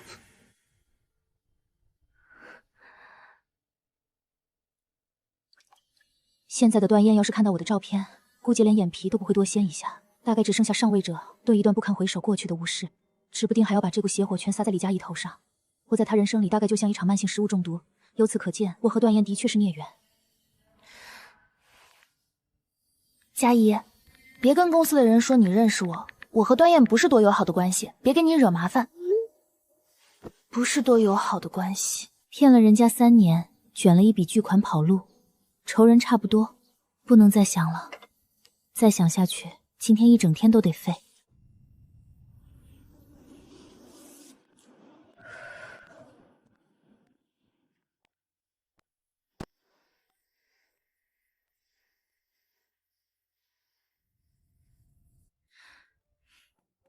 请进，乔，有什么事？我想聊一下硕士申请的事。申请有难度，但不是没有可能。您是在安慰我？我不做这件事，有些像是有基础年，可以从那里走。要是不读硕士，本科出去找工作是不是很难？国内或许能行，全天候加班，你能接受那种节奏就直接回国试试。就是因为接受不了那个才跑出来的。你来这3年，你能在学校坚持3年，这件事本身就已经说明了很多。不要低估自己，可以适当再逼一逼自己。谢谢。去吧，期末论文的初稿下个月交给我，别拖。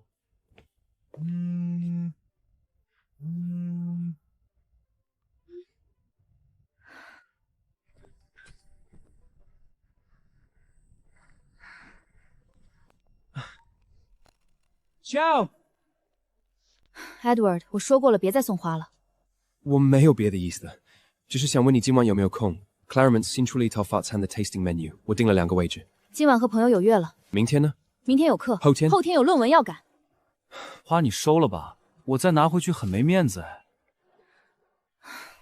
好吧，没有下次了。我现在的目标很清晰，认真读书，把论文写完，顺利拿到硕士毕业证，然后找一份闲适的高薪工作，稳定下来以后，悄悄把爷爷奶奶接出来，到国外团圆，也许还可以买一套伦敦远郊的别墅，让老两口种种蔬菜，安安稳稳度过下半辈子。现在的心力实在腾不出多余的地方去应付一段新感情。这论文初稿，我总觉得自己写的东西跟垃圾没什么两样。我要死了！这么痛苦吗？我们部门那个氛围，走路脚步声大一点都有人回头看你。我今天去茶水间倒水，杯子没拿稳，洒了几滴在台面上。旁边的前辈看我的眼神，我导师看到我论文初稿时候的表情一模一样。阿姨，你加油！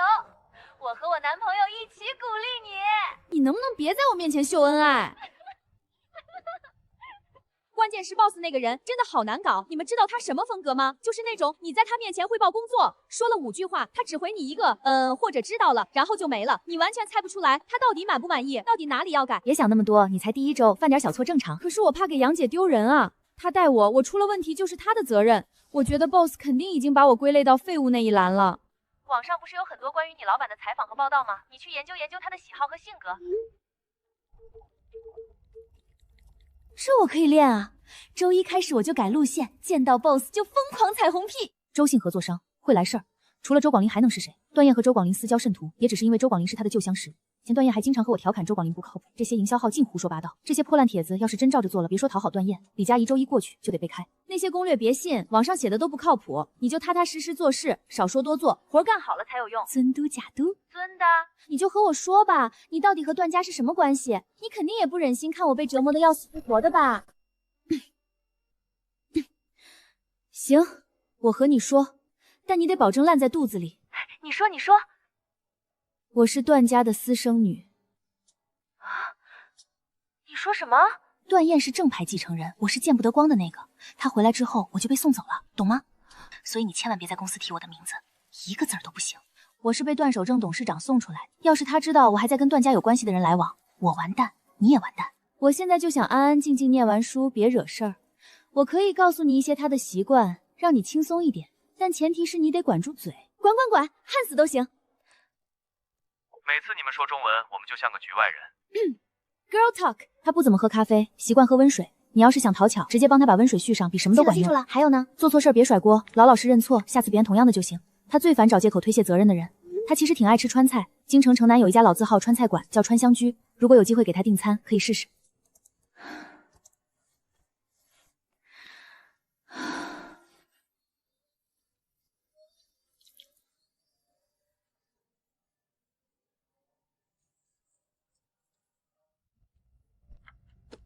今天中午段总没有外出安排，在办公室吃，你负责订餐，11点半之前送到就行。好的，杨姐。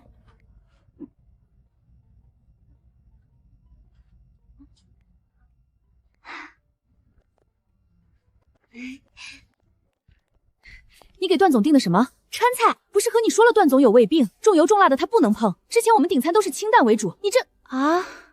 怎么了？你自己进去说。段总，不好意思，我不知道你不吃川菜，我这就去换一份。没有不吃。哪家店的？城南的川香居。不用重新订了，你放下走吧。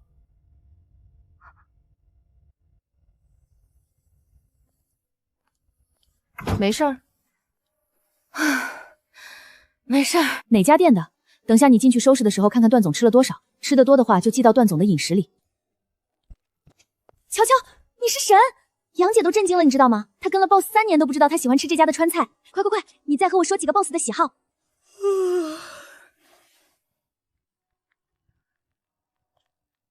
他不喜欢别人身上香水味太重，不过他办公室的熏香可以换成木质调的试试。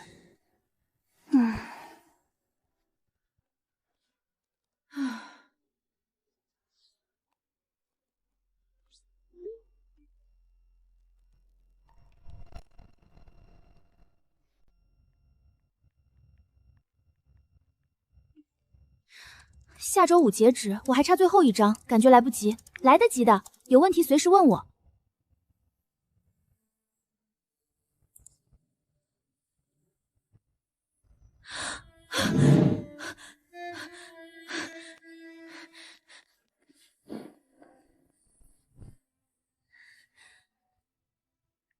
Audrey， 我差点忘了面试的事儿，现在出门来不及打字了，等我面完回来跟你说结果。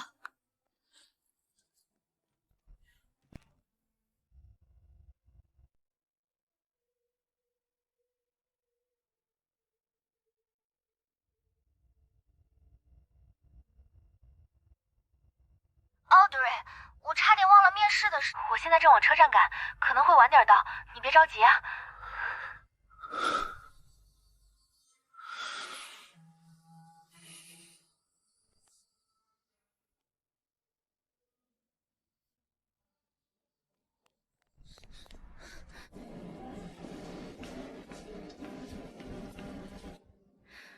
我想在假期积累正式的工作经验，行政类岗位适合我现在的时间安排。还有一件事，我想提前说明一下，虽然是 Audrey 介绍我来的，但我希望你们按正常标准考核就好，不用因为她的面子给我什么特殊待遇。Audrey 就是推荐我来面试的那位，我简历上写了推荐人的。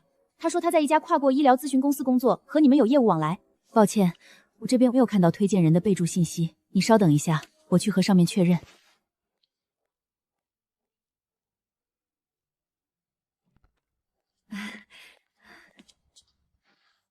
确认过了，的确是 Audrey 引荐过你。不过你放心，我们录用你不是因为推荐人的关系，你的条件完全符合岗位要求，面试表现也很好。Audrey 只是起了一个介绍的作用，那就好。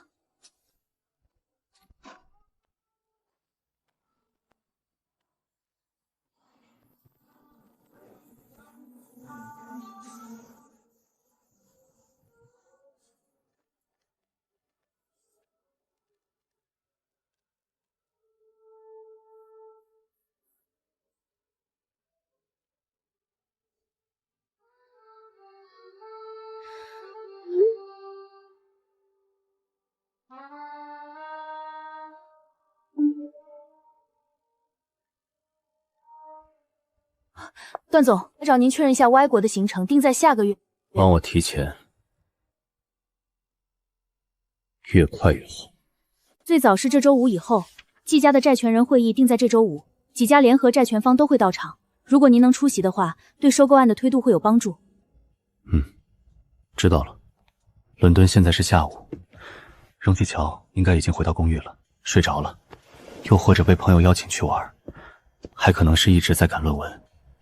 但不至于去参加了面试以后，连个消息都不给我发一个。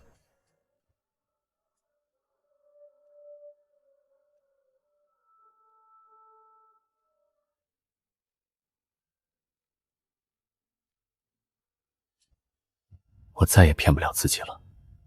他很少超过24小时回复，相隔近万里，我连他在想什么，在做什么，今天穿了什么衣服，有没有遇到开心的事，都无从得知。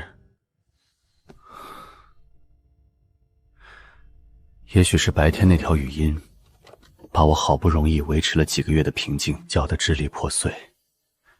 那几秒钟的声音还在我耳膜里盘旋。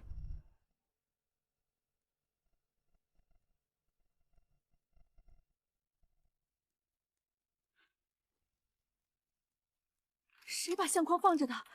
不能再放在这里了。他只要看见那些东西，就受刺激又要发疯。不要碰！滚开！季川，我要他死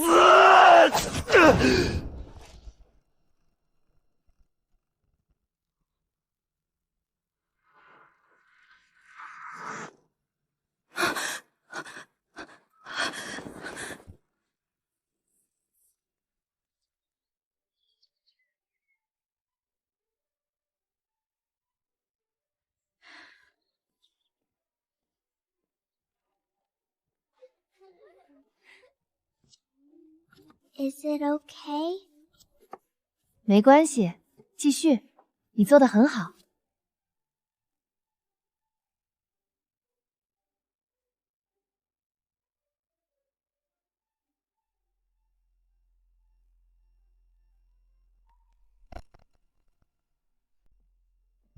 Your Eminency, this is the Chow I told you about. I have heard much about you in the parish. The children are quite fond of you. 愿天主降福于你，保护你前行的每一步。如果你需要什么帮助，可以随时联系我。谢谢您，我想跟您聊聊我的硕士申请问题。我课程跟不上，其实是因为早些年基础不好，并不是我没有认真上课。这是小问题，我可以帮你写一封推荐信。太感谢您了。乔姐姐，那个人是谁呀？好吓人。是主教。那他比牧师还厉害？厉害多了。那比你呢？比我厉害10000倍。走吧，回去继续做。等做好了，你们每人都能带1瓶回去。好耶！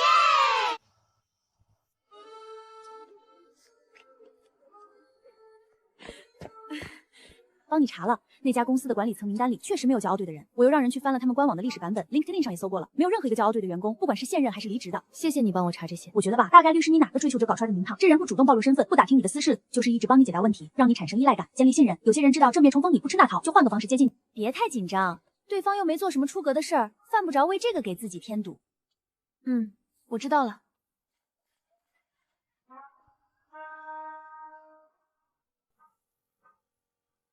这将近1年的时间，不管多晚多琐碎，他都回了，但他确实没有打听过我的住址、联系方式、交友情况，连我主动分享的生活碎片，他的回应也只是简短的附和，从不追问细节，克制到不像是在追人，更像是单纯的善意。我去查了你的信息，没有找到你这个人，你是谁？是男是女？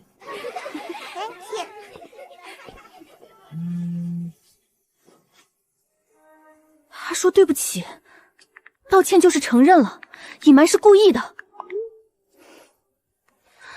怎么样，跟对面说开了，是不是我们猜的那样？应该是吧。他怎么说的？他就说了句对不起，我没细问。就这样？你不追问一下到底是谁？对方为了你的好感在那潜伏了半年，你都不好奇吗？没必要，查到了是谁又怎样？当面对证，然后呢？我只会多出一堆我不想应付的后续。我说真的，你这几年变化有点大，下手毫不留情，你说删就删，连一句多余的话都不给。以前刚认识你的时候，你明明特别腼腆，你现在这样，出学校以后肯定发展很好。谢谢夸奖。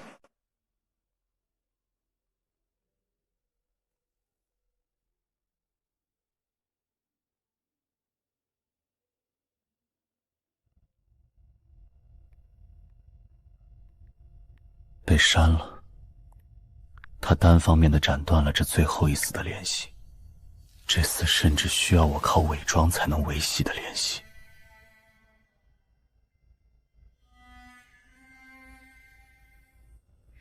段总，到了。今晚能飞伦敦吗？可以，我马上安排。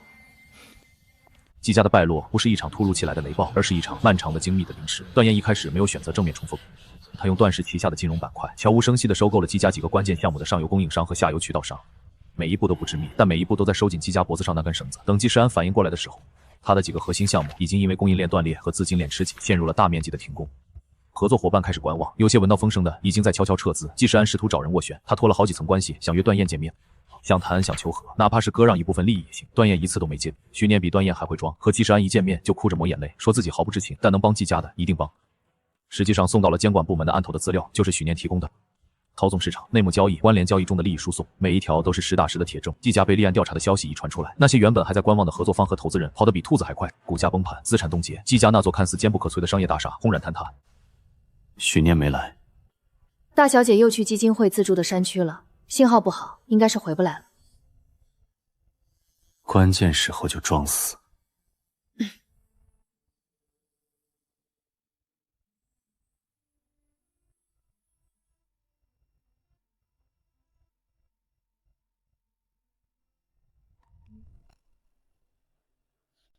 根据前期资产并估报告，季氏集团名下可处置资产的总估值约为47亿3千万。本次债权人会议的议题是就季氏集团的债务重整方案进行表决。季氏集团实际控制人季世安先生需以个人名义签署无限连带责任担保协议。段燕，你这是要把我往死路上逼！这里是债权人会议，不是讲人情的地方。如果季家有更好的还款方案，现在可以拿出来讨论。季氏集团的品牌商标、知识产权及客户资源由管理人统一托管，择机处置。以上决议即日生效。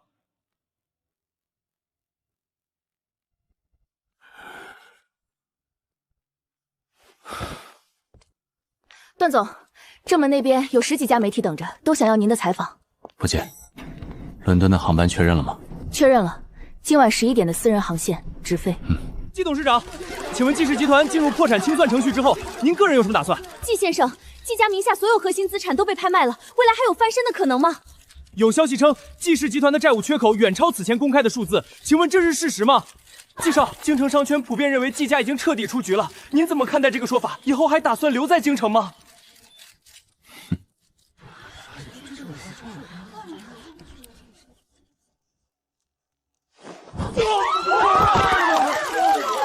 季家就算再不济，收拾你这种东西，还是绰绰有余的。你疯了！当着这么多镜头动手，打都打了，还能怎么的？资产转移的事情办得怎么样了？放心。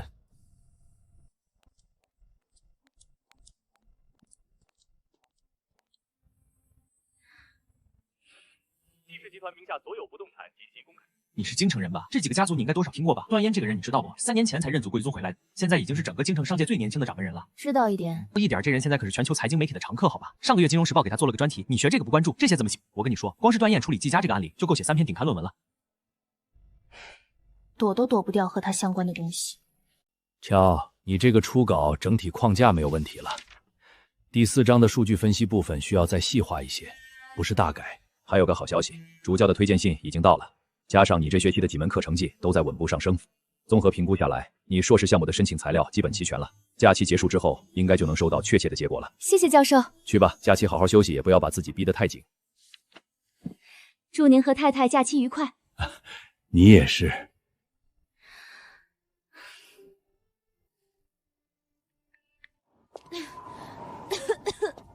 你确定不让我送你回去？没事儿，打个车就到了。你赶紧回去，明天还要飞德国呢。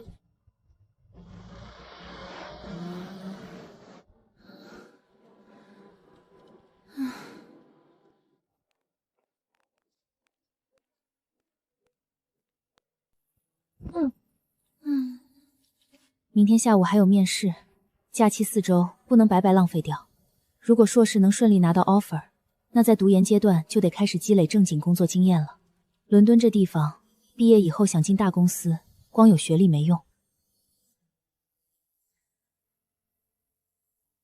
24岁了，时间过得也太快了。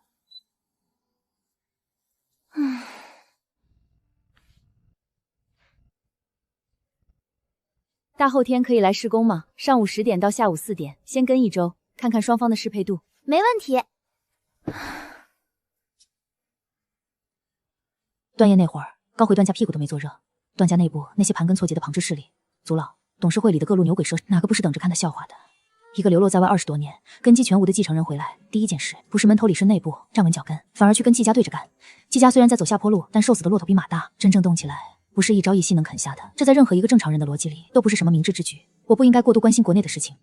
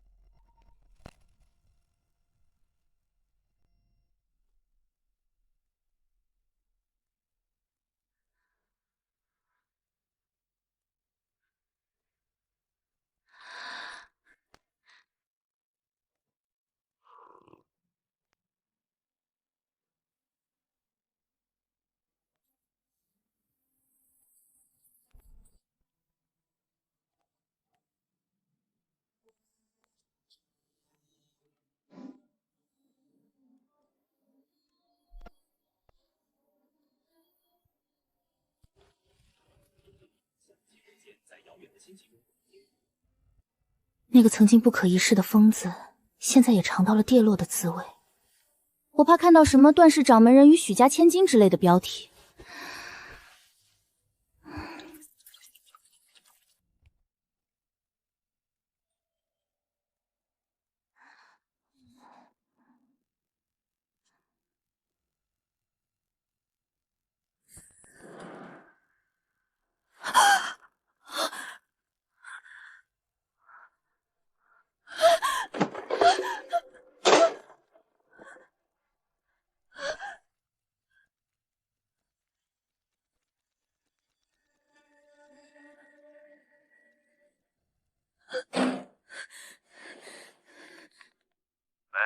你好，我是27楼的住户，麻烦帮我看一下走廊监控，我家门口刚才是不是有人？您门口没有人。好，谢谢，打扰了。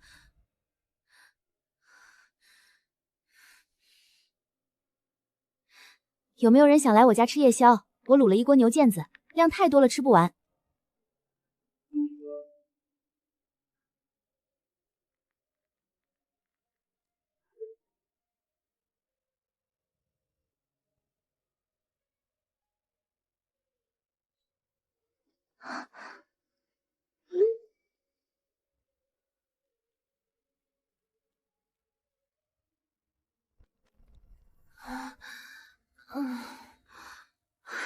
进来，进来。我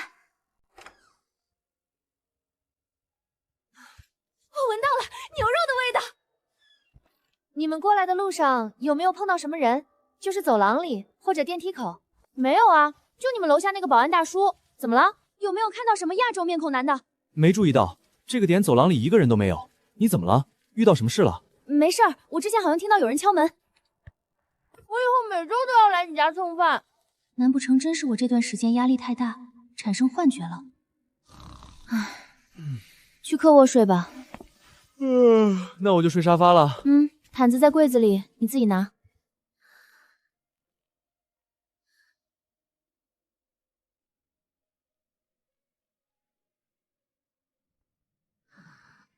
世界丢还一个人，快点吧！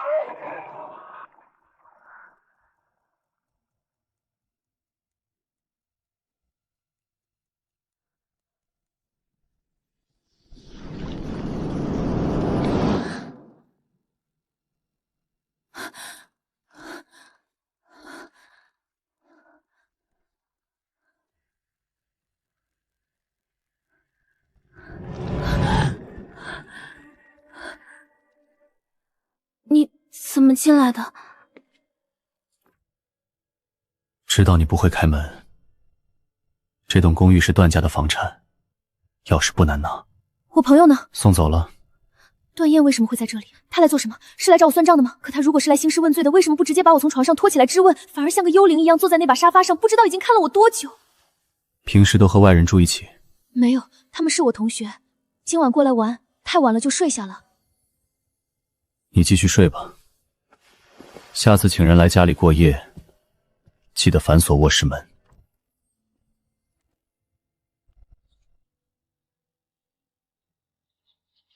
我真的不明白，段燕大晚上来这么一出，到底是想做什么？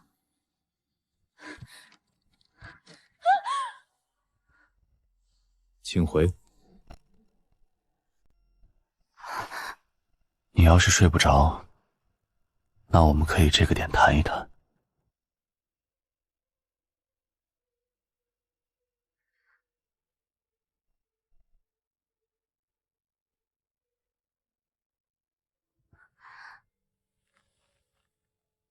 段燕就在隔壁，这个令人窒息的认知，比任何悬在头顶的利刃都更让我觉得发疯。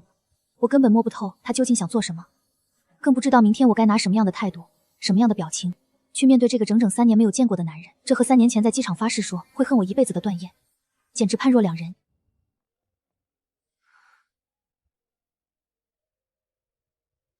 起了吗？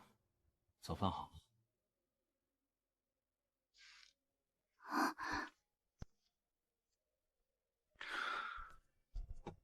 坐。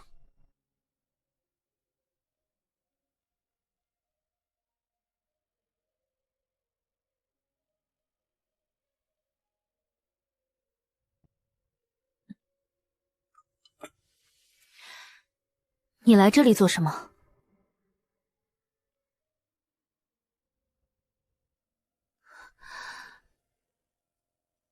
你一点都不想看到我吗？那些惨烈的纠葛，每一次稍作回想，都会带来鲜血淋漓的抽痛。我之所以藏起来，就是不敢去直面段燕。我怎么也想不通，段燕如今早已是位高权重的上位者，这样一个人，怎么会突然舍得拨出极其昂贵的时间成本，亲自现身？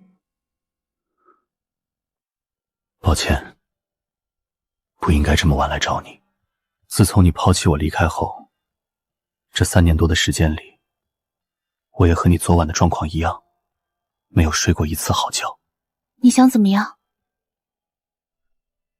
我不知道，哪怕是荣继桥那样骗我，又那样无情的抛弃我，我悲哀的发现，我依旧爱他，爱他这副美丽的皮囊，爱他骨子里那股骄纵又自私的性情，恨他对自己的薄凉无情，恨他决裂时的极致冷漠。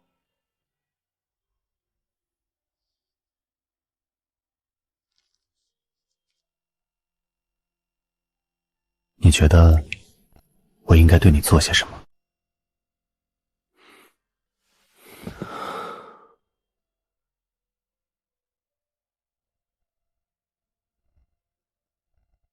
吃完饭去睡一觉吧，逃跑也是需要力气的。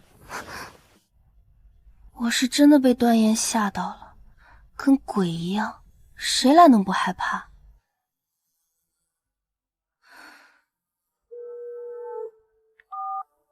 赵叔，段燕怎么来了？段少爷现在已经是集团实际掌权人了，您当初的保密信息对他来说只是调离权限的问题。那段董呢？他不管吗？段董如今已经退归二线了。实话说，段少爷现在的决策，段董已经很难去约束了。能让他回国吗？荣小姐，我的建议还是和3年前一样，有些事情躲是躲不掉的。您和段少爷之间的问题，只有你们2个人面对面才能解决。我知道了，谢谢赵叔。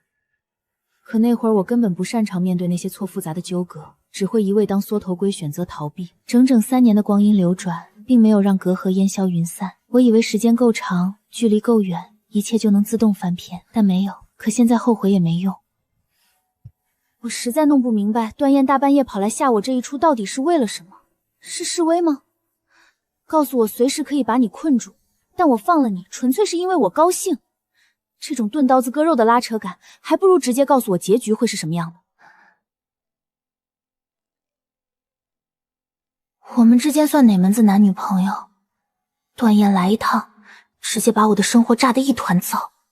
段燕让人客气的把自己朋友送走，也没有做什么过分的事。可明明早上那句逃跑也是需要力气的，这前后不一的态度，让我觉得段燕是不是有一点精神分裂？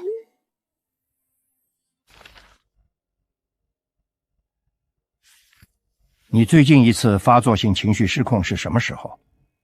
刚才。你现在的用药量比半年前翻了1倍，但效果在递减。你的身体正在对这些药物产生抗性。段总，伦敦这边的庄园已经清场完毕了，您的房间、书房、会客厅全部准备好了。女士用品备了吗？我马上安排。还有别的需要吗？按他的喜好来。好的，段总，那今天下午的视频会议照常。段燕无非是因公出差，顺带拿我取乐，观赏我的狼狈。段氏势力雄厚，这么大的一个老板，他何等大忙人，怎会特地跨国追捕我？我充其量只是这位上位者闲来无事的消遣罢了。我在这边熬了3年，学业、圈子、将来的工作全铺好路了。难道就因为他昨天晚上过来说了几句话，又要跑路？不可能，上一次跑是因为我什么都没有，这一次不一样，我不能就这么轻易放弃自己好不容易取得的一切。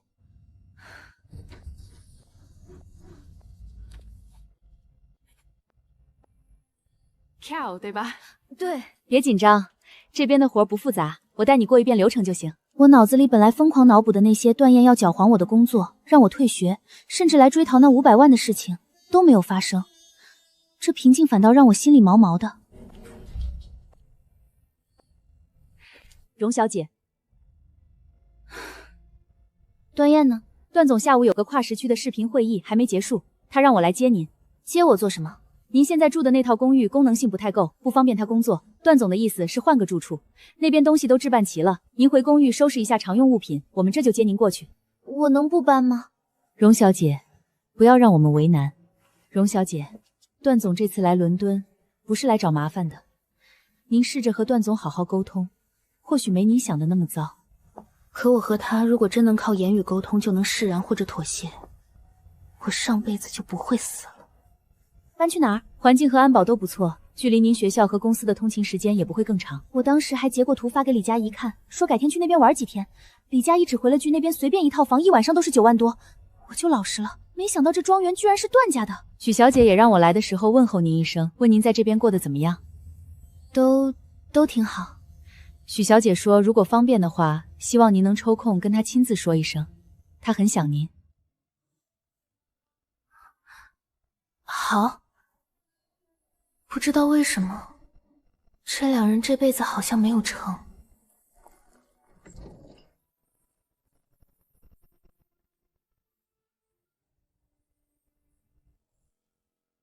荣小姐，欢迎，我是庄园的管家，物品已经全部送到了。我是真的很想和段燕好好谈一谈。犯人判刑之前都有权利知道自己判了几年，段燕总不能真就这么一直耍我玩吧？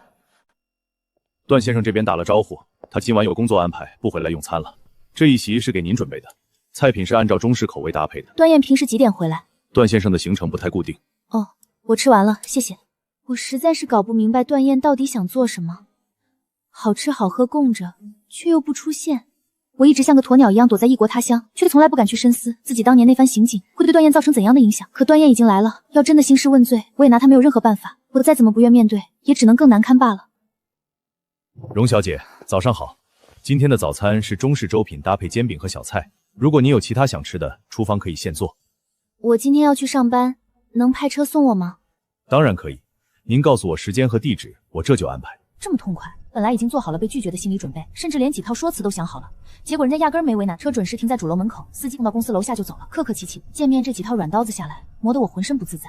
我又想赶紧问段燕她到底想做什么。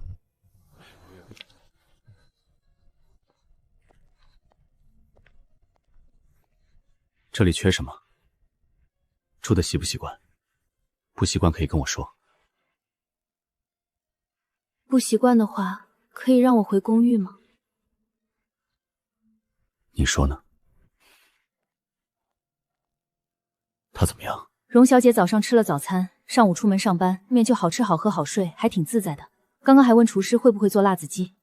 什么都不在乎的话，肯定自在。各位，非常抱歉，段总今晚的安排临时有变，工作推到明天，我来送各位，请。段总今天怎么了？明明说好今晚过完这些条款的。段总有他自己的事情要处理，工作我们明天再继续推进。段总这几年越来越阴晴不定了，以前从没在工作上这么任性过。不能说我这段总阴晴不定，是因为真的有精神分裂。脑子一旦闲下来，就开始不受控制地反刍段燕说的每一个字，每一个表情。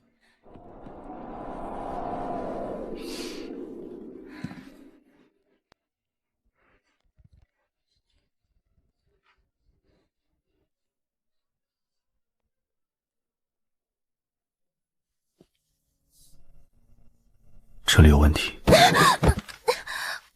你引用的这组对照数据，样本量和前面的基准不一致。你用的是调整的口径，但没做矫正说明。审稿人看到这里会直接打回来。我被段燕吓了一次又一次，整个人的精神状态都不太好了。是怕我找你算账，还是怕看到3年后的我不会再当你听话的狗了？我不知道你在说什么。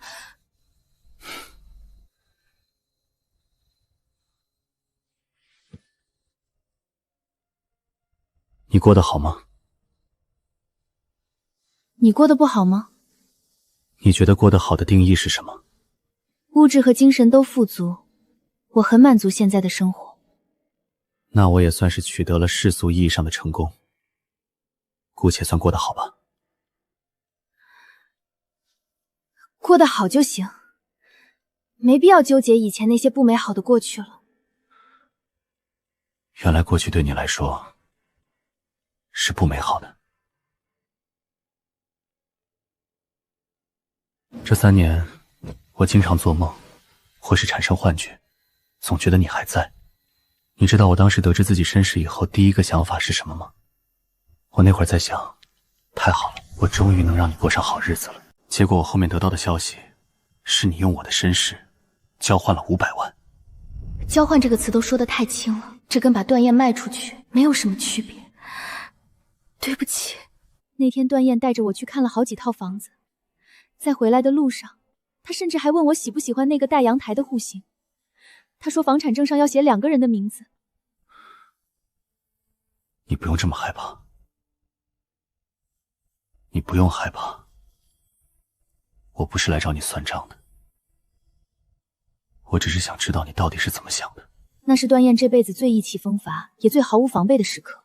他几乎将自己的一颗真心捧到了我面前，迫不及待地和我畅想着往后的余生。但就是那个晚上，我消失了。不到1天的时间，他从畅想未来到被我抛弃，短到谁都反应不过来。我们不见面，对谁都好。又是这种说辞，可是我一点也不好。我已经来了，你打算怎么办？再跑一次？你不会的，你的学校、人脉、实习、硕士 offer 全都在这里。你知道重新起步有多苦，一旦逃跑，这些全部落空。我想找到你，不费吹灰之力。身为外大高材生，眼看着硕士在望，非要隐姓埋名做底层谋生，这是你想要的生活吗？没人比我更懂容技巧，我早看清他的野心与对体面生活的贪恋，可我唯独想不通，他为何宁愿抛下荣华，也要执意离开我。那你想报复我吗？一个正常人被这样骗了、耍了、卖了之后，第一反应应该是报复。我也想过，比如断了你在伦敦的一切，学校、房子、工作，又比如直接把你带回去，关起来，给我端茶倒水也好，当金丝雀做佣人也好。我上辈子死得早，对段燕的印象永远只记得她毫不留情地撕开我的真面目后，那个高高在上对我只剩下冷酷的上位者。即便重活一世，即便这辈子两人之间的轨迹早已发生了翻天覆地的偏离，我也不敢拿自己好不容易拼杀出来的余生去赌段燕的真心。见过广阔天地之后，谁也不愿意去当笼中鸟。每一种方案我都在脑子里过了无数次，怎么办？我一看到你，还是会舍不得。段燕被我这样对待后，心脏依旧跳动着的纵容与不介意，简直比他直接拔出刀来抵在我的脖子上还要让人感到心虚和无措。当年医药费那些事，我早就知道了，许念也知道。许念知道。本来我想等你回京城，找个时间和你好好谈，我们可以商量着把医疗费还给许念。一回到京城，白天段燕带我去看房子，晚上我就迫不及待地拿着那 DNA 鉴定报告跑去找了段守正，开了条件，换了钱，断了所有联系方式，头也不回地跑到了地球的另一端，连一句交代都没留。可我从来只想过，如果段燕不介意我曾经的欺骗呢？如果段燕喜欢的从来都是朝夕相伴的我，而不是那个救命恩人呢？那我当年为了自保，迫不及待拿他的身世去换钱跑路，以及那场堪称单方面凌迟的抛弃，究竟会对这个前一秒都为我们的未来做打算的男人造成什么影响？你什么时候知道的？很早，大概是在和你去梁县的时候知道的。但我直觉你怕的不是这个，这些东西在我看来，都算是我们之间最微不足道的小事。你能告诉我，你到底在怕什么吗？怕什么？怕别人像看垃圾的目光，怕会像上辈子一样把我摁进冰冷的海水里，怕自己用尽全力拼出来的第二次人生，会因为某个不受控的变数再次轰然坍塌。重生这种事，谁会信？没关系，我也有很多事不知道怎么跟你开口。不过我们还有很多时间，我愿意和你慢慢。这些都是按你以前的喜好让厨师做的，有什么不合口味的，可以跟厨师讲，也可以跟我说。不过看样子，你也不是很想跟我多说什么。你别像个鬼一样莫名其妙吓我就行。抱歉。我又不敢像以前一样，想揍他就揍他。以前耍赖撒疯是仗着他会无条件纵容我，现在那点底气早被我自己亲手烧光了。之前不是和杨璇说要吃这个，怎么不见你动筷子？这种单方面被全方位碾压的处境实在是太被动了。我早就不是以前那个被捏住命门就唯唯诺诺的容继乔了。实际上，李佳怡不知道我在来伦敦之前就已经上过班了。既然是试工，我肯定要主动给自己找点事情做，不能只顾着摸鱼。你站我旁边就行，帮忙引路、倒茶、送果盘，按我教你那套流程来。别紧张。这车怎么有点熟悉？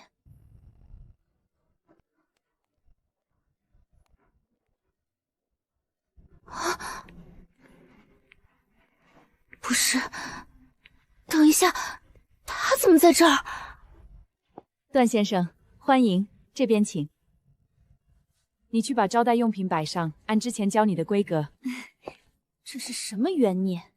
全伦敦那么多公司，段燕偏偏来谈合作的就是我兼职的这一家。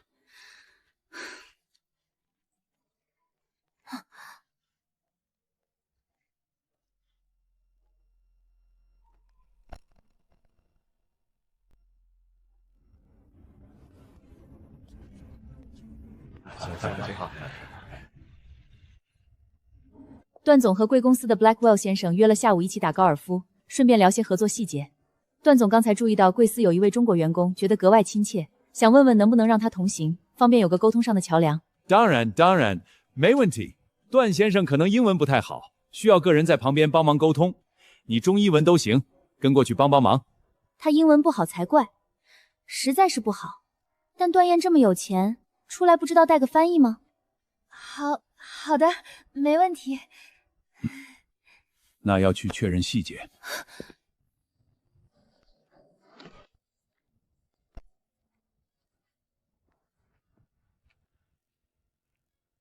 我是真不知道你在这家公司。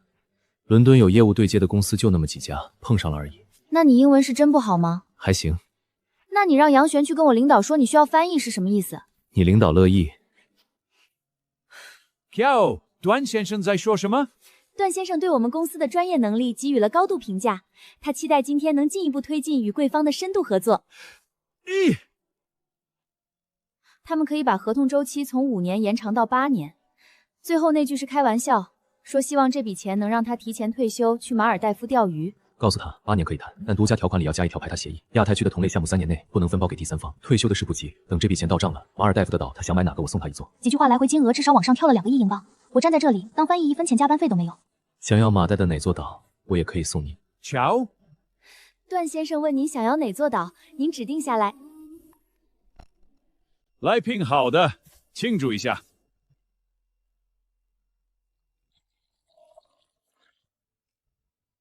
尝尝。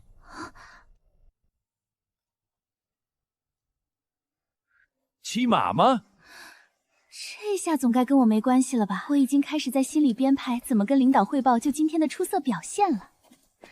谁能想到呢？那个曾经在尘土飞扬的建筑工地上蹲在钢筋水泥堆里闷头啃着白米饭配咸菜，连一口肉都要靠工友施舍的穷小子，和眼前这个在谈笑间随手签下几十亿英镑的跨国合同，眼都不眨的把一瓶顶级珍藏当白水样递给我尝鲜的段家掌权人，竟然真的是同一个人。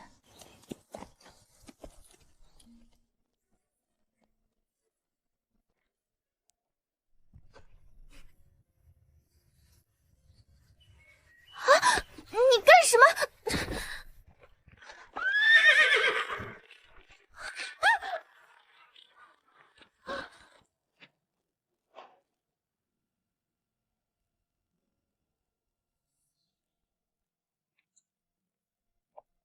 杨轩，这怎么回事？他们是旧识。哦。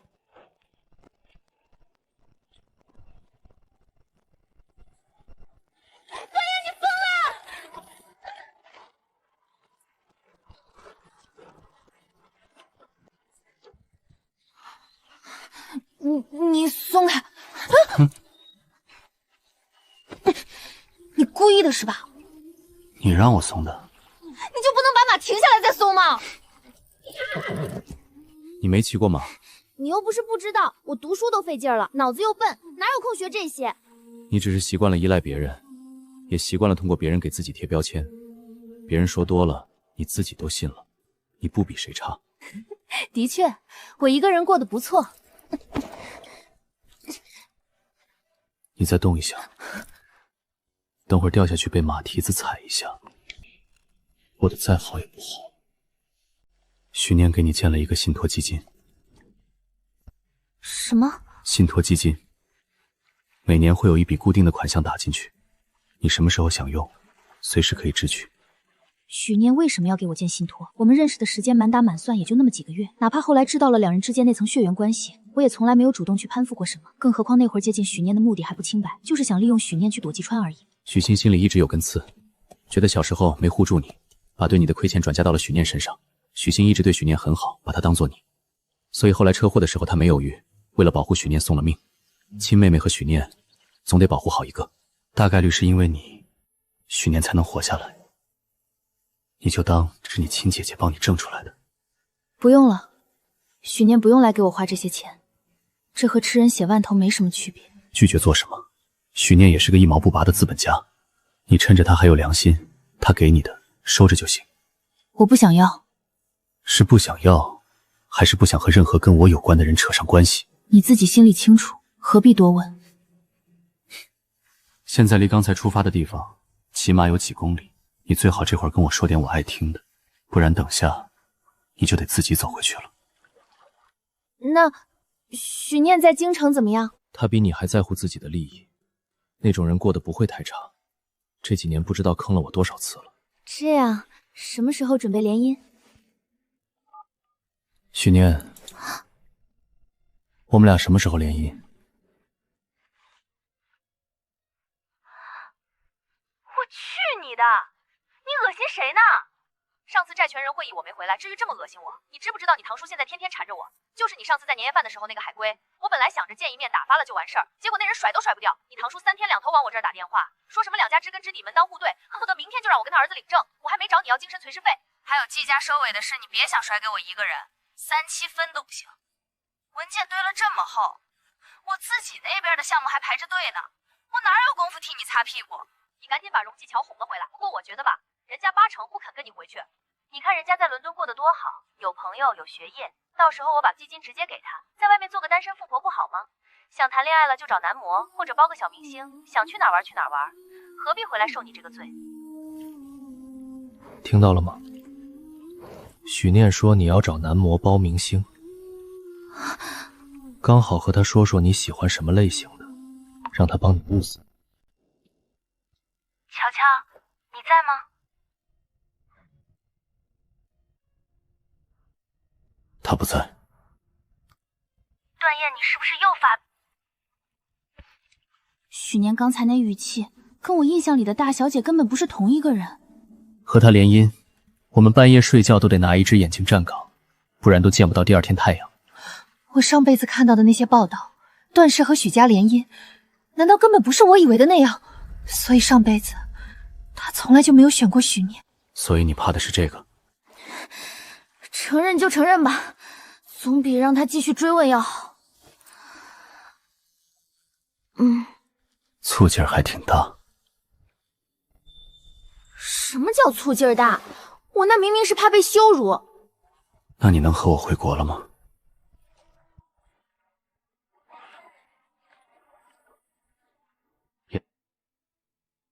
不知道该怎么回答，但他也没继续逼我。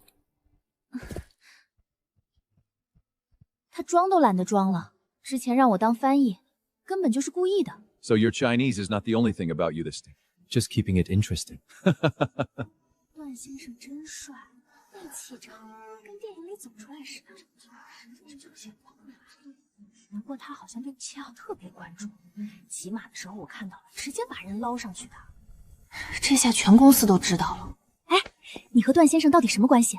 全公司都在传，说他骑马的时候把你抱上去了，还有人偷拍了。没有，帮大老板开的发票，你帮我看一下流程呗。这东西我在段燕手腕上见过，一模一样的。这个是做什么用的？医疗级别的健康监测手环。现在这些医疗设备真是越来越先进了。我小时候在曼彻斯顿长大，那会儿连抑郁症是什么我们都搞不清楚。Cal？ 哦，这个应该是直接走医疗福利的科目吧，附上产品说明和采购单，财务那边应该能过。段燕为什么要戴这个？她压力大到出了什么精神问题吗？但如果只是单纯的压力大，戴这种会发警报的手环做什么？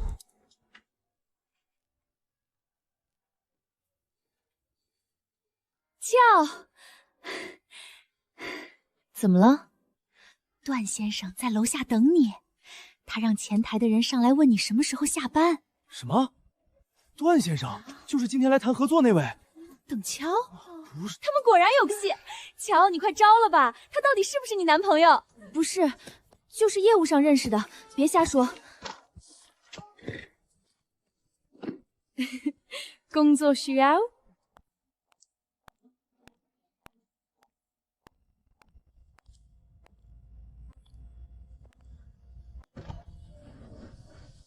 上车，不要让我把你扛上来。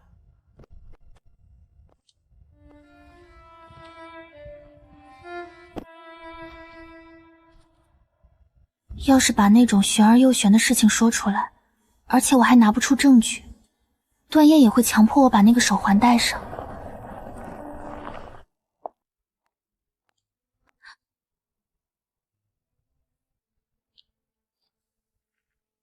荣小姐你好，我是许小姐委托信托管理团队的负责人，姓赵，这2位是我的同事。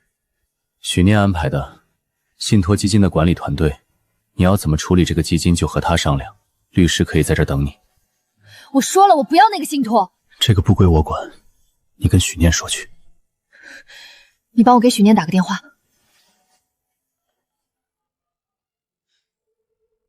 荣继桥找你。律师到了吧？有什么不明白的，你直接问他们就行。都是我用了好几年的团队，靠谱的。这个信托，我真的可以不要。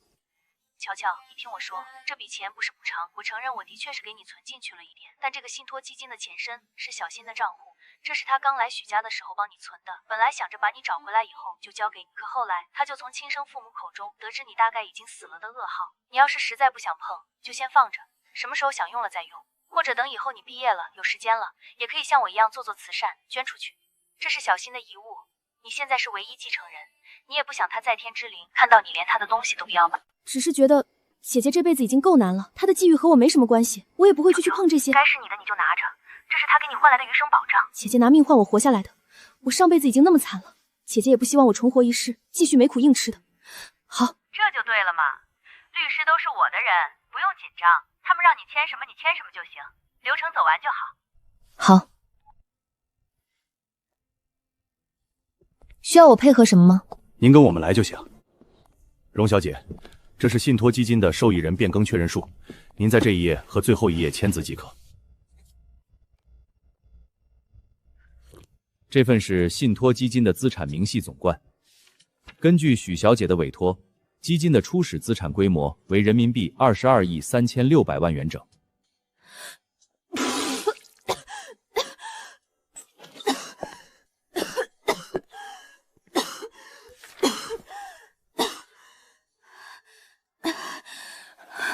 怎么了？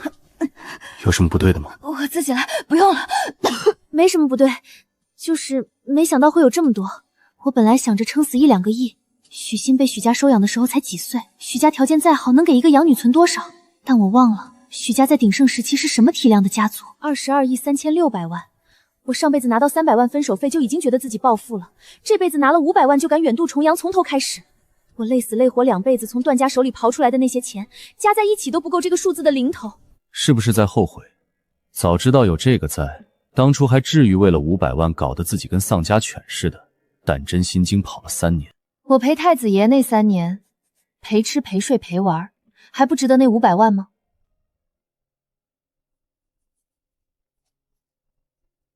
那你跑什么？出国提升自己有什么错吗？你难道觉得当初那个唯唯诺诺的中专妹很好？什么都不懂，什么都不会，每天在家只知道刷手机，呲着大牙傻乐。什么样的都是你。我那会儿不爱你，没有对你掏心掏肺。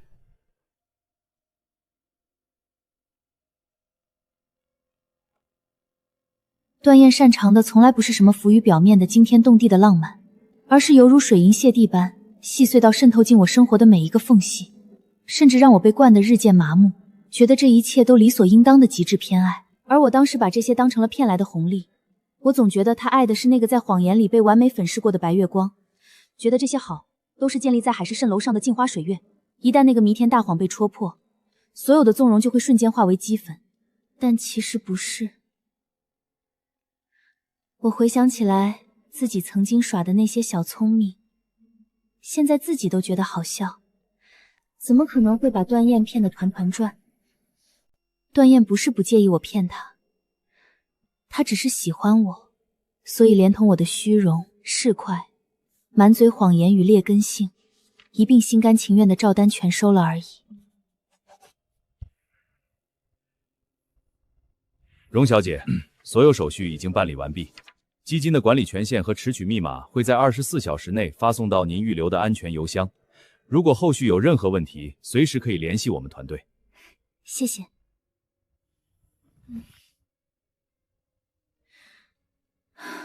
信托基金的管理权限在第2天早上准时到了我的安全邮箱。上辈子拿到300万的时候，我整个人飘了1个月，恨不得把所有奢侈品双柜扫一遍。这辈子拿到500万的时候，虽然心里压着事儿，但那笔钱到账时的安心感还是实实在在的。可拿到这一大笔钱，我却一点消费的欲望都没有。当年我有难处，段燕何尝没有？谁又敢说自己是完美无瑕的呢？我被捧在手心里，万事不用操心，但也在阶级落差与谎言恐慌中备受煎熬。可说到底，不过是3年而已，放在漫长而苍凉的一生里去张良，似乎真的算不上什么要死要活的大事。我一直觉得段燕和自己分开会更好，她得到了外界所有的敬畏与称赞。可倘若她真的过得那么好，那她为什么还要跨越半个地球的距离，阴魂不散地出现在我的面前？重逢后，段燕总是阴阳怪气，嘴上说着恨我，但实际做的没有一件对得上那些狠话。Hero， 你还好吗？没事，昨晚没睡好。你这是压力太大了吗？压力大的话，喝2杯发泄发泄就好了，都是小事儿。谁乐意手腕上多这么个玩意儿？还得定期上传数据给医生，好麻烦。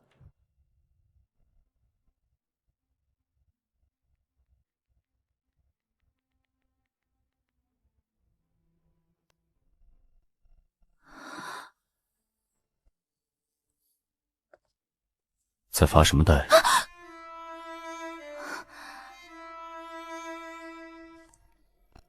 看什么见不得人的东西？我在和喜欢的明星聊天，正准备问他缺不缺金主。只要我不尴尬，尴尬的就是别人。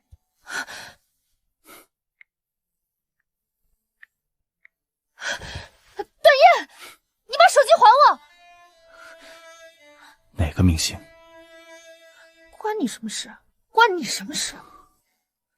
关你什么事？你。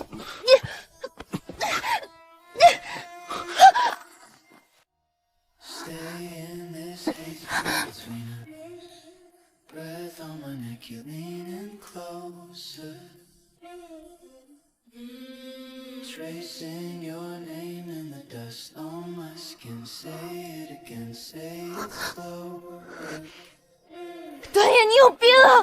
你是属狗的吗？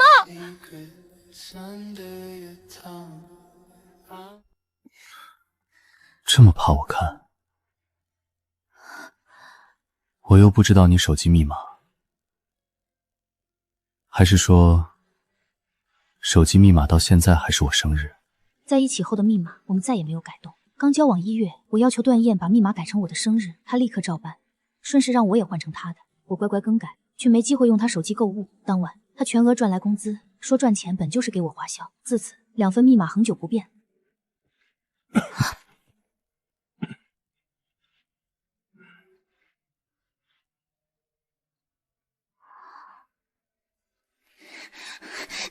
起看，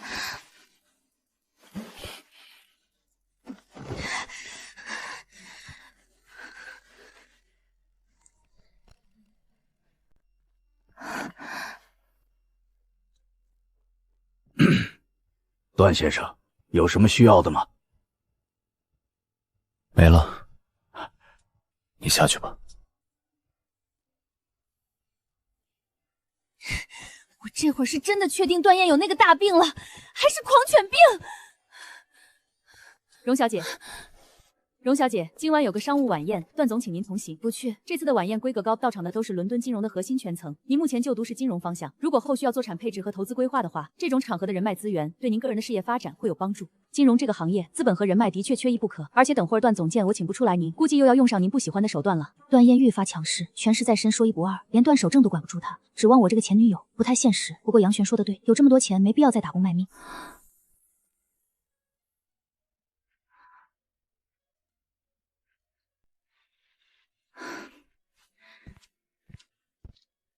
开始吧。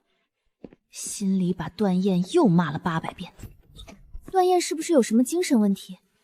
荣小姐，我只是一个打工的。不好意思，没有为难你的意思。是我该道歉，这种私事我的确是不太知情。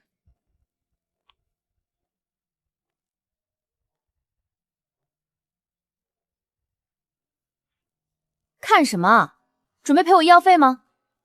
荣大富婆都能给明星撒钱了，还看得上我给的那点医药费？你有这个自知之明就好。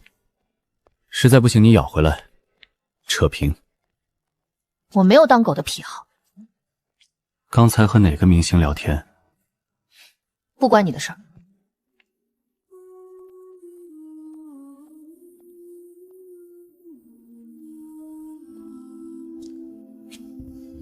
你尽管去聊，看对眼就带回来。不过我可不保证我见到他以后，他还能见到第二天的太阳。知道我喜欢当狗就别惹我，不然我可保不准你身上哪儿又会多出来一个牙医。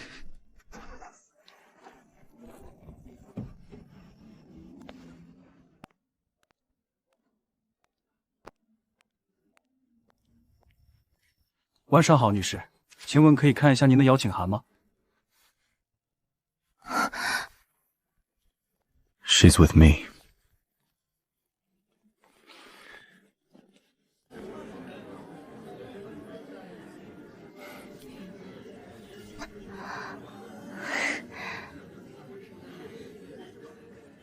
独安，这可太难得了。你知道我办了多场这种活动，从来没成功把你请来过。Robert， 今天怎么了？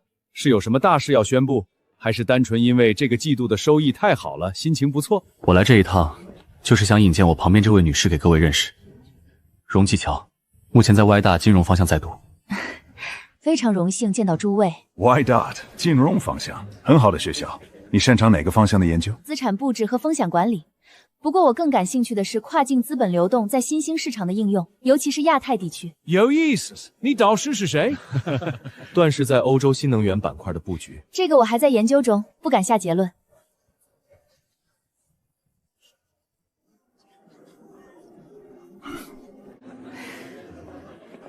乔，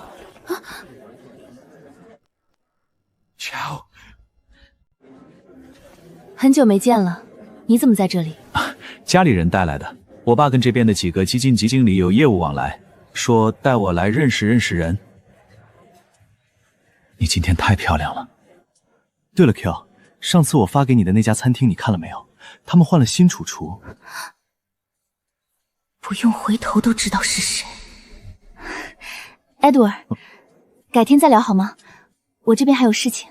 原来是熟人，玩得愉快吗？很愉快，夫人，好久不见。亲爱的，我不知道你是怎么进来的，但这种场合的安保审查向来严格，每一位宾客的身份都会被反复确认。如果你是通过什么不太正规的渠道混进来的，我建议你现在就离开。等一会儿保镖来清场，场面就不太好看了。妈，夫人，我是通过正式邀请函入场的，门口的安保也核认过了。祝您今晚愉快。段先生，我是 Lancaster 家族的。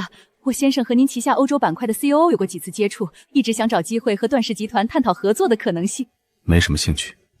当然，段先生日理万机，改天方便的时候。不用了，乔应该不是很想我和你合作，我听他的。刚才和 Robert 他们聊得怎么样？他那个新兴市场的基金盘子，你有没有兴趣投一笔？辈子都没装过这么大的 X。是不给我装的不好意思。刚才那个关于亚太区资本流动的观点，我跟我的研究团队提了一下，他们挺感兴趣。下周我让人把具体的数据模型发给你看看。好的，随时方便。Your lady is brilliant 。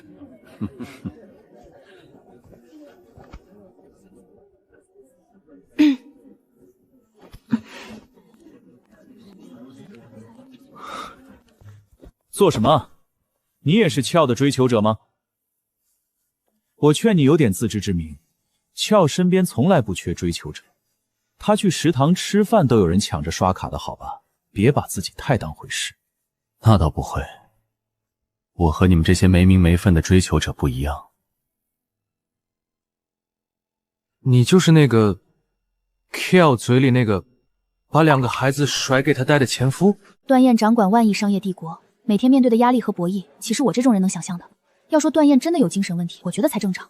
哪有铁打的人？可我有什么资格去关心他的身体状况？当年抛弃他的人，拿着他的身世去和别人做了交易，换了500万跑路的人。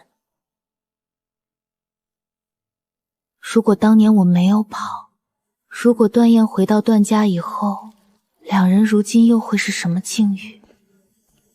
那黄毛说我和你离过婚，你还帮我养2个孩子？埃多尔的这个地主家的傻儿子，当初为了把这位贵族少爷彻底劝退，编了一套离了大谱的身世设定。没有，我瞎编的，而且我又没说这个前夫是你，你不要自以为是。那你还和谁谈过？可多了。段燕，算算日子，我们分开的时间早就比当初在一起的时间还要长得多了。大家都是成年人，这几年里我谈过什么恋爱，遇见过什么人，实在没必要来好奇我的隐私。你大老远跑到伦敦来，如果是为了拓展版图谈生意，我很祝贺你。等这边的工作处理完，你就赶紧回国吧，别把时间浪费在根本不值得人身上。而且我没有回国的打算，以后也不会有。不值得的人，是指谁？你吗？说到底，你也不过只是我的一个前任而已，真的没必要总是这么纠结在过去，对我只是负担。每一次说出这些撇清关系的狠话，看似是在往段燕心上扎刀子，可反作用力却总是先一步割得我自己鲜血淋漓。我先回去了。你又发什么疯？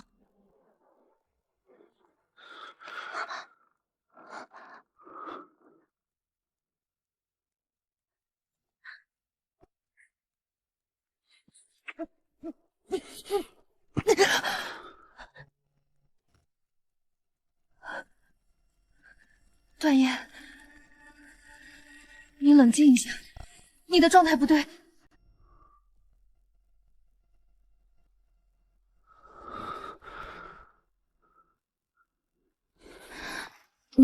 你冷静一下，你现在很不对劲，你感觉得到吗？猜出来了吗？没，我不知道。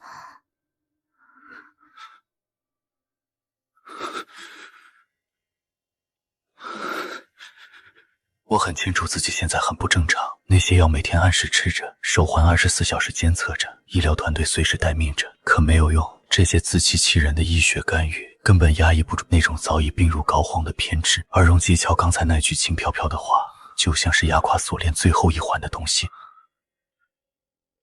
一开始没有这么严重，产生幻觉的频率是在你离开以后开始不断增加的。你想知道我在幻觉里看到了什么吗？我看到了另一个你和另一个段燕。那个荣继乔和你不一样，从未真正改变，同时随便炫耀些什么。他回家就冲我发脾气，非要买到手，不顾家境，贪图清闲，不愿上班，又一心羡慕别人光鲜的生活，满心嫉妒自卑，心态愈发扭曲，却不肯付出行动。他被困在那间出租屋里，困在自己的欲望里，又和你完全不一样。至少你会走出去。他在说的根本不是什么因为病情加重而产生的荒诞幻觉，那就是我，那就是如果我没有重生，没有被死亡逼醒的话，会一直维持下去的那个样子。他在说我的前世，可段燕为什么会知道这些？他是什么时候知道的？不光是你变化大，幻觉里那个段燕的变化也大。他不理解自己为什么会对这样一个女人死心塌地。那3年里2个人天都没有共患难。他知道真相以后，觉得自己蠢透了。他也知道他来找他不是因为想他，是因为想要钱。他明明知道他每一次出现都只有一个目的，可他还是会故意外泄行踪。一个毫无背景的底层女人，怎么可能一次又一次的突破那些安保防线？骗自己说是为了看他到底这么一次次的找上来是不是有一点点真心，可没有用。每一次见面他都没有任何改变，他想要的从来都只是钱，拿到了以后他也许就会和第一次拿到那300万分手费一样，会头也不回的消失。那你呢，荣继乔？你和幻觉里那个荣继乔一样，也没爱过我吗？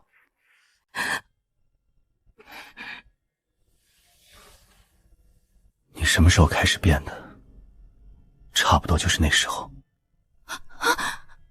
起初只当是噩梦、求医、驱邪，一度认为只是精神幻觉，可画面太过真切，初到段氏大楼，陌生环境里诸多细节全都一清二楚，幻觉无法解释这一切。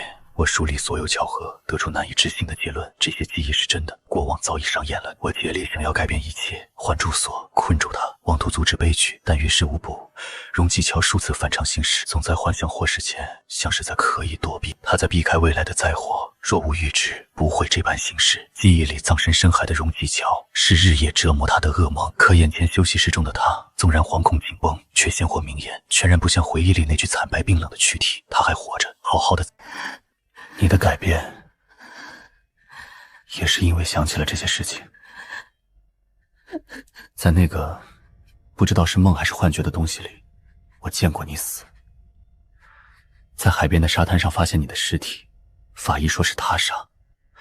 他们问我最后一通电话是不是你打给我的。前世的那个自己盲目到了极点，当季川抛出诱饵，说要给我一笔丰厚的遣散费，让我拿了钱以后永远别再出现在段燕面前时，我居然没有察觉到任何危险的信号。我满心欢喜的赴了约，心里沾沾自喜的盘算着，反正只要拿了这笔巨款，就立刻跑路。一登上那艘游艇，就被季川像拖拽一只毫无反抗之力的流浪狗一样，强行拽到了甲板顶层最偏僻的暗角。季川按着我，望向奢华喧闹的甲板，宾客端着香槟，暗中交易名利。段燕一身黑高定制杯而立，冷冽侧脸夺目出众。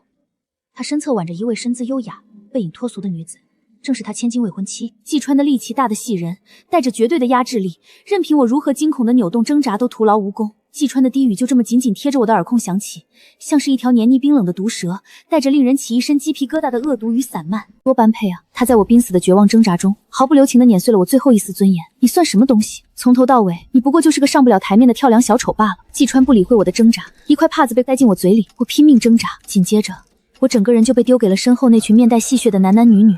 处理干净点儿。季川的声音从身后飘来，懒洋洋的，冰冷的金属铐子咔嚓一声扣上了我的手腕。我被拖着往游艇的另一片走。快点吧，等会儿念念和燕哥就来了，看到他会不高兴的。被踹了还眼巴巴贴过去，用尽了全身的力气去挣扎。我的视线穿过那些人的缝隙，疯狂的往来时的方向看。那片灯火辉煌的主甲板就在10几米开外，水晶灯暖光把海面都映成了一片碎金。段燕还站在人群中间，她微微侧着身，和旁边的人说着什么。她没有往这边看过一眼。下一秒，我的脊背就撞上了甲板的栏杆，海风从下方涌上来，带着咸腥的潮湿味道，把我散落的头发吹得遮住了半张脸。下面是漆黑一片的海水，连月光都照不透。我被人丢了下去，海水合拢，从四面八方灌进我的口鼻。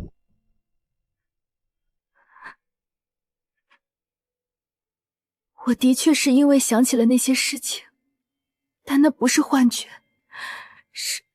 是我真的死过一次。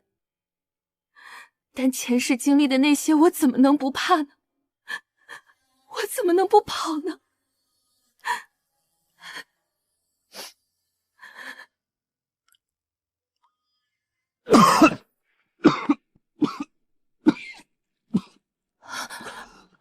段燕，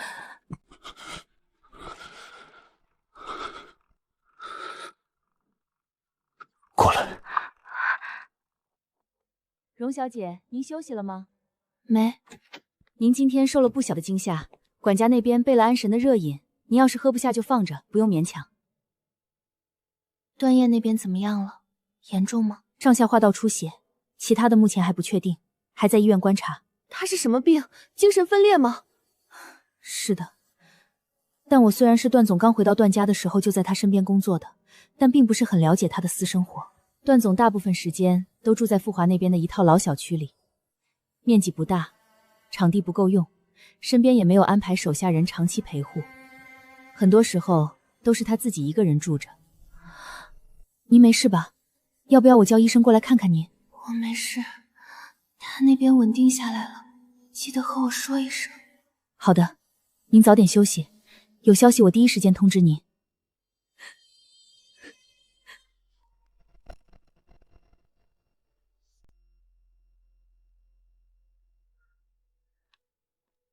杨姐，段燕现在到底什么情况？还在观察，我能不能去看看她？段总吩咐过不让您过去。那她的病历记录能不能给我看一下？我把电子版发您。谢谢。频繁做梦，梦境内容高度真实，涉及具体的场景和人物对话。醒来后难以区分梦境与现实。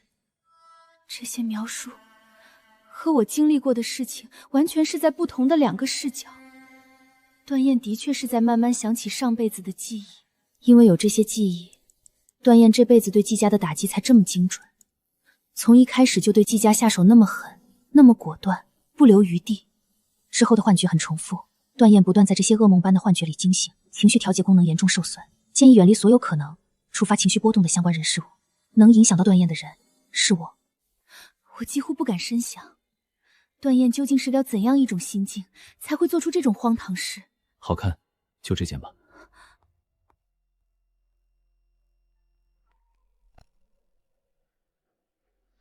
可我也并不知道，如果他接通电话，那我要和他说什么，大概率也是沉默的。本来想找别人帮忙转达几句话，或者至少确认一下他现在的状况，但想了想又算了。说了，快的话明天后天就能回来，等了3年都等了，不差这1、2天。段燕有说具体什么时候回来？接到那边的通知了，情况稳定的话，最快明天早上。我要是顶着这副鬼样子去见他，也好看不到哪儿去。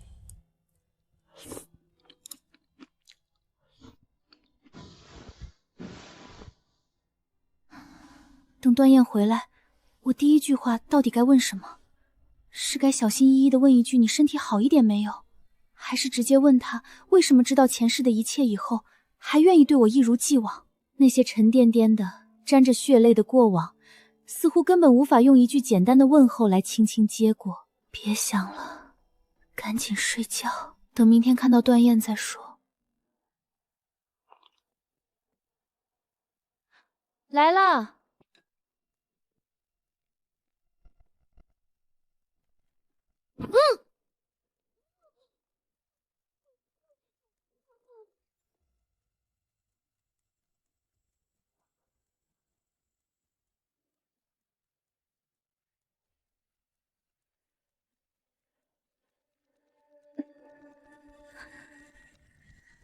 这是船，这仿佛已经成了我的一道梦魇，让我这辈子都没办法在船这种地方冷静下来。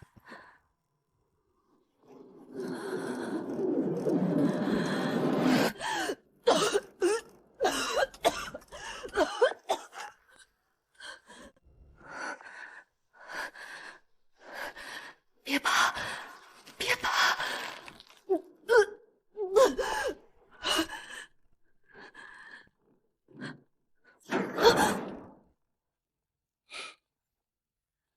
怎么抖成这样？越来越胆小了。你想怎么样？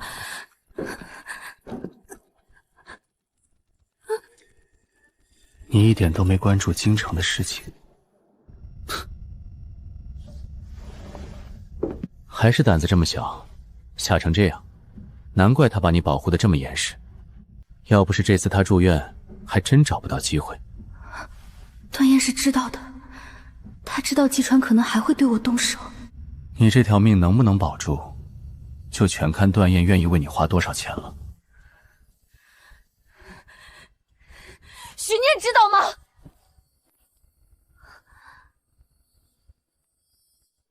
老实待着，晚点有人给你送饭，死不了。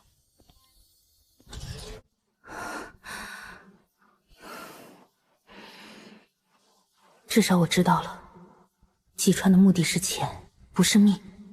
至少在段燕给出回应之前，我是安全的。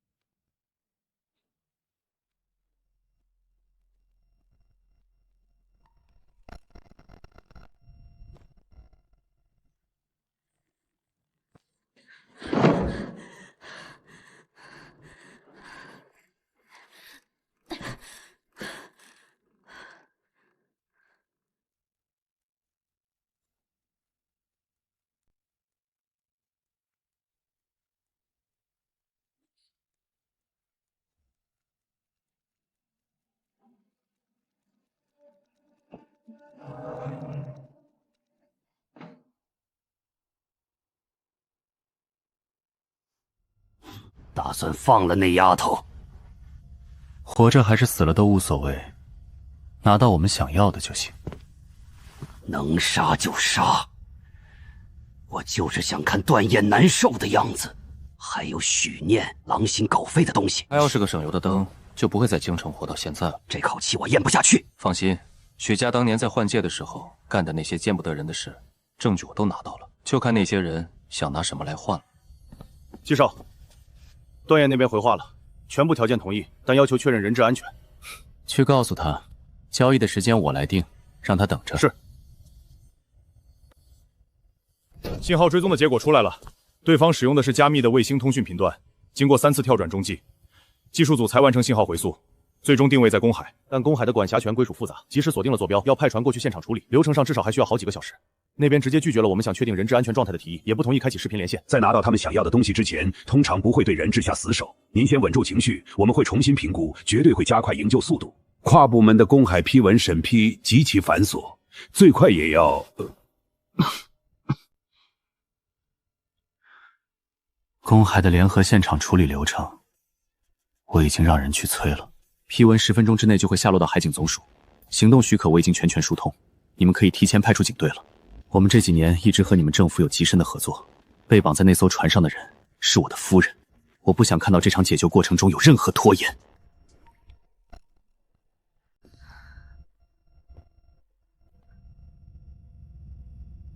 别费劲儿了，给你松绑了也跑不出去。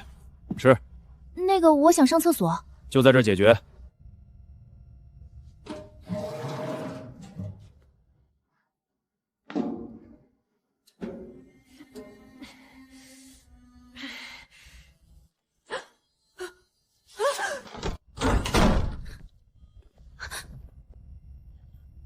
你在做什么？你不是说让我就地解决吗？我总得找个容器吧，蹲在地上我做不到啊。解决好了没有？好了好了。干什么？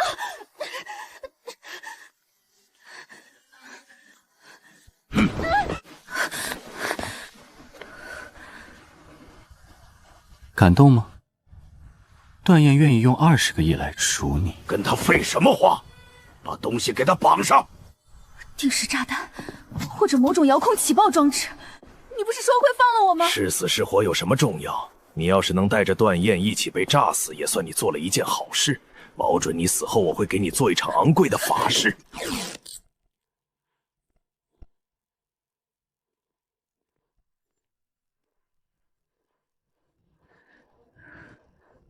不要，滚开！别碰我！季川，你们疯了吗？按死他，别把针头弄断了。我手上有一份22亿的信托。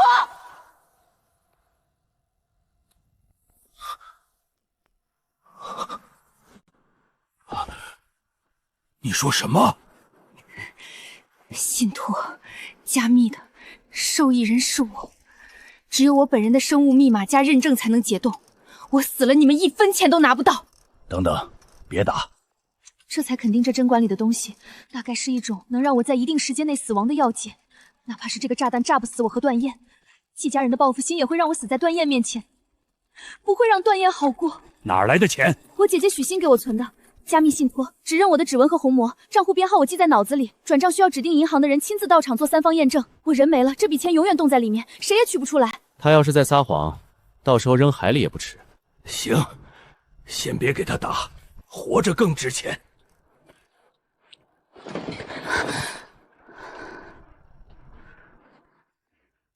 我的姐姐又救了我一命。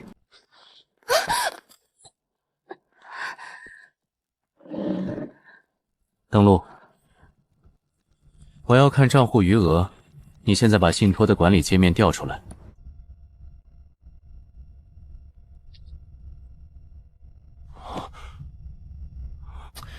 小新倒是对你这个妹妹挺好。你不是喜欢我姐姐吗？她不会想在地下看到你变成这副模样的。情情爱爱什么的，在几十亿面前也得靠边站。他要是还活着，你这句话也许对我还真有点分量。走吧，想办法怎么不通过第3方认证把这钱搞出来。段燕会来吗？季川要是提出要求的话，段燕一定会来的。上一世，段燕在地下停车场堵住走投无路的我时，让我来做段家的佣人受苦。当时的我满脑子只有趋利避害，段燕怎么可能真的舍得让我去端茶倒水做个佣人？段燕在乎的是我到底爱没爱过她。我想到了段燕那份临床病历，有一个再也没有往后延伸的时间终点。季家破产以后，病历上就再也没有新的幻觉内容了，剩下的只有一次又一次濒临极限的精神崩溃。段燕的前世记忆就停滞在了那个节点上。段燕没有季家破产以后的记忆，也许不是她没有想起来季家破产以后的记忆，而是前世的段燕，她根本就没有以后了。段燕按季少要求登船亲自送钱。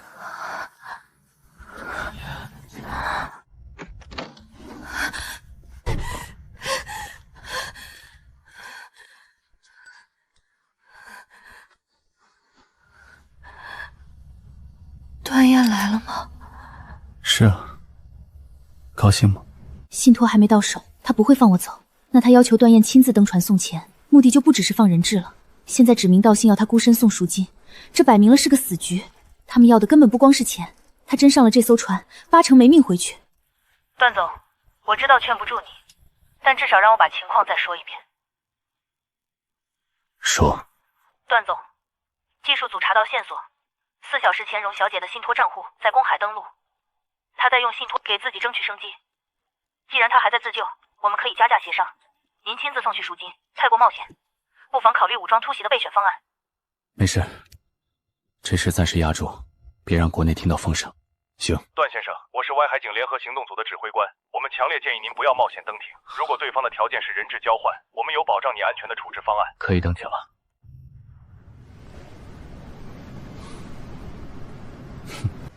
想不想知道你姐的事情？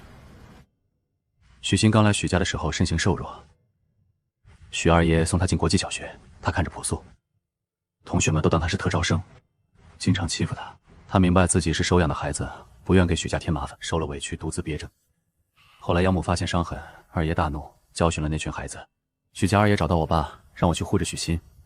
后来我们就认识了。她怕和在之前那个学姐一样受欺负，就很听话，是种很典型的优质乖乖女。我叫她去飙车、去俱乐部、去夜总会都去玩，她从来不敢去。等后来许念年龄大了，她就喜欢做什么都带着许念一起。不过在那会儿，她估计是把许念当成了你来补偿。是许念告诉你我喜欢许昕的吗？你不说我也猜到就是他。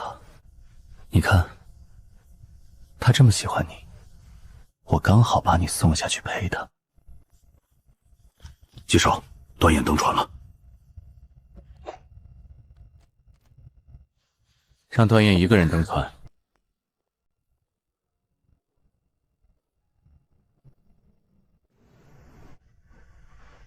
加密货币的私钥都在手提包里，让荣继桥先离开。我立刻按你的要求转账。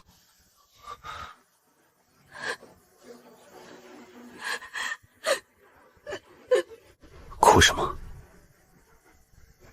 快上船离开！不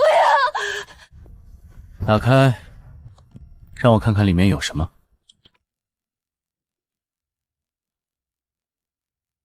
夹层。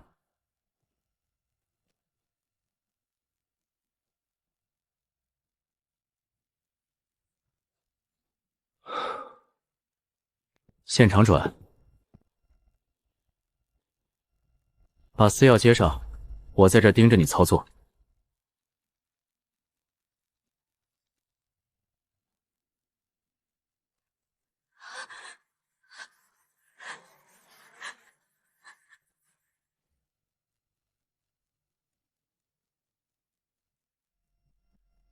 等一下。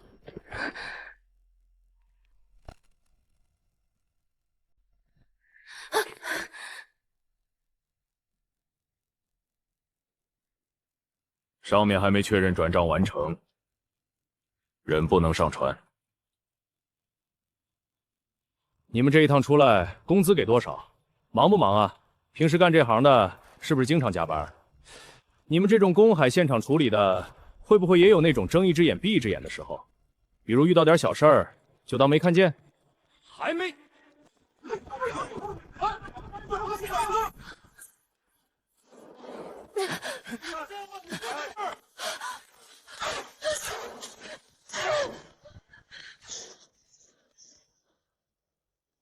季少那边解决好了吗？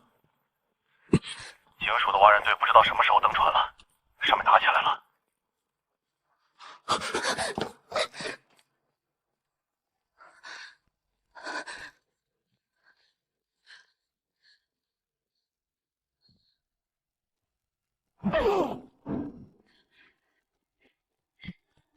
这死退，快点跑啊！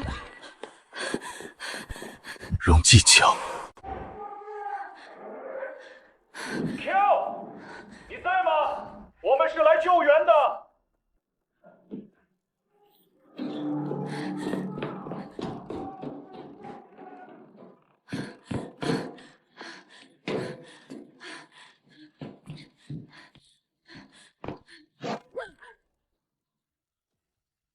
还挺能跑，差一步你就跑出去了，可惜。里面的人听着，不许动，放下武器，释放人质，你已经被包围了。都他妈离远点儿，我可保证不了这个位置上的枪口会不会擦枪走火。C 要给我，再准备一艘船，不然他直接死在这里。没问题。地山15分钟前在上层甲板被控制，你继续这样只会让事情更糟。放下枪，释放人质，这是对你最有利的选择。抓就抓呗，我活着就行。船呢？再准备了。你们俩感情还真他妈的坚挺，20个亿说掏就掏，人说来就来。我还以为你做到这个位置了，多少能理智一点呢。段言，你说你图什么？有这个钱，什么女人没有？非得在一个骗了你好几年的女人身上死磕？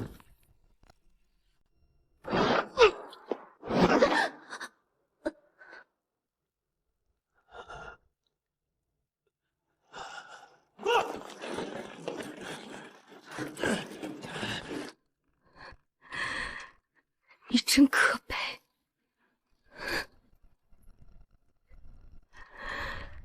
许昕根本就不喜欢你，临终遗言也是假的，都是许念编的，为了自保。你这辈子追逐的、回忆的，全是一个谎言，太可悲了。他像个被谎言牵着走的提线木偶，为了根本不存在的一份感情，活成了一个彻头彻尾的笑话。而更可悲的是我自己，我上辈子所承受的那些痛不欲生，我被彻底毁掉的青春与人生，甚至连同我死前那一刻的不甘和怨恨，居然全都是为这样一个荒诞的谎言在陪葬。到底是怎么样的？不如你跟我一起去问问小新好吗？整艘船的底舱和引擎室都被安装了定时触发装置，全员撤离。走。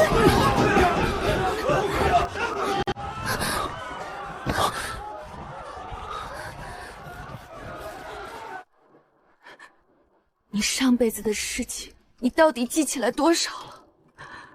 我看了你的病情记录，你的前世记忆停在了季家入狱以后，再往后就没有了。为什么？跟着你去了。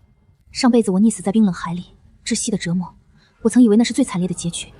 我一直以为我死后段燕会彻底恨我，唾弃我虚荣又虚伪的样子，把我从他人生里彻底抹去，继续走他光芒万丈的路。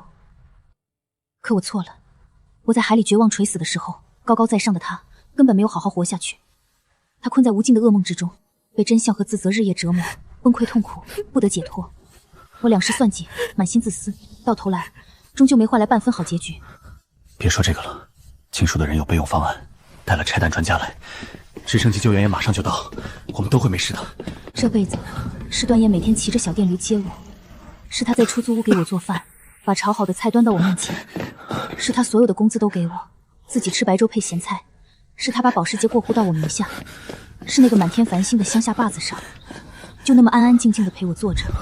我已经不是之前那个连自己都看不清的荣继乔了。我死死盯着段燕的背影，突然觉得自己千疮百孔的阴暗灵魂，仿佛在这一刻被这些细碎却滚烫的记忆一点一点的重新拼凑完整了。不管是姐姐，还是爷爷奶奶，亦或是段燕，原来无论前生还是今世，都有人在毫无保留的爱着我。我早已经得到了我想要的一切。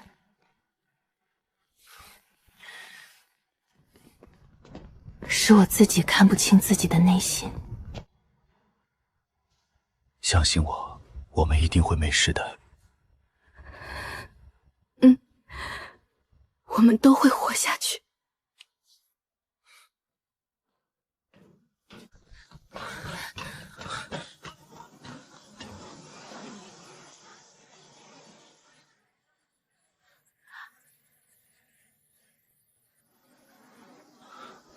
快上去！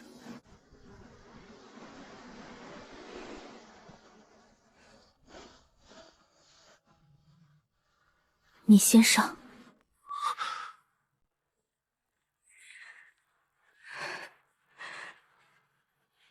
我身上也有炸弹，你们先走吧。荣继球，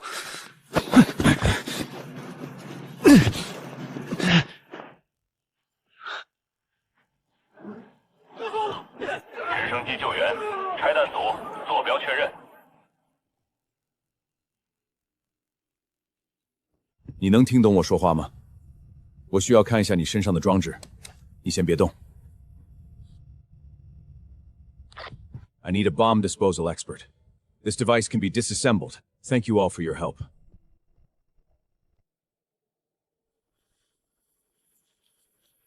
直升机上有拆弹专家，你现在感觉怎么样？有没有听到装置发出什么异常的声音？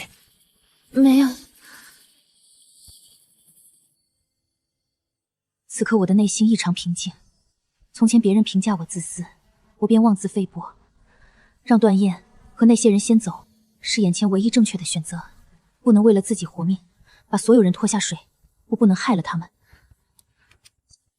Disarmable.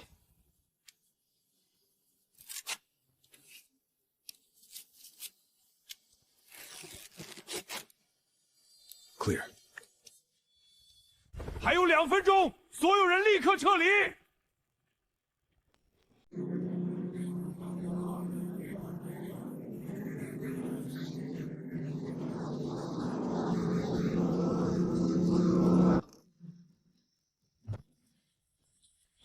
段先生，现在太危险了，您不能回去。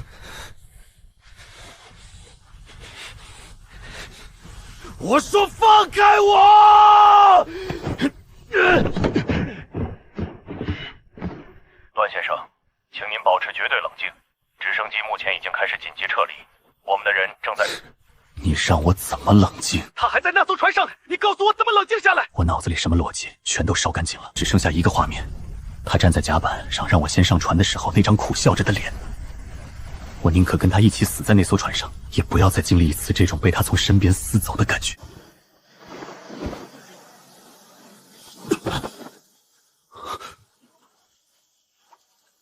段先生，叫医疗组！汇报，提前引爆，多处爆炸，部分人员未能撤离，正在确认。有警员和人质未登上直升机，重复，有人员滞留。有消息了没有？指挥部，失联的2名警官和人质，通讯频道还是没有响应。那种沉默意味着什么？我心里清楚。呼叫指挥部，我们找到了船上的小型冲击快艇，3名人员，2名警官加1名人质，全部安全。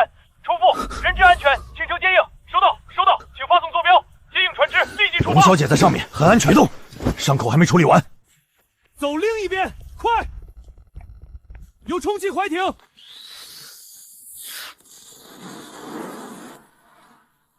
跳！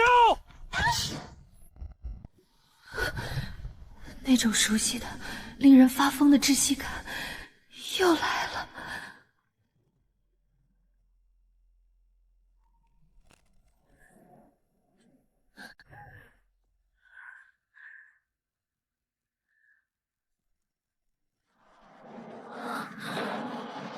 我还活着。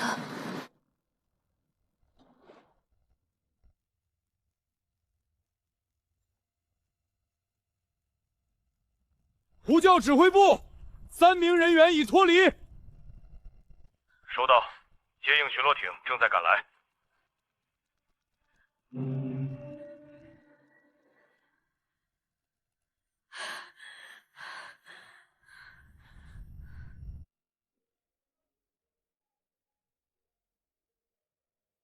想朝他走过去，想挤出一个笑，告诉他我没骗他，我们都活下来了。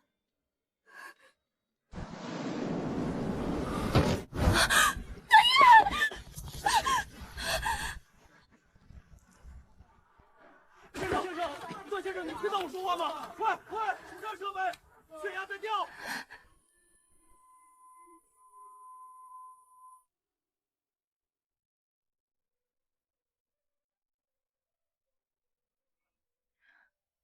我扯不下来。那一刻，我几乎以为看到了我们的一生。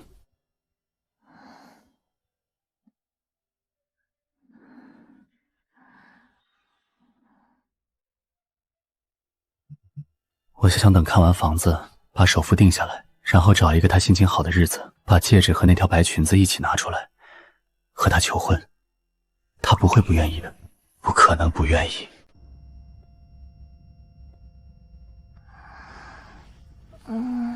早点睡。我们的一切早就丝丝缕缕地缠死在一起了，他怎么可能舍得抛下我？可是他真的走了，把我的心连同那些天真的幻想一起挖出来踩得粉碎。3年后宴会上，他站在那些衣香鬓影的人群里，穿着那件白裙子，我无法形容心中看到这一幕的感觉，像是在茫茫人海里捞起了那件弄丢的稀世珍宝，又像是明知道手里攥着的是一块随时会割破掌心的碎玻璃，任由鲜血淋漓。我就是想抓住他，这辈子下辈子我统统都不在乎了，只要在就好，只要他还活生生站在我看得见的地方就好。那些失去他的日日夜里，铺天盖地的幻觉将我生吞熟剥了无数次，那些虚幻的他把我一点点拆碎，再拼起来，到最后我早就分不清什么是真什么是假。最严重的时候，我自己都分不清到底是前世还是今生。需不需要给逝者献一束花？我实在太痛了，我怕自己这身肮脏的血会弄脏了他轮回的路。你能听到我吗？睁开眼，准备进手术室，血氧再往下掉，快！对。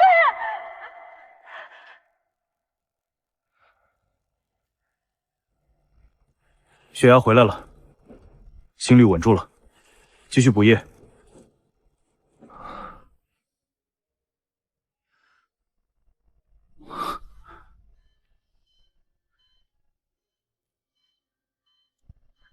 荣继桥，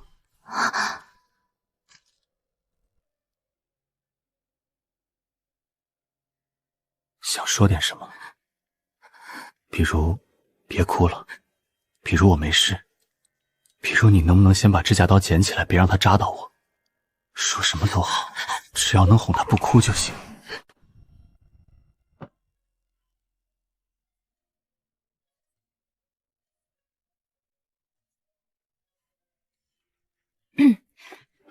段总，味道怎么样？很好，荣继桥做的吗？可以和他说我想喝排骨汤。好的。两人就这么隔着杨璇这个中间人，维持着某种奇怪的默契。可是，在段燕面前，这些勇敢都仿佛喂了狗。一遇到他，其实我还是很想下意识的逃避。毕竟，如果不是这场突如其来的绑架，硬生生将我们逼到了生死存亡的悬崖杆上，以我那种死要面子，这辈子大概率还会继续死鸭子嘴硬下去。冷着脸对他放狠话，说自己根本就不喜欢他，不想让两个人的生活重新交织在一起。如果不是因为喜欢，我怎么可能在爆炸倒计时逼近的绝境里，毫不犹豫地把他推向安全的快艇，却把绑着炸弹的自己留在必死的船上？又怎么可能在死里逃生，双腿都还在打颤的第一时间，在茫茫人海的甲板上去寻找他的身影，想确认他的安全？3天后午后，阳光在地板上切割出一道道柔和的碎金光斑。他做了足足3天的心理建设，这一次终于能独自面对我了。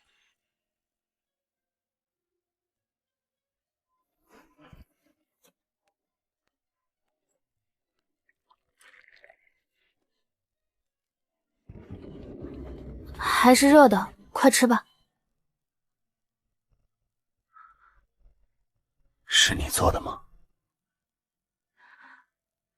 可以是吗？我叫医生。不用。笑都扯到伤口了。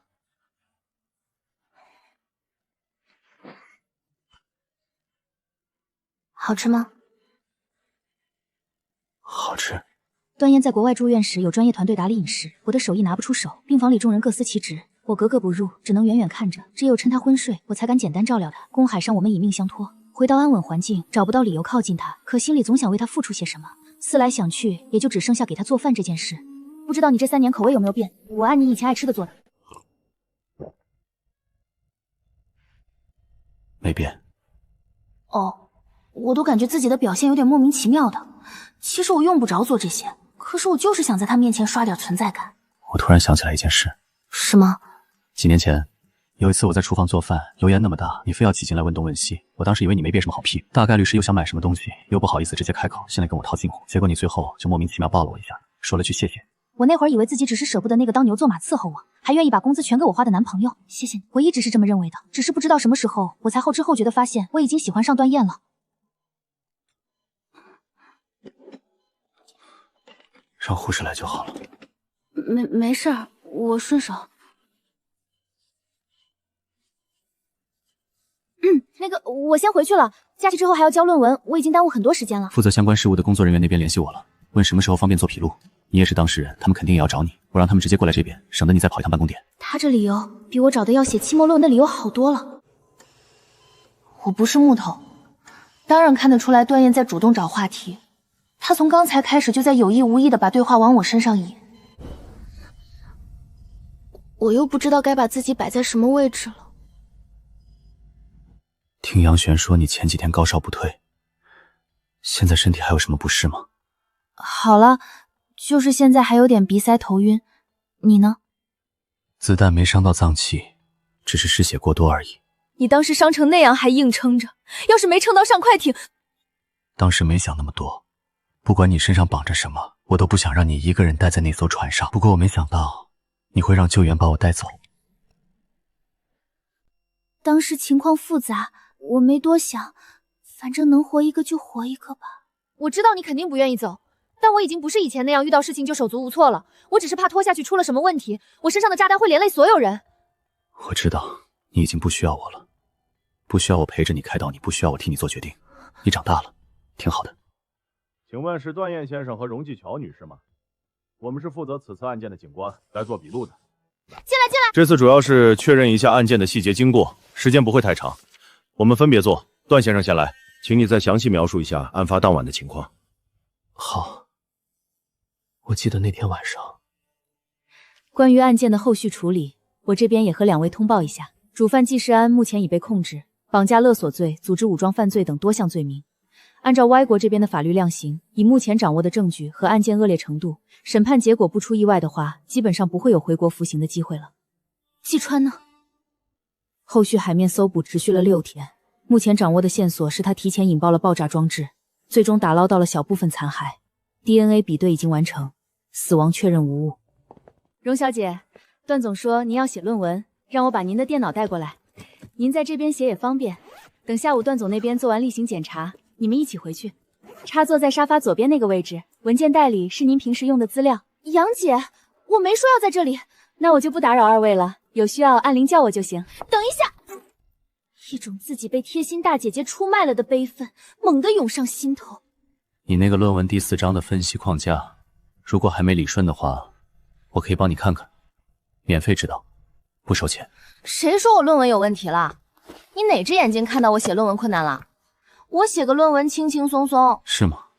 你之前不是还吐槽说论文选题太难，一行字要憋一整天，还怕麻烦导师，暗搓搓去问别人。我什么时候？我问谁了？欧瑞。虽然来2个人聊天的时候的确很开心，但我就是接受不了这种接近方式。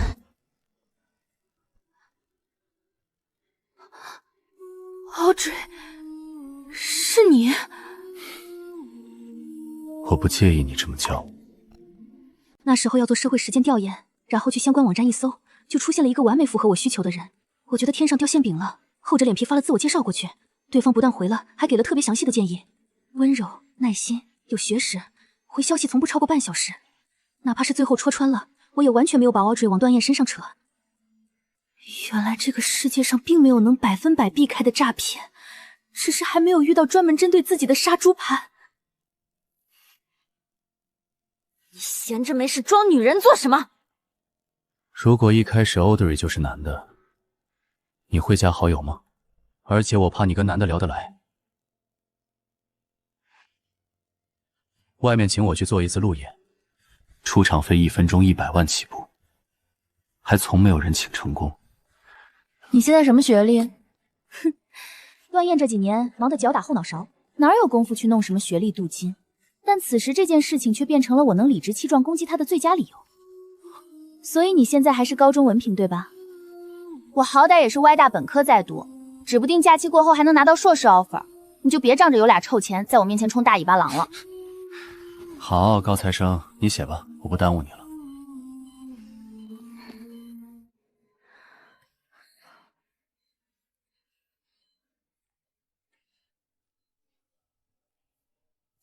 教授，非常抱歉让您和师母担心了，我被牵扯进了一起绑架案，目前已经完全安全了，人没事。那就好。过2天我去拜访您和师母，当面给你们赔罪。你师母说她要给你做一整桌你爱吃的菜，你最好带着空肚子来。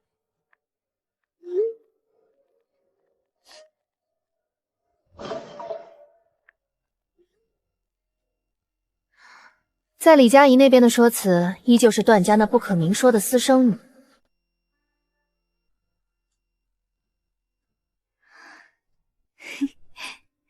回头打电话跟你说。你怎么笑成那样？论文写得很顺，心情好。是吗？键盘能敲这么快，我还以为你在和包养的小明星聊天。这人真烦，还非得阴阳回来。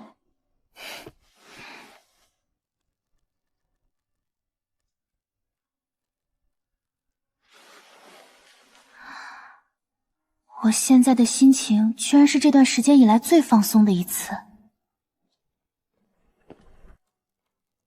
终于没有段燕的存在了，不用担心他嘴贱，指不定会更轻松一点。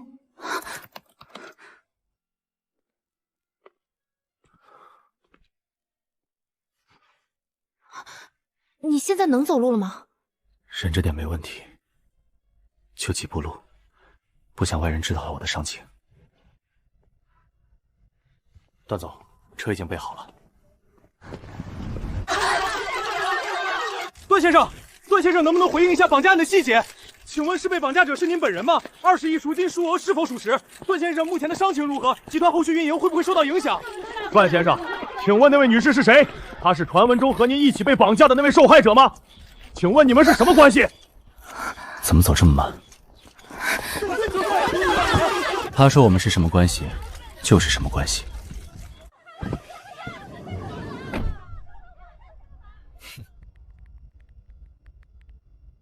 喂，我没事啊，已经安全了，你们别瞎操心。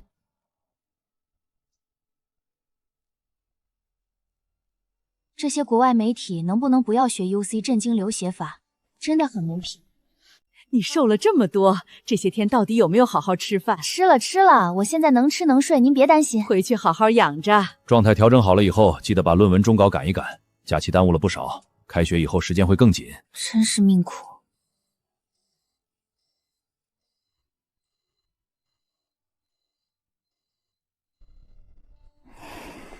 不想起。俏，你回来了，是那个新闻上的事情对吧？你没事吧？太吓人了。俏，那个出院的时候拉着你手的男人，是不是就是段燕？天哪，你居然认识他！你们是什么关系？乔，来我办公室一趟。来了。你的硕士申请通过了，这是相关资料，你记得填完之后交给我。offer 过2天会正式发到你的邮箱，到时候跟着系统确认就行了。谢谢您。上课去吧。如果要继续读下去，得在歪国再待2年。可段燕呢？杨璇和那个男助理隔3差5就出现，和段燕汇报一些国内的事项，急需他本人过去拍板决断。全球范围内的业务线全部在等着他一个人的最终决断，不可能一直留在这里。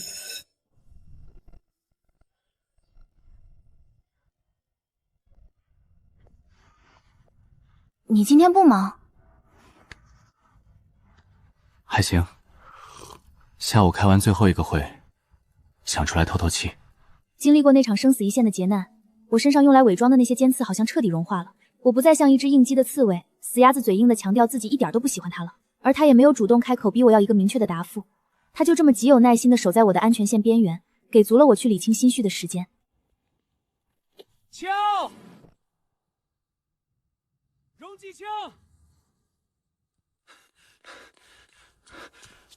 我知道你打算和你的前夫复婚。这个老男人在用孩子威胁你吗？这就是你回到他身边的原因吗？我都觉得段燕会立刻把保镖召出来给艾德沃这傻孩子来一枪。你先上车，你别出来。跟孩子没关，呸，根本就没有什么孩子，这是我和他之间的事情。我很感谢你这几年对我的照顾，真的，在我刚到学校人生地不熟的时候，你帮了我很多忙，但我对你真的没有那种感情。而且我读完书以后也不打算留在歪国了，我会回去。你之前不还和朋友们说要留在歪国工作？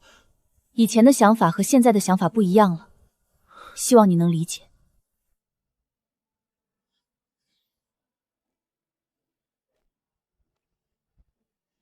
搞定了。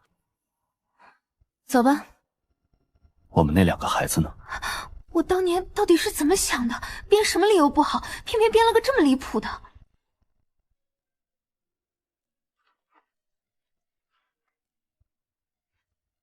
孩子给你。好了，不许再问了。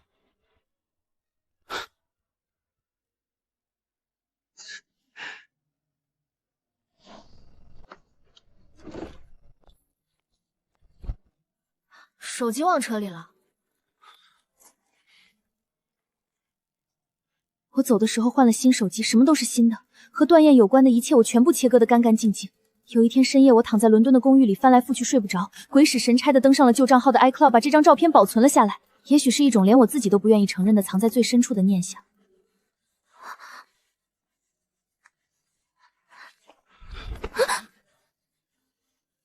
不是说不喜欢我吗？存着这张照片做什么？不是说不喜欢我吗？存着这张照片做什么？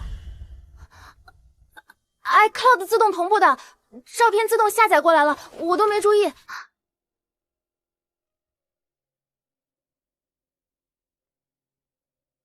怎么不敢看我？上一次离得这么近的时候，还是在公海上。我已经3年多没有跟段燕这样面对面待过了，现在感受到的是段燕的指腹在我皮肤上带来的灼热触感，和我快要跳出嗓子眼的心脏。你松开！喜欢你又怎么样？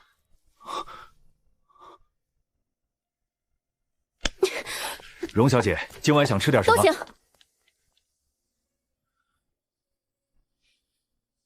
段先生，您这边随便弄吧。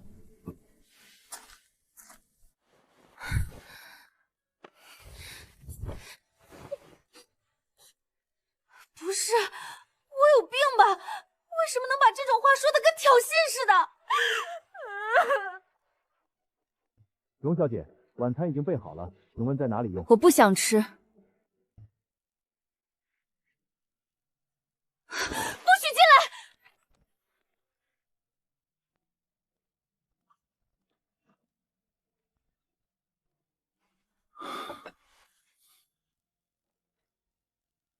不吃饭，你准备修仙？要你管！约好了跟爷爷奶奶打视频，你最好换一种语气跟我说话。视频哪儿呢？还没打，吃完饭。他这是要和我一起吃饭，还抛出了一个让我不能拒绝的理由。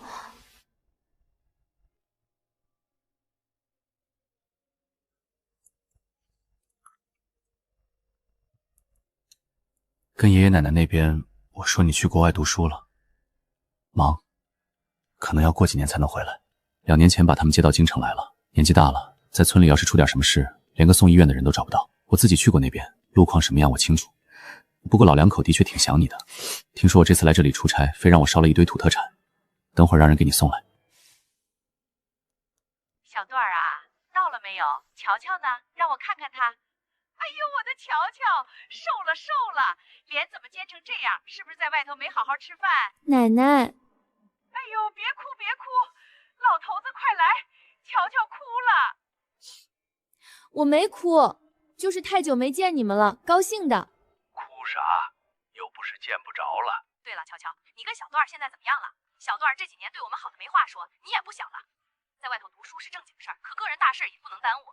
你看人家小段这么大老远还跑去看你，你要是觉得合适，奶奶，我们就还行吧。还行是什么意思？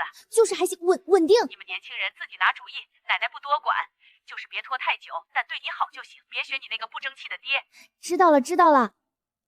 行了，早点休息。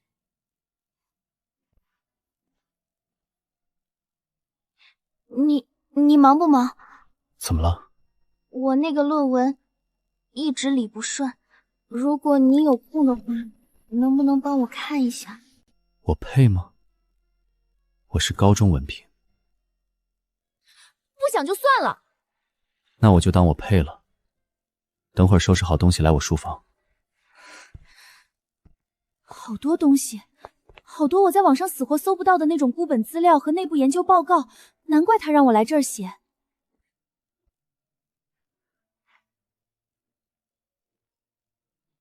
有2个变量的系数方向跟我预期的完全相反，不知道是数据本身的问题，还是我设定的逻辑有 bug。这里的参数刚才不小心擦过他唇角的那小块皮肤，此刻正泛起一阵密麻的电流感，烫的简直跟真的着了火一样。我不是故意的。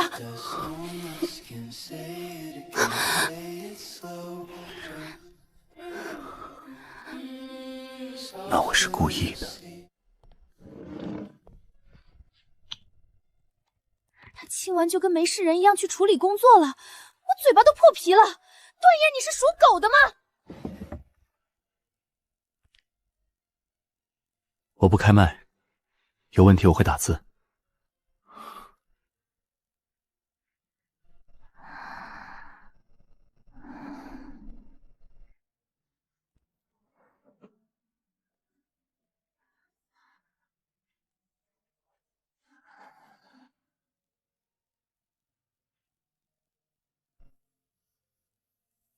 跟刚才那个瞪着我说段燕你是属狗的吗的凶巴巴模样完全不搭边。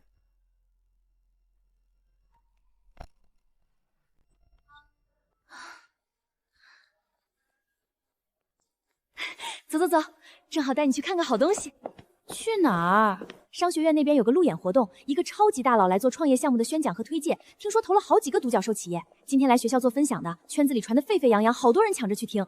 这种活动对你肯定有用，里面说不定有你以后能用到的行业信息。Let's welcome our guest, Mr. Duan.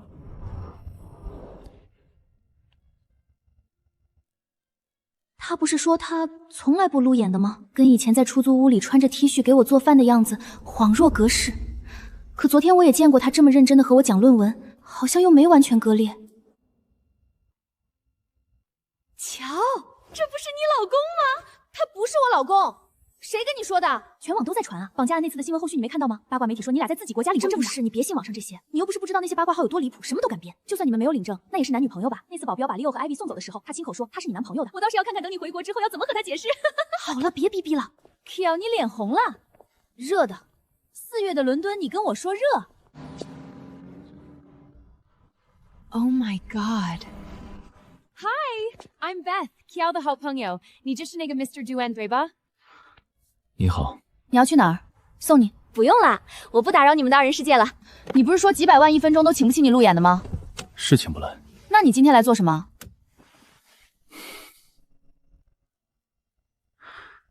外大给了一个我没办法拒绝的理由。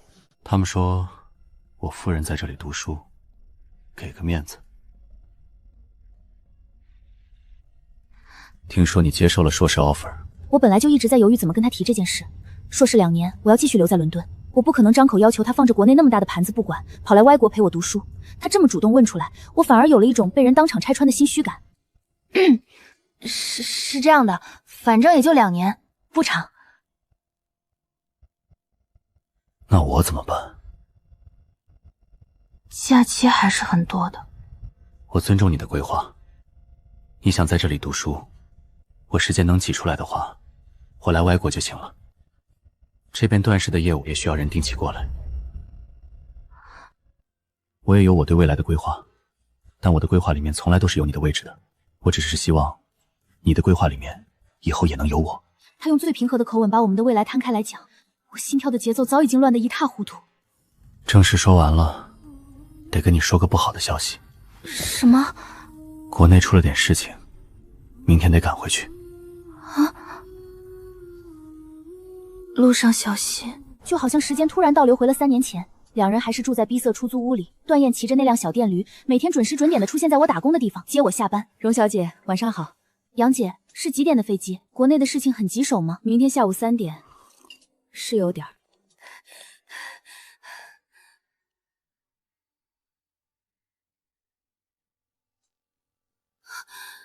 你不是1个小时后的飞机吗？怎么还在这里？昨天晚上路过，偶然听到某人打电话，低声下气的求了教授好久的假，结果最后还是没请到，所以我就让杨璇把航班改签成晚上了。你什么时候改签的？为什么不告诉我？天杀的！我甚至还为了他翘课，亏大了。3年不见，这人越发狗了。教授那边我已经打过电话了，假请到了，怎么请到的？抱歉，有钱就是可以这么为所欲为。伤还没好利索，你再打我真得回医院了。送到这儿就行了，回去休息吧。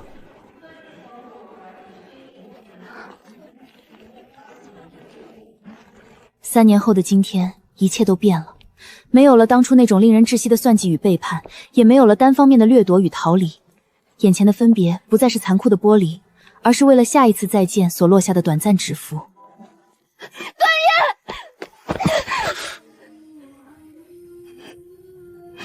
还有2个月就放暑假了。好。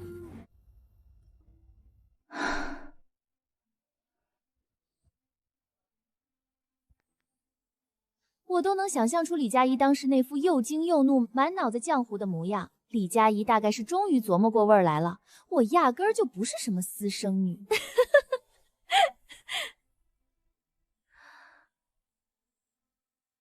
私生子那个事情是我诓你的，确实是我不对，但事出有因，和段燕的事情比较复杂。从另一种角度来说，我们的确是才确认关系没多久。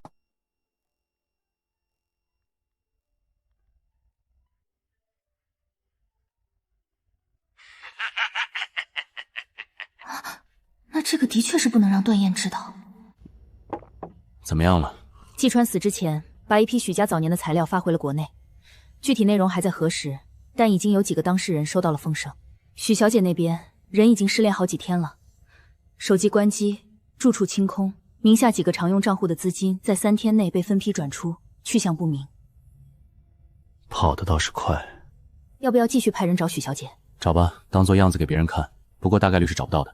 他应该早就听到风声了，赶回来就是死路一条。许念确实机灵，运气也好。我现在没精力管他是死是活，他一跑留下的烂摊子就够段家吃一壶的了。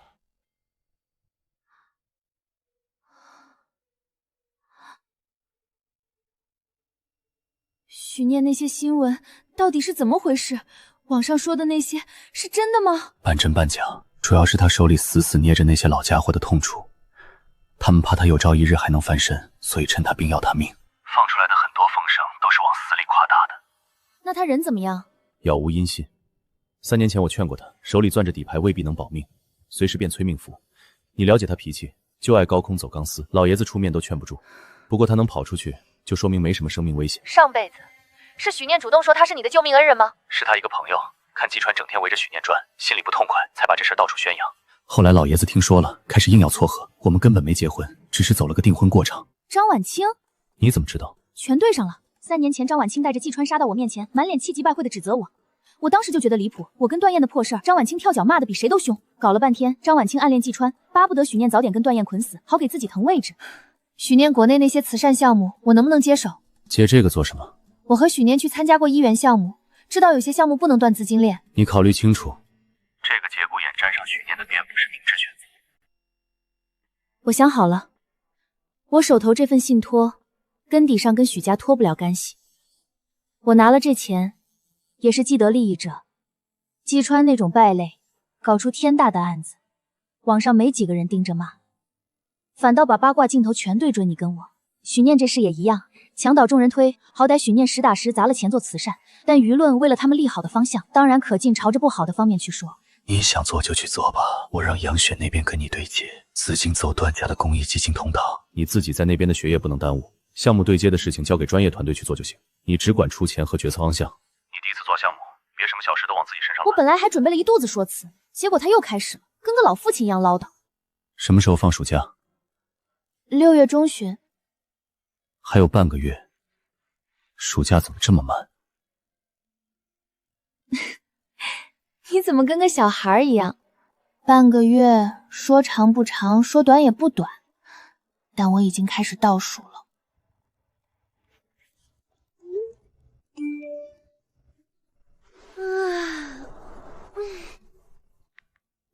考完了？刚出来。今晚好好睡一觉，歇一下再说。最近起飞，直飞京城。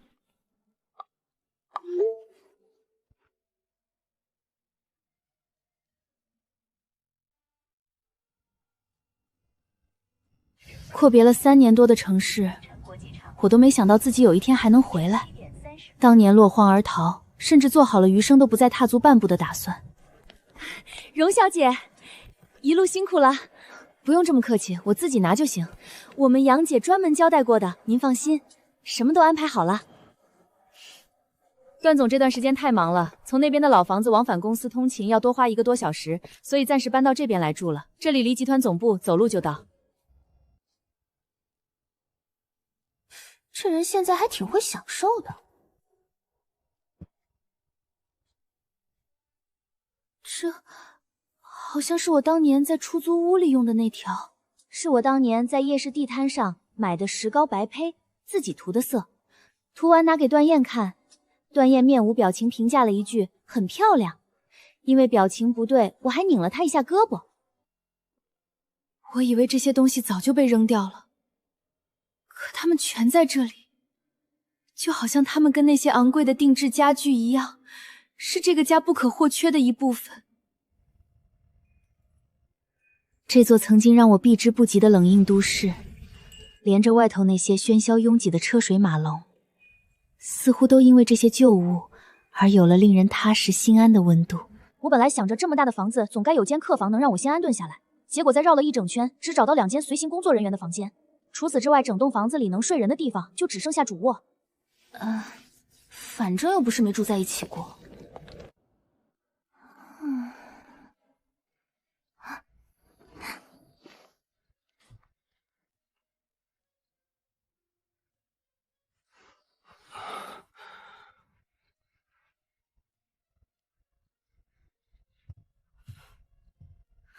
段燕，段燕，段燕。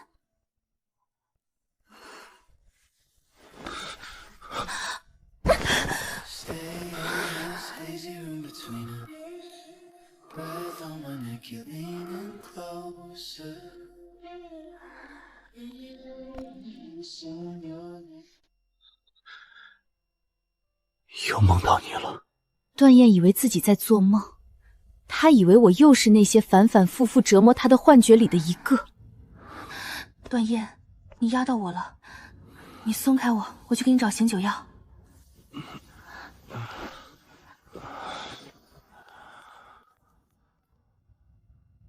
杨姐，段燕喝了不少酒回来，她能吃醒酒药吗？能的，荣小姐。吃。真听话。今天喝了多少？怎么不让人替你挡一下？跟郑姐的喝酒，没法让别人提。那你就不知道用点手段，谁还掰着你嘴灌不成？不喝醉好像就见不到你。好了，以后都能看到了。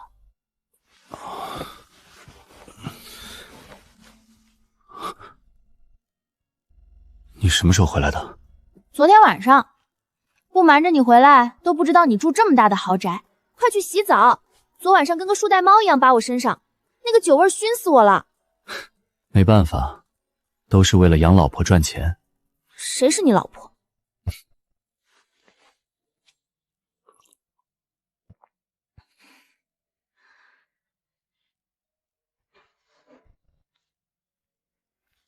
早饭吃面包牛奶就够了。够了。杨璇说你昨天下午的飞机一落地就直接过来了，没正经吃一顿吧？莫名的有一种两人从未分别的错觉。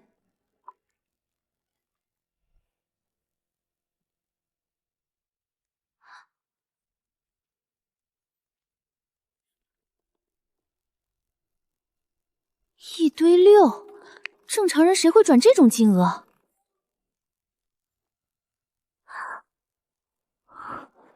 谁会这么无聊给我对摩斯密码似的转账？除了许念，没有人能动这个信托的关联通道，也没有人会用这种方式联系我。许念在给我报平安。吃饭了。来啦！等下我还要去公司上班，早上有一个很重要的会。好吧，你去忙吧，我在家待着就行。要不要跟我去公司？啊？就在我办公室待着就行。平时不会有人进来。段总需要我准备什么吗？要不要我给段总端茶送水？你把充电器、小零食带上就行。走吧。段总，段总，早上好。今天上午10点的高管例会材料已经整理好了，下午2点那个跨境项目的尽调报告中版需要您亲自过目签字。你怎么在这儿？你什么时候回国的？昨天的飞机惊不惊喜？老板娘来视察工作？视察你个大头鬼！中午吃什么？推荐推荐。公司旁边新开了一家湘菜，辣的要命，巨好吃。中午去吃。等下摸鱼来不来2把激情游戏？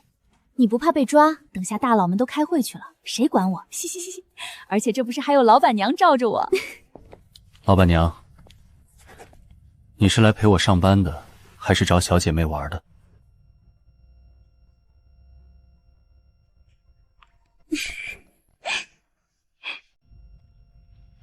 带你的老板娘去办公室打游戏。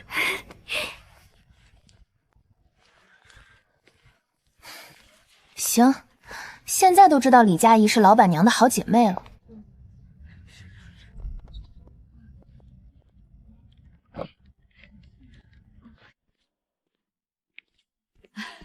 瘦了没有？在外头吃的好不好？让奶奶看看。没瘦，胖了呢。你看我这脸。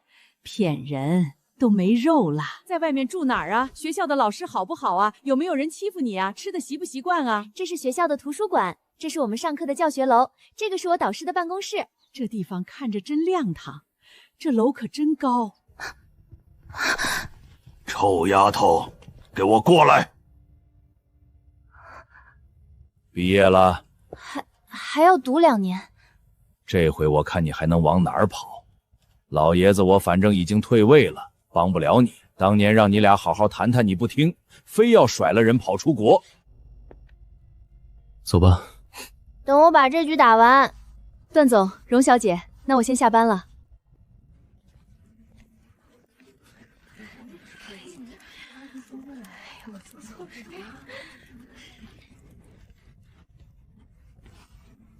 他们干嘛了？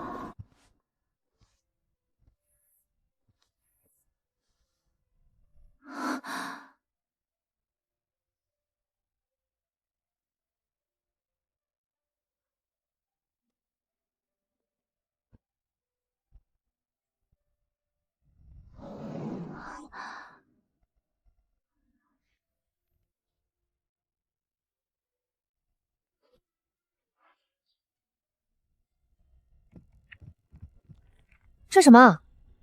你怎么在书里夹了张纸？雪莱的亲笔手稿，500万拍的。你怎么随便用个塑料袋封着？能不能尊重一下人家的亲笔手稿？比放在展览柜里，我这样的保存已经够妥当了。别动，抱会儿。别把手稿弄坏了。你别挣扎就坏不了。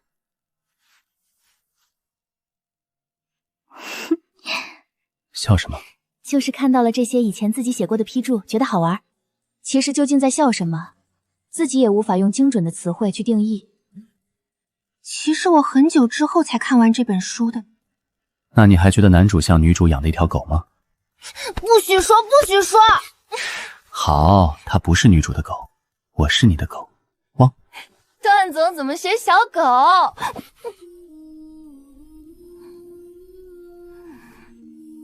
曾经，我也以为自己就像是这首诗里那个悲哀的寻觅者，以为在面纱之下，除了深不见底的泥潭与伤痛，再也找不到任何纯粹的值得我去爱和信任的事物。我以为自己也会像诗里写的那样一无所获，可并不是。乔，第3部分的数据模型你跑完了没有？明天下午就要交初稿了。跑了一半，有2个变量的回归系数方向不对，我在排查。有的时候我自己都想算了，又不是非得读，毕竟现在我有钱。但有的时候又想自己还有大半年就能结业了，这时候跑路岂不是对不起自己吃的这么多苦？每天都这样左右脑互搏，但每天依旧两眼一睁，被迫刷新无数新的任务。忙完了没？没有，还在赶作业，明天截止。你最近每次都在忙。那没办法，你知道我选的什么课？你怎么比我还忙？你不懂，你不知道开支晚的人有多痛苦。当年不懂事儿，被中专忽悠着读了护理，后来稍微清醒了一点，只想着出来以后找个轻松的地方混个文凭就行了。结果谁知道那个老头你爷爷在一堆商业化水校扎堆的地方，偏偏给我挑了个含金量最高的大学。本科那3年硬着头皮读下来，发现也没有想象中那么要死要活。我就想着反正都到份上了，咬咬牙升个硕吧。当年我已经做好了很难的心理准备了，但显然准备做少了，30%的挂科率极为恐怖，我连睡觉的时间都得见缝插针。我得挂了。还有下周末我估计回不了国了，有个 presentation 要准备，得推一推。我们已经2个月没见面了。没办法，你知道我本来就不上进度，好不容易厚着脸皮抱到了几个学霸的大腿，我也不好意思浑水摸鱼。晚上再跟你聊。求婚策划了大半年，他说回不来就回不来了。你跟老板娘关系好，你先去汇报。你跟段总的时间最久，你去。你是老板娘的好姐妹，你怕什么？怕死啊！段总，那您之前吩咐准备的那个求婚仪式，您看这个还需不需要按原来的时间节点准备？你说呢？从场地选址、空运玫瑰、挑选粉钻，事无巨细亲自过目，这一切都应该在下周末让荣继桥感动得一塌涂地。结果当事人回不来。如果荣小姐那边下周确实走不开的话，把所有仪式相关的东西直接空运到伦敦去也不是不行。场地可以在伦敦那边重新选址。荣小姐很喜欢那个庄园的草坪，可以定在那儿。荣小姐什么时候方便，我们就配合什么时间执行。行，全权交给你。明白。还有，保密工作做好。这得追溯到大半年前的那次欧洲出差，那次我可是有前科的。段总，惊不惊喜，意不意外？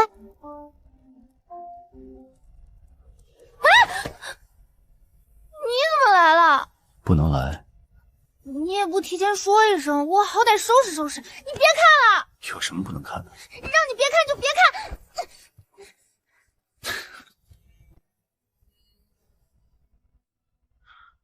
收拾好了。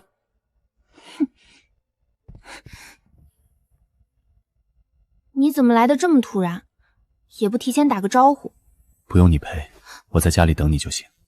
你大老远飞过来就为了在家等我？不然呢？还能为了什么？那你随便待着吧，我忙完就陪你。去忙你的，别管我。饿不饿？晚饭吃了没？没吃。还有多少？快收尾了，再有半个小时就能搞定。弄完了出来吃饭。洗手吃饭。他就这么安静的待着，给我续热水，把我搬上床，放好蜂蜜杯，好像他来了就只是为了做这些。今天一天我都有空哦。那咱们去哪儿玩？我带你去看我学校，还有我平时经常去的那些地方溜达溜达。不过你怎么不搬去庄园那边住？我也觉得这里方便一点，市中心。是吧？下楼就能溜达。庄园那边还在布置，再等等。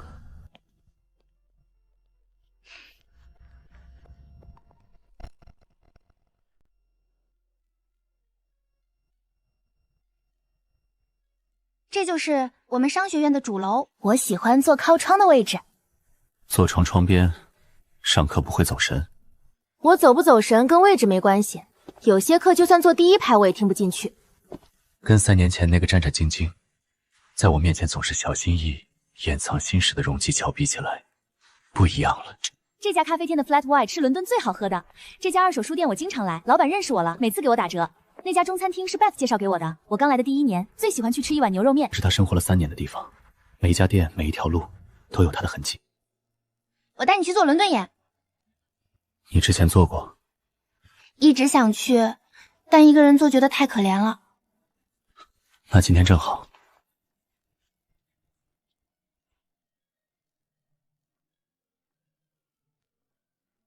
好看吧？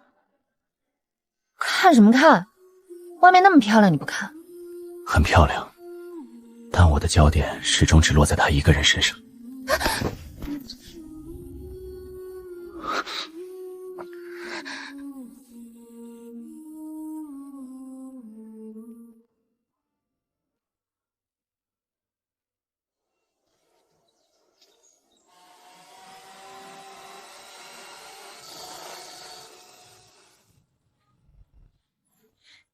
你们看到没有？今天 TikTok 上有人发了一段视频，说是在西郊那个庄园附近飞无人机拍到的。哪个庄园啊？西郊还能有哪个有钱人扎堆10万块钱一晚的那个呗？视频还没看清楚就被删了，看着像是在搭什么巨大的棚铺，全白色的，上面铺了好多花，还有灯带什么的。是什么活动吧？要是活动的话，哪能藏得滴水不漏？早就宣传起来了。哇哇哇，那是婚礼？不像，而且只有一个主舞台的样子，也没有宾客坐席，我觉得更像是求婚之类的吧。有钱人的世界我不懂。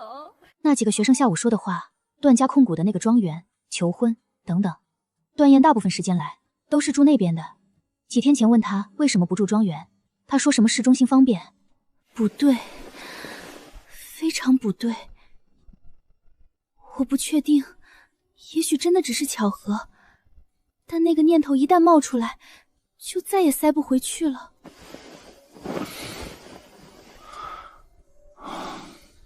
他睡着了，但我睡不着了。哪家的公关团队能弄成这样，啥都查不出来？这人什么时候开始准备的？所以他飞来伦敦根本不是什么工作原因，从头到尾就是奔着这件事来的。你干嘛？半夜不睡觉，在看什么？没看什么，就刷了点东西。给我看看。不给。这么心虚，脑子里什么都顾不上了。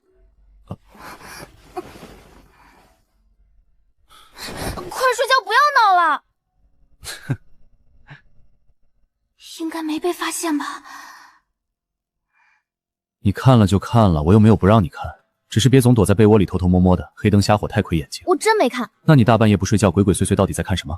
真没事的，好不容易连轴转完，能休息休息，你想看什么就看什么，我不干涉你。我真的没在看什么。行，我就是在看，你满意了吧？既然都看了，那正好。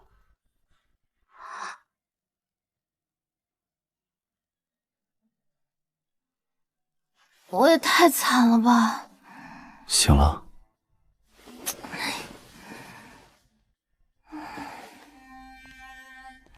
你是不是知道了什么？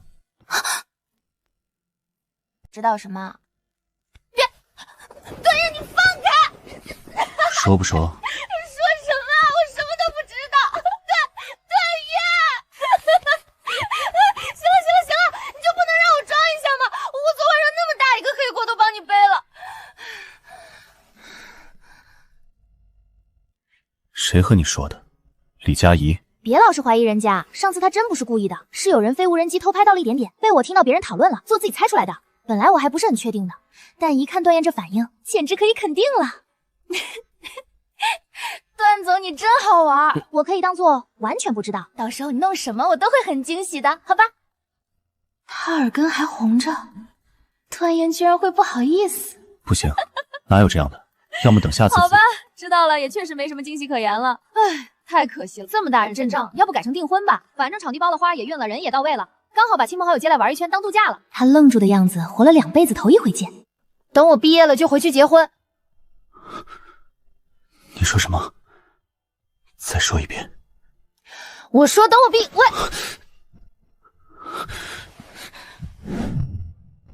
真难得啊！原来无所不能的段总也会有这么激动的时候。不许说了。我就说你。别挠了，我不说了，我真不说了，痒死了。我替段总憋了半年的秘密，半年，你知道这半年我过的什么日子吗？每次和你聊天，我都要拼命忍住不话漏，我有多痛苦，你根本不知道。结果你就这么给知道了，还是被人无人机拍到的，我憋了个寂寞。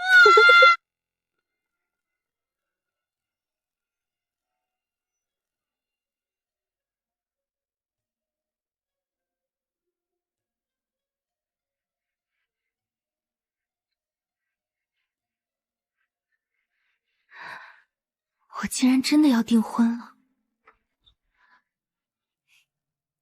大美人，收拾好了没？段总已经在下面等候多时了。我看他表面稳如老狗，实际上估计已经快急疯了。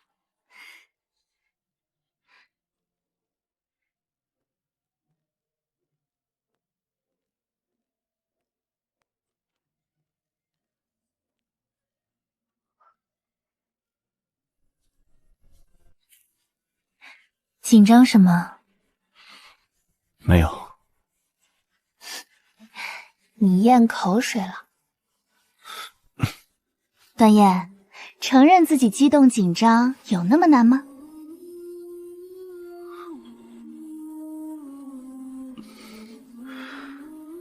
是，我紧张。所以段太太，能不能看在我等了这么久的份上，给我留点面子？谁是你太太？还没领证呢。已经是了，这可是你亲口答应的。当年我刚下海闯荡那会儿，兜里可是比脸还干净。咱们这辈人都是从苦水里泡大的，什么样的罪没受过？那时候图啥？图的不就是能吃上一口饱饭，盼着子孙后代能平平安安。我家乔乔终于有人疼了，磕死我了！你看段总那个拉丝的眼神，这还是我们认识的那个活阎王吗？人家只是对太太拉丝，平时让你干活的时候照样阎王。我讨厌你，不要在我磕 CP 的时候提工作。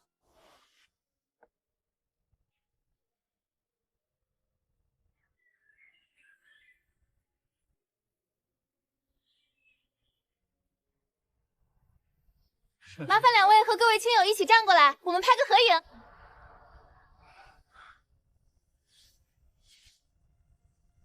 等下看镜头，别眨眼。你才眨眼呢。3年前那个在超市拿着翻译软件扫货架的荣继乔，应该想不到今天吧？那个在出租屋里翻开面纱，看了开头就犯困的荣继乔，那个在机场落荒而逃，做好了余生都不再踏足京城半步的荣继乔，也想不到会站在这里。这次别再挣扎了，我让你跑了2次，不会有第3次。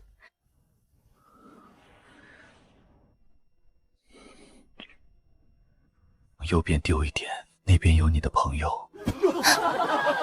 你刚是不是故意的？戒指戴着还合适吗？你现在才问，是不是太晚了？曾经我也以为自己会像诗里写的那样一无所获，可并不是。原来那个苦苦寻觅的人，早在面纱揭开之前就已经站在我面前。